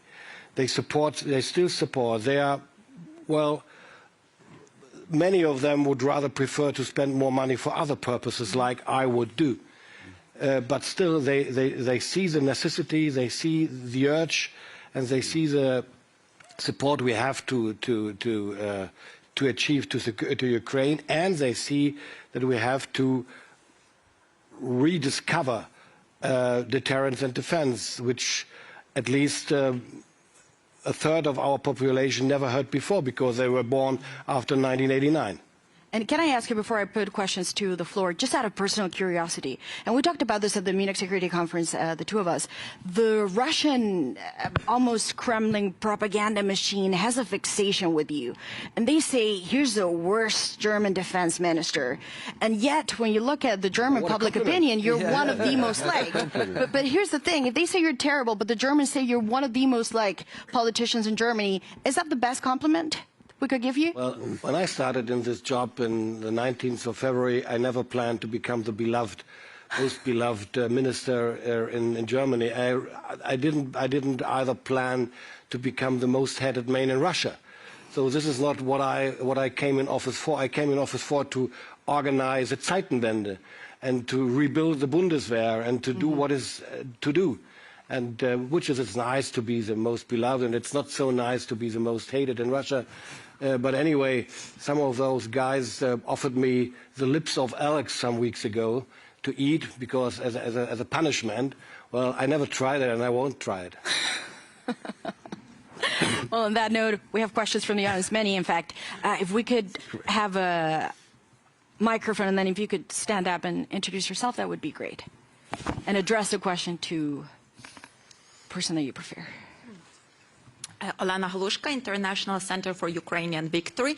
This panel was dedicated to speaking about investing in defense and security, and I would like to twist the topic a little bit and ask about the security of investment, because international partners are very interested and speak a lot about the reconstruction, recovery of Ukraine. We've seen a lot of conferences, with one held in Berlin in October by the Chancellor Scholz, but the elephant in the room remains how to basically convince those private investors to go and put their money into Ukrainian economy if they do not have the guarantee about the sustainable and not a temporary peace. And inviting Ukraine into NATO would basically send the best signal to Germany and to all of the other Western companies, businesses to get prepared and to be ready to invest in the reconstruction and recovery. And I have the question to Minister Pistorius. Will Germany today send the signal to their businesses by making the decision on the invitation of Ukraine into NATO? Well, the easiest answer would be, please ask my Chancellor. Because they negotiate that at the moment, or have been negotiating during the weekend. Well, I think it is not really, to be honest, a matter of concrete and like that expressed invitation. Because everybody already said and emphasized several times during the last 1.5 years, the future of Ukraine is in NATO. There is no doubt about it. It's only, it's only a matter of an issue of the way to go there, and not the time to go there, the way to go there. There are certain preconditions to be refilled. There are certain circumstances we need to make that step. And of course, I'm, at least from my point of view, I'm convinced this track for Ukraine might be faster than for others, but still there is a track. So the future of Ukraine is in NATO, there is no doubt about it. But Mr. Pistorius, she makes a very good point, because some could suggest this mega package on Ukraine, aid for Ukraine today, has been presented today because this formal invitation may not come, and this is a way of saying, okay, the invitation formally is not ready yet, but you also have this. Is there a connection or there isn't? I didn't understand the question. So some say this mega package that Germany has announced today, it's a way of saying maybe you don't get the formal invitation, but you do walk away from the summit with a huge package. Is there a connection? No, there's no connection. Okay. The one point has nothing to do with the other. Okay. One point is to support Ukraine as long as it takes and with whatever it is necessary. Because this is our task, our responsibility, our way of solidarity and our understanding or what the free world has to do regarding autocrats like, and criminals like Putin. So this is one point. And the other point is, we just had the discussions about Sweden with some members of NATO. And we have to convince every member of the NATO at the point when the decision has to be made. And I'm quite sure the way or the track, the time which will pass is very short until Ukraine will be member of NATO, but it has to take that time. And of course you're right, all enterprises, all companies in the world, all private investors will only start to invest after the war, not during a ceasefire or whatever else. They will start investing when the war is over and they can rely on peace. And relying on peace means clear front, clear borders, means strength of Ukraine in military and other regards, and it means, of course, being embedded in an alliance. And of course, it will come. But it is not a matter to invite, to make an invitation today. That would nothing change for Ukraine, from my point of view. Thank you for clarifying that on the package, but that was important to just precise the timing and the content. Assistant Secretary General, do you want to, before we move to questions? Very quickly, I mean, I think one of the things we are learning right now from Ukraine is how our industries can adapt to be more innovative, how we can bring new innovations into service much more quickly. And that's something that the private investment and public investment communities need to understand as well. Ukrainian industry is stepping up in a way to address exactly what we have given them, all of these orphan capabilities. How do they support them? How do they sustain them? And so that's innovation which is driving interest, and it's frankly helping us to learn better as well. I really think we also, because our stocks are not unlimited when it comes to the transfer of bilaterally military equipment, we really need to get our defense industrial base going, working for us, also supporting Ukraine. So the Ukraine has the possibility to procure new defense equipment as well. And we have the European Peace Facility, and we have the International Fund for Ukraine, which I think are helpful, and NATO cap and things like that. And I think one of it is also sorting out the issue of export credit as well, so the Ukrainians are able also to get access to new defense equipment. I think that's absolutely crucial for having a sustainable support for the Ukrainians. Oh, and obviously they would say they are probably at this point the most combat ready in Europe. Do you want to go ahead? Sergei Sidorenko, European Pravda, Ukraine. I'd like to reflect what Minister Pistorius said, that not everyone is happy with huge investments that allies have to do in their military capacities, which is quite obvious. How do you see, is there a real possibility that due to that, pressure of some part of the society, Germany and maybe other allies would see that they have to decrease their military spending and spendings to Ukraine? And if you see that this possibility is there, what can we do in Ukraine and what can other allies do to prevent that? Thank you. Well, I would rather suggest to make a special panel for that question. Because it's a very complex question. Of course, we have parts of our society in Germany, and I'm sure in Sweden or in Finland or in France or in Great Britain too, which are not happy with that. For example, the far right-wing parties in France and in Germany, they oppose against it every day. They say Russia is not guilty and Ukraine is not to be supported by us. It's not other war, or like Twitter memes, we are not in war against Russia or whatever else. It's going on, of course, but it's not yet a majority, and I don't see it getting a majority. But I cannot swear it, because the longer it takes, the more dangerous the public opinion might be, because in the same moment we approach to elections, it's getting even more difficult and more difficult to make the stamina. Yes, that's very, very, very problematic for us. For example, in Germany, in the eastern part of Germany, the % or even 30, it's the strongest party in the eastern countries of Germany. So, and they are against the war. So what we have to do, what we have to achieve, is that the democratic parties in Germany do stand with Ukraine and commit with Ukraine and with the support, which is very important. Expensive too, of course, but not defending freedom and security in Europe by supporting Ukraine would be even more expensive afterwards. So that we have to convince the people about, and that is our task as politicians in Germany and other countries. So let's continue. The ministers do have to leave, so I will ask you two very quick questions, and then they will have to go to their meetings, respectively. So go ahead, sir. All right. Thank you. Charlie Sloan is Pasternak, Finnish Institute of International Affairs. I actually would like to challenge the ministers about the industry having gotten demand signals. I mean, political ones, yes, but not signed contracts. Finland has increased its production of 155mm shells. The actual amounts are secret, but let's just say unless God gives us more hours in the day, there really aren't going to be too many more from those factories. Why was this possible? Because the Finnish government made a multi-year commitment and signed contracts to this. So I'd like to challenge the three ministers. When you go back, you clearly understand the need for long-term contracts. What are you going to tell your governments and parliaments that they invest and commit to the future over many government periods, so industry can actually build the capacity? Thank you. So hold that question there, and we will take the final, and hopefully we can bundle and answer all the questions at the same time. Thank you very much, Alexei Goncharenko, member of Ukrainian Parliament representing Odessa. And that's important because my question is about the Black Sea. You are representing Baltic Sea, but there is one more sea which is also very important, which is Black Sea. And we are often saying that Putin failed to achieve his goals in Ukraine. That's true, thanks to Ukrainian resilience and your support.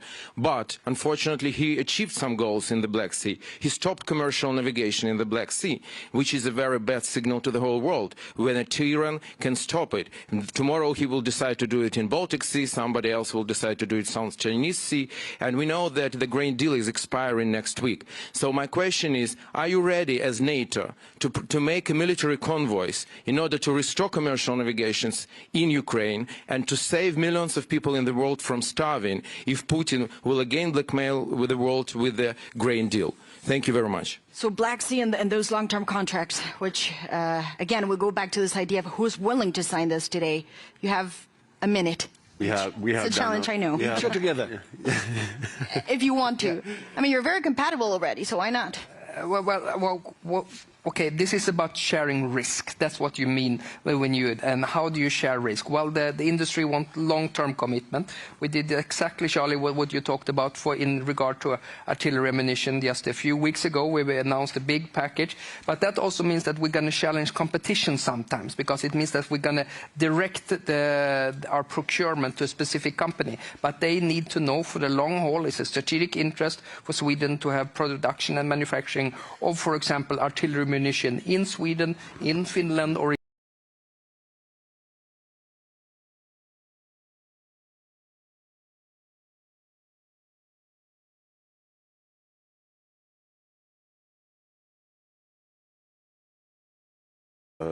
deals, and we are now planning to do much more of those long-term plans. And I think the mode of our governments has to be towards the citizens that this new age of security needs much more spending to defense, and that is taken off from somewhere else, from your wallet or from some other services. And like in Nordic welfare countries, we have a lot of to spend in everywhere. And that's why this is a huge political dilemma, that we have to change the attitude in the elections and everywhere. Well, to make it brief, what you ask about the grain transports or whatever else, it is not a question which NATO has to answer. It's not a task of NATO. Mm-hmm. It's a task of nations, or even United Nations, by troops gathered by or achieved by member states of United Nations, but not of NATO. Second question, I don't consider your question as a challenging one, because in Germany we really speeded up during the last month. Last week we gave to the committee in the parliament more than 20, Vorlagen, drafts for procurement, which is much more than they got before during 10 months. So we are really speeding up for ammunition of different kinds. We made a contract for helicopters with a government-to-government deal with the United States. We made for ships for our Navy, and of course for Leopard tanks, a framework contract with other nations in Europe. So we are really speeding up, so we don't need any more contracts, well, maybe some, but not so much anymore, because that's what you said, Paul, is quite very important. We can't do contracts for 20 years, and the company who gets this contract can print its money on its own by this contract. So we have always to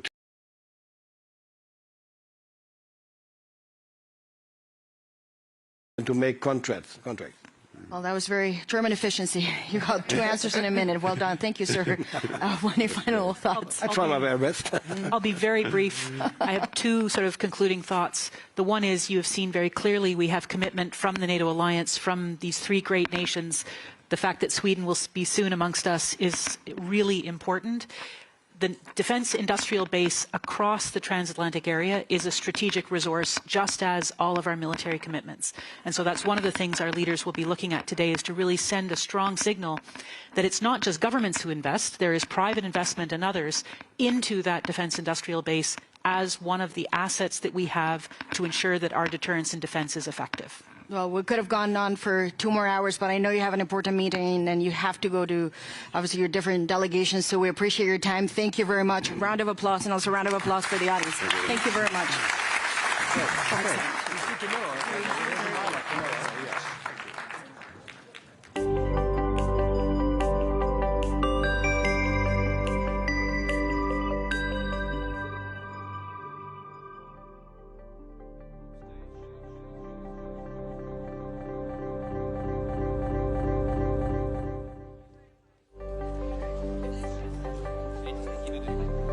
Pasakyk kada.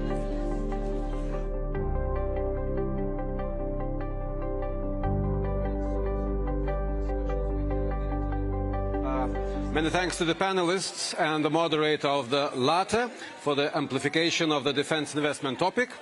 This was a very timely discussion, very much in sync with the current agenda of the NATO summit in Vilnius, Lithuania, and now we are going to have yet another important part of our program, and that is lunch break. So we will be back here in this room at 14:45 Lithuania time. Enjoy your lunch and use this opportunity to share your impressions.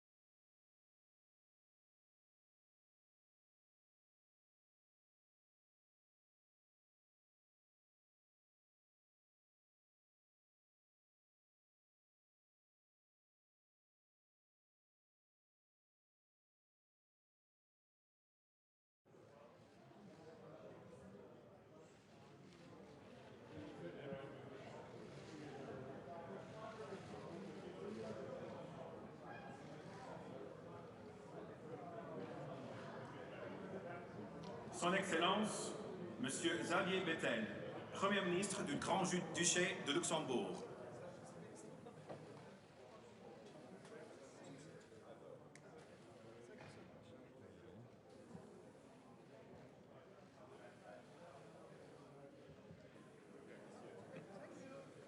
Son Excellence, Monsieur Emmanuel Macron, Président de la République française.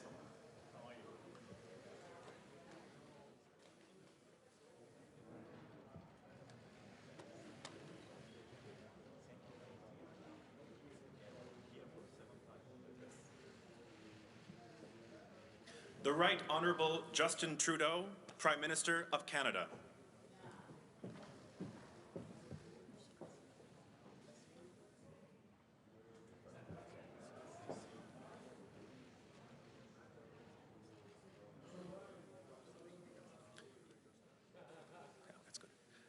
Her Excellency Ms. Kaja Kallas, Prime Minister of the Republic of Estonia.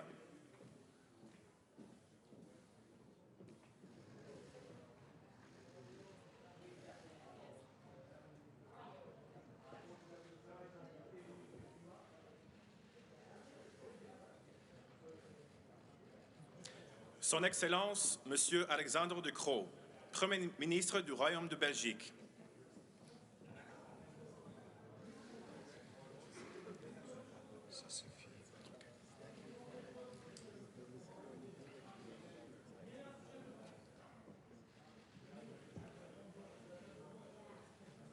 His Excellency, Mr. Krišjānis Kariņš, Prime Minister of the Republic of Latvia.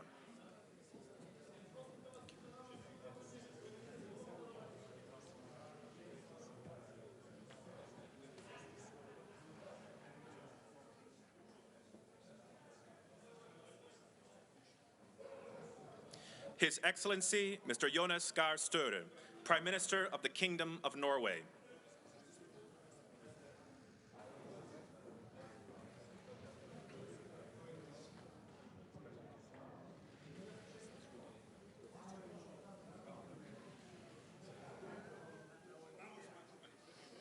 Her Excellency, Ms. Katrín Jakobsdóttir, Prime Minister of the Republic of Iceland.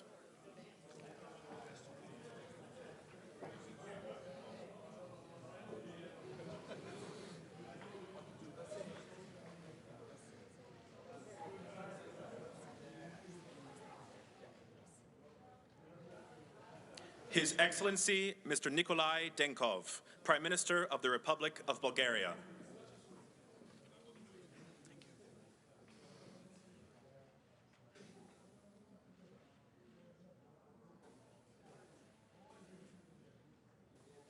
His Excellency, Mr. Petr Pavel, President of the Czech Republic.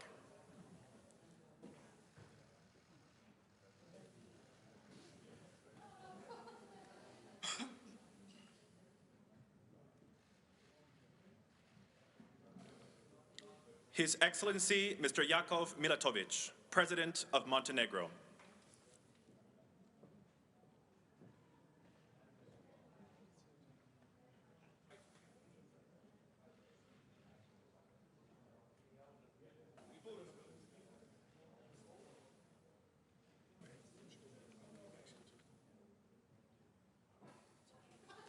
His Excellency, Mr. Mark Rutte, Prime Minister of the Kingdom of the Netherlands.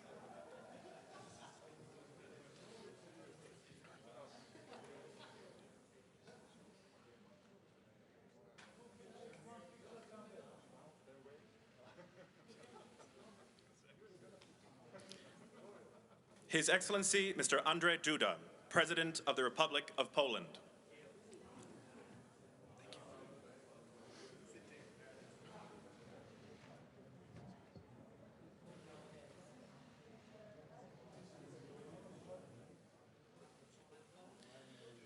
His Excellency, Dr. Robert Golob, Prime Minister of the Republic of Slovenia.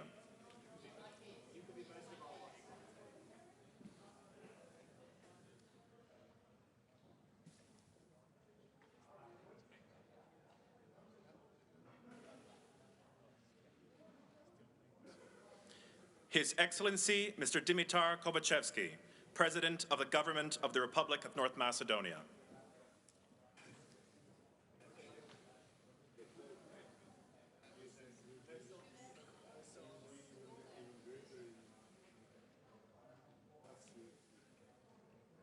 His Excellency Mr. Zoran Milanovic, President of the Republic of Croatia.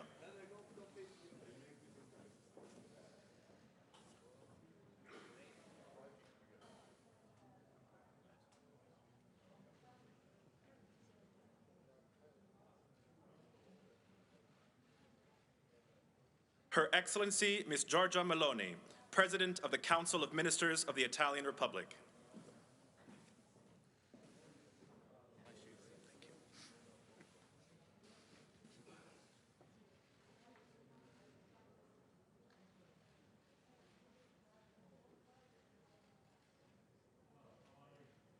The Right Honourable Rishi Sunak, Prime Minister of the United Kingdom of Great Britain and Northern Ireland.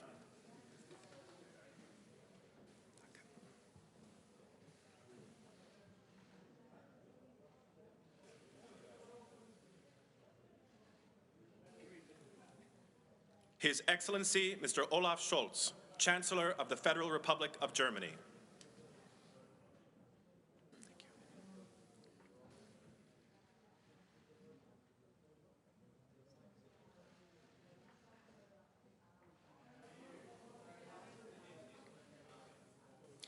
Her Excellency Ms. Mette Frederiksen, Prime Minister of the Kingdom of Denmark.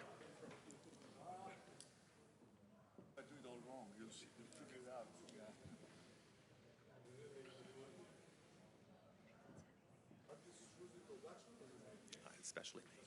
We were actually at the request of us wearing. His Excellency Mr. Kyriakos Mitsotakis, Prime Minister of the Hellenic Republic.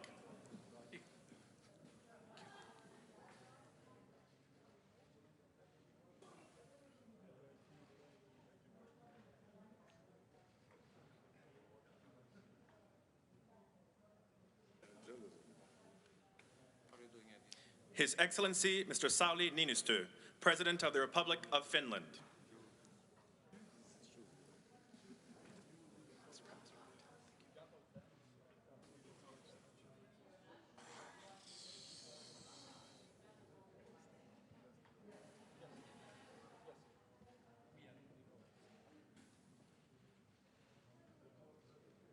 His Excellency Mr. Edi Rama, Prime Minister of the Republic of Albania.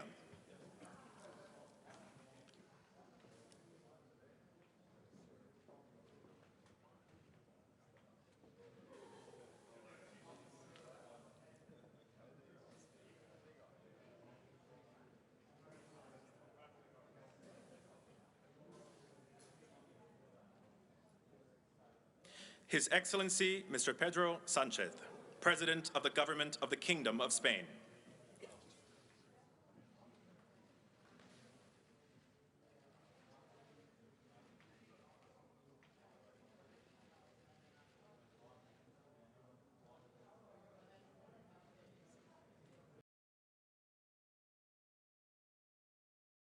Slovak Republic.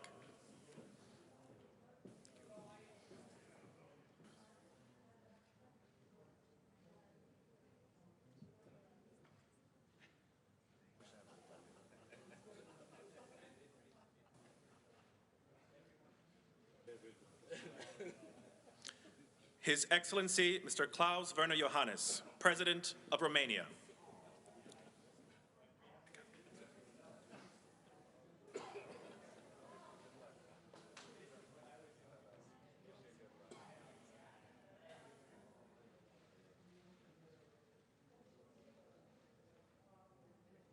His Excellency Mr. Antonio Costa, Prime Minister of the Portuguese Republic.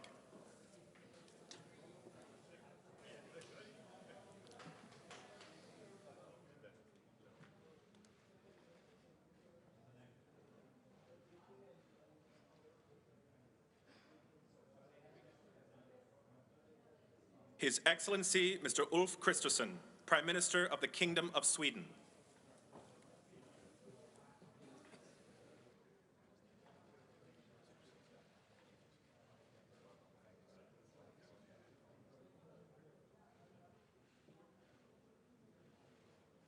His Excellency Mr. Viktor Orban, Prime Minister of Hungary.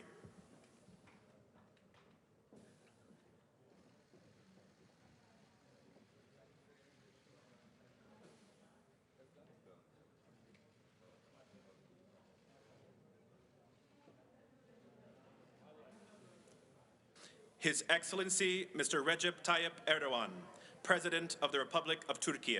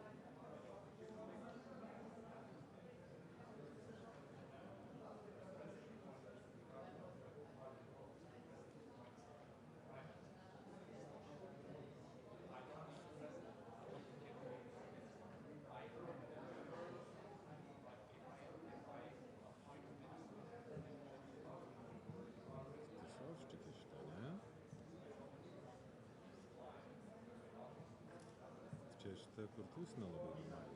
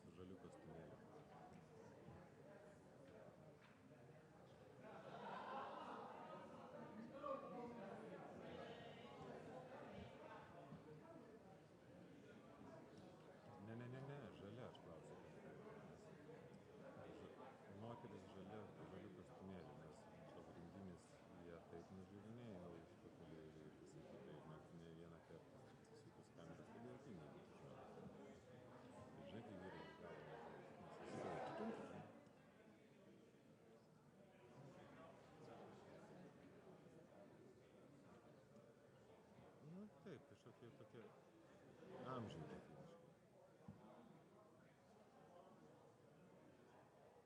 Gal, nes pagrindinis jau taip žiūrėjo, žinot, pakabinęs.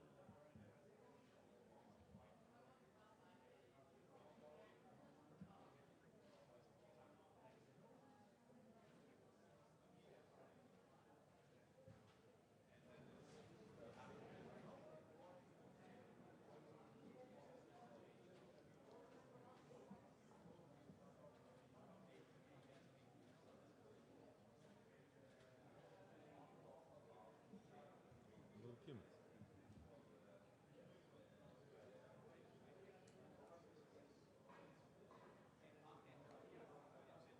Matau, bet dabar užuoju.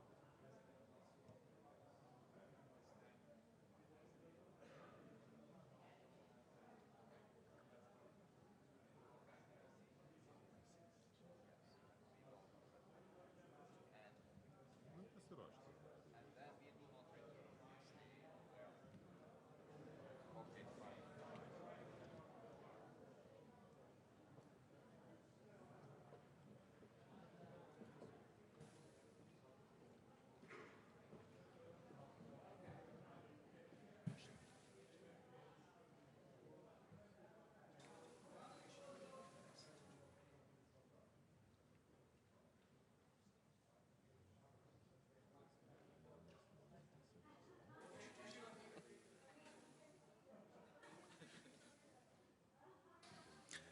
The Honorable Joseph R. Biden, Jr., President of the United States of America.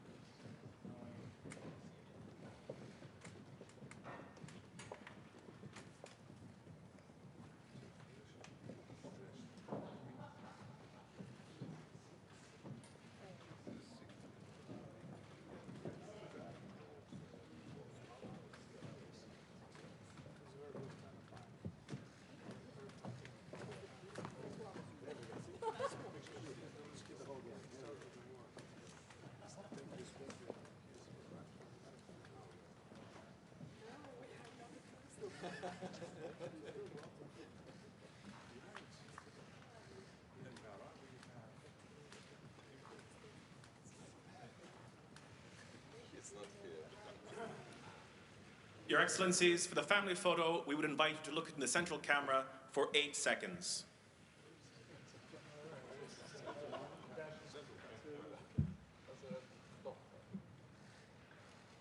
Thank you.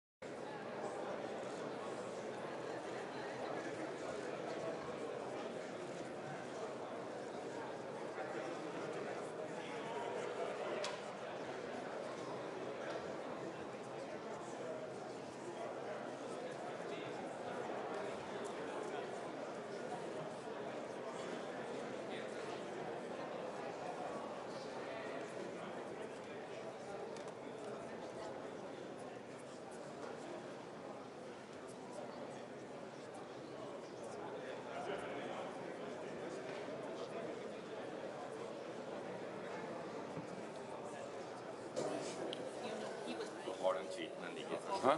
Den här tweeten på svenska skulle ligga... Ja, men den säger jag på det. Ja, bara som du vet.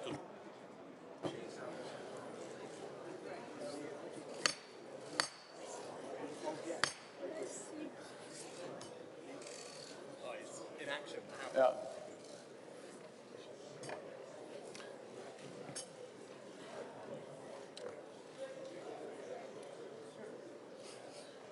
Good afternoon. I think we are ready to start. If you all can find your seats, then we will start this summit.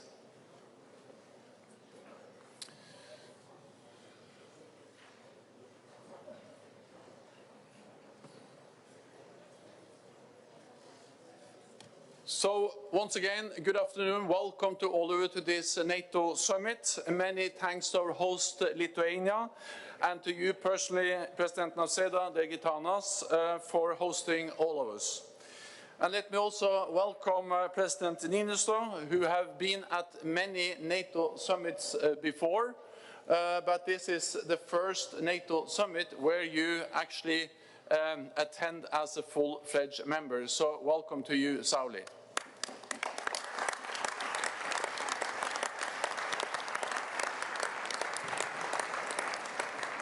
And then also a warm welcome to Prime Minister Kristersson. Following the agreement yesterday, we will soon also be welcoming Sweden as a full-fledged member. So welcome to you.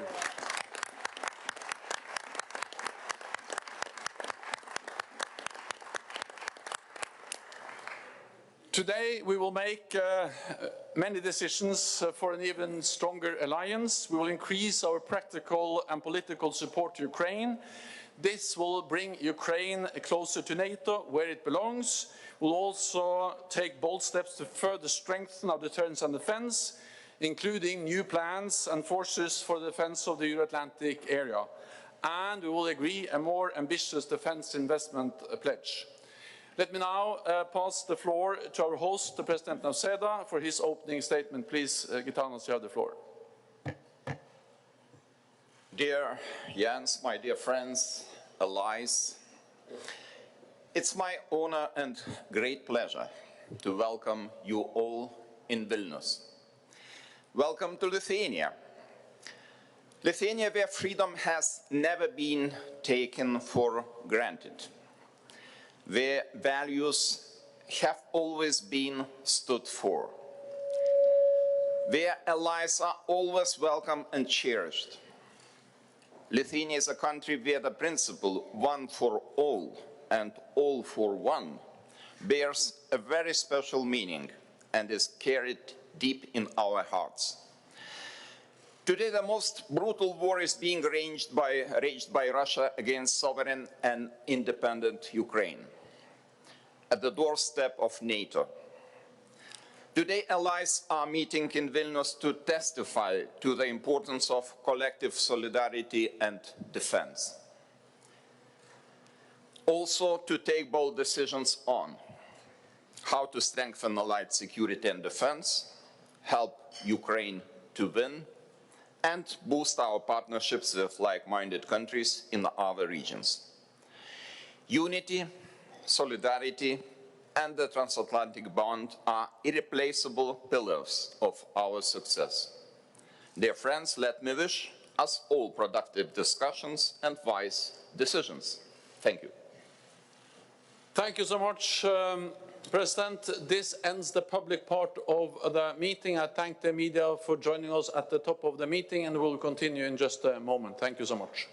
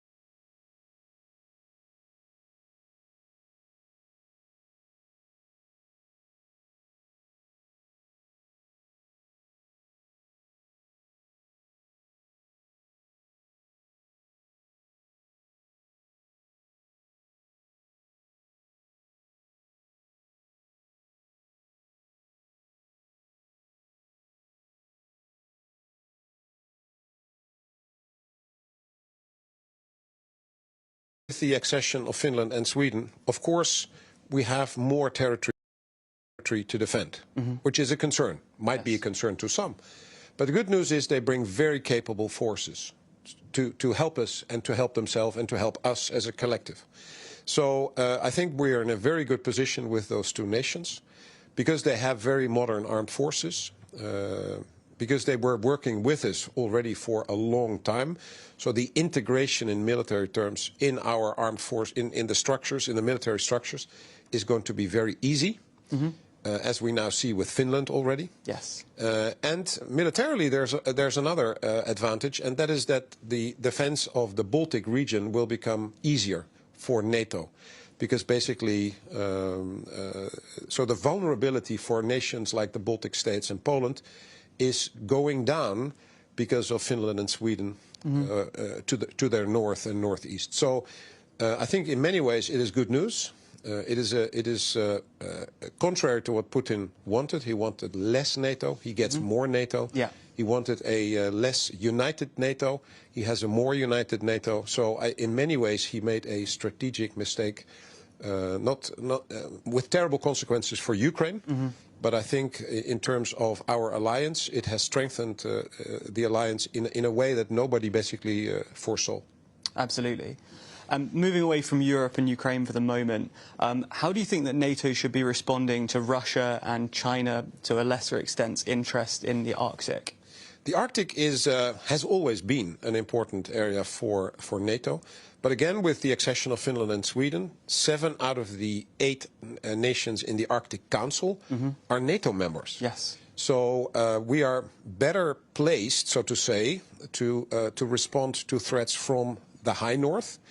And if climate change increasingly will lead to an opening of the northern route, there's another threat access, so to say, from the north that can be used by Russia in practical terms and theoretically also by China. But that means that we also already have our regional plans focusing on the high north as well. Yeah. So we are looking at this. We are making sure together with the nations that are close to the high north, that we have the right capabilities, that we have the plans in place to actually do what is necessary to protect us in that region as well. And finally, how much attention do you think NATO should be paying in the Indo-Pacific as we head into the future? Yeah, so NATO will remain a regional alliance, and it's not likely that nations from the Indo-Pacific will become a member. Yes. So that is not what we're talking about. So we're not looking to enlargement to the Far East, as you sometimes even hear. That is not the situation. But what we see with the security problems in the world, security problems are global. So the consequences of what happens in Ukraine is also felt in the Far East, in the Indo-Pacific. And therefore they are helping Ukraine. Yes. They are helping Ukraine as well with financial help, with weapons and non-lethal aid. So it's 50 nations that help Ukraine, not only NATO nations. And so the consequences of instability and insecurity is felt globally. It has almost immediately global consequences.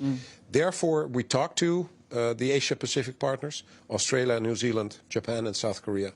And they want to talk to us because what happens in Ukraine can happen in their region as well. Yeah. And then they want to have the contact with us. We don't have plans against China, military plans, because China is not seen as a threat, but as a challenge. And we will have to look what it means for our region if China would become more active. But for now, that is not, militarily, that's not the case. But the discussions with the Asia-Pacific nations especially is about how we cooperate in general terms, how we learn from each other, how we can help each other, both on the political and the military levels. Very interesting. Thank you so much for your time, Admiral. Okay. Thank you. Pleasure.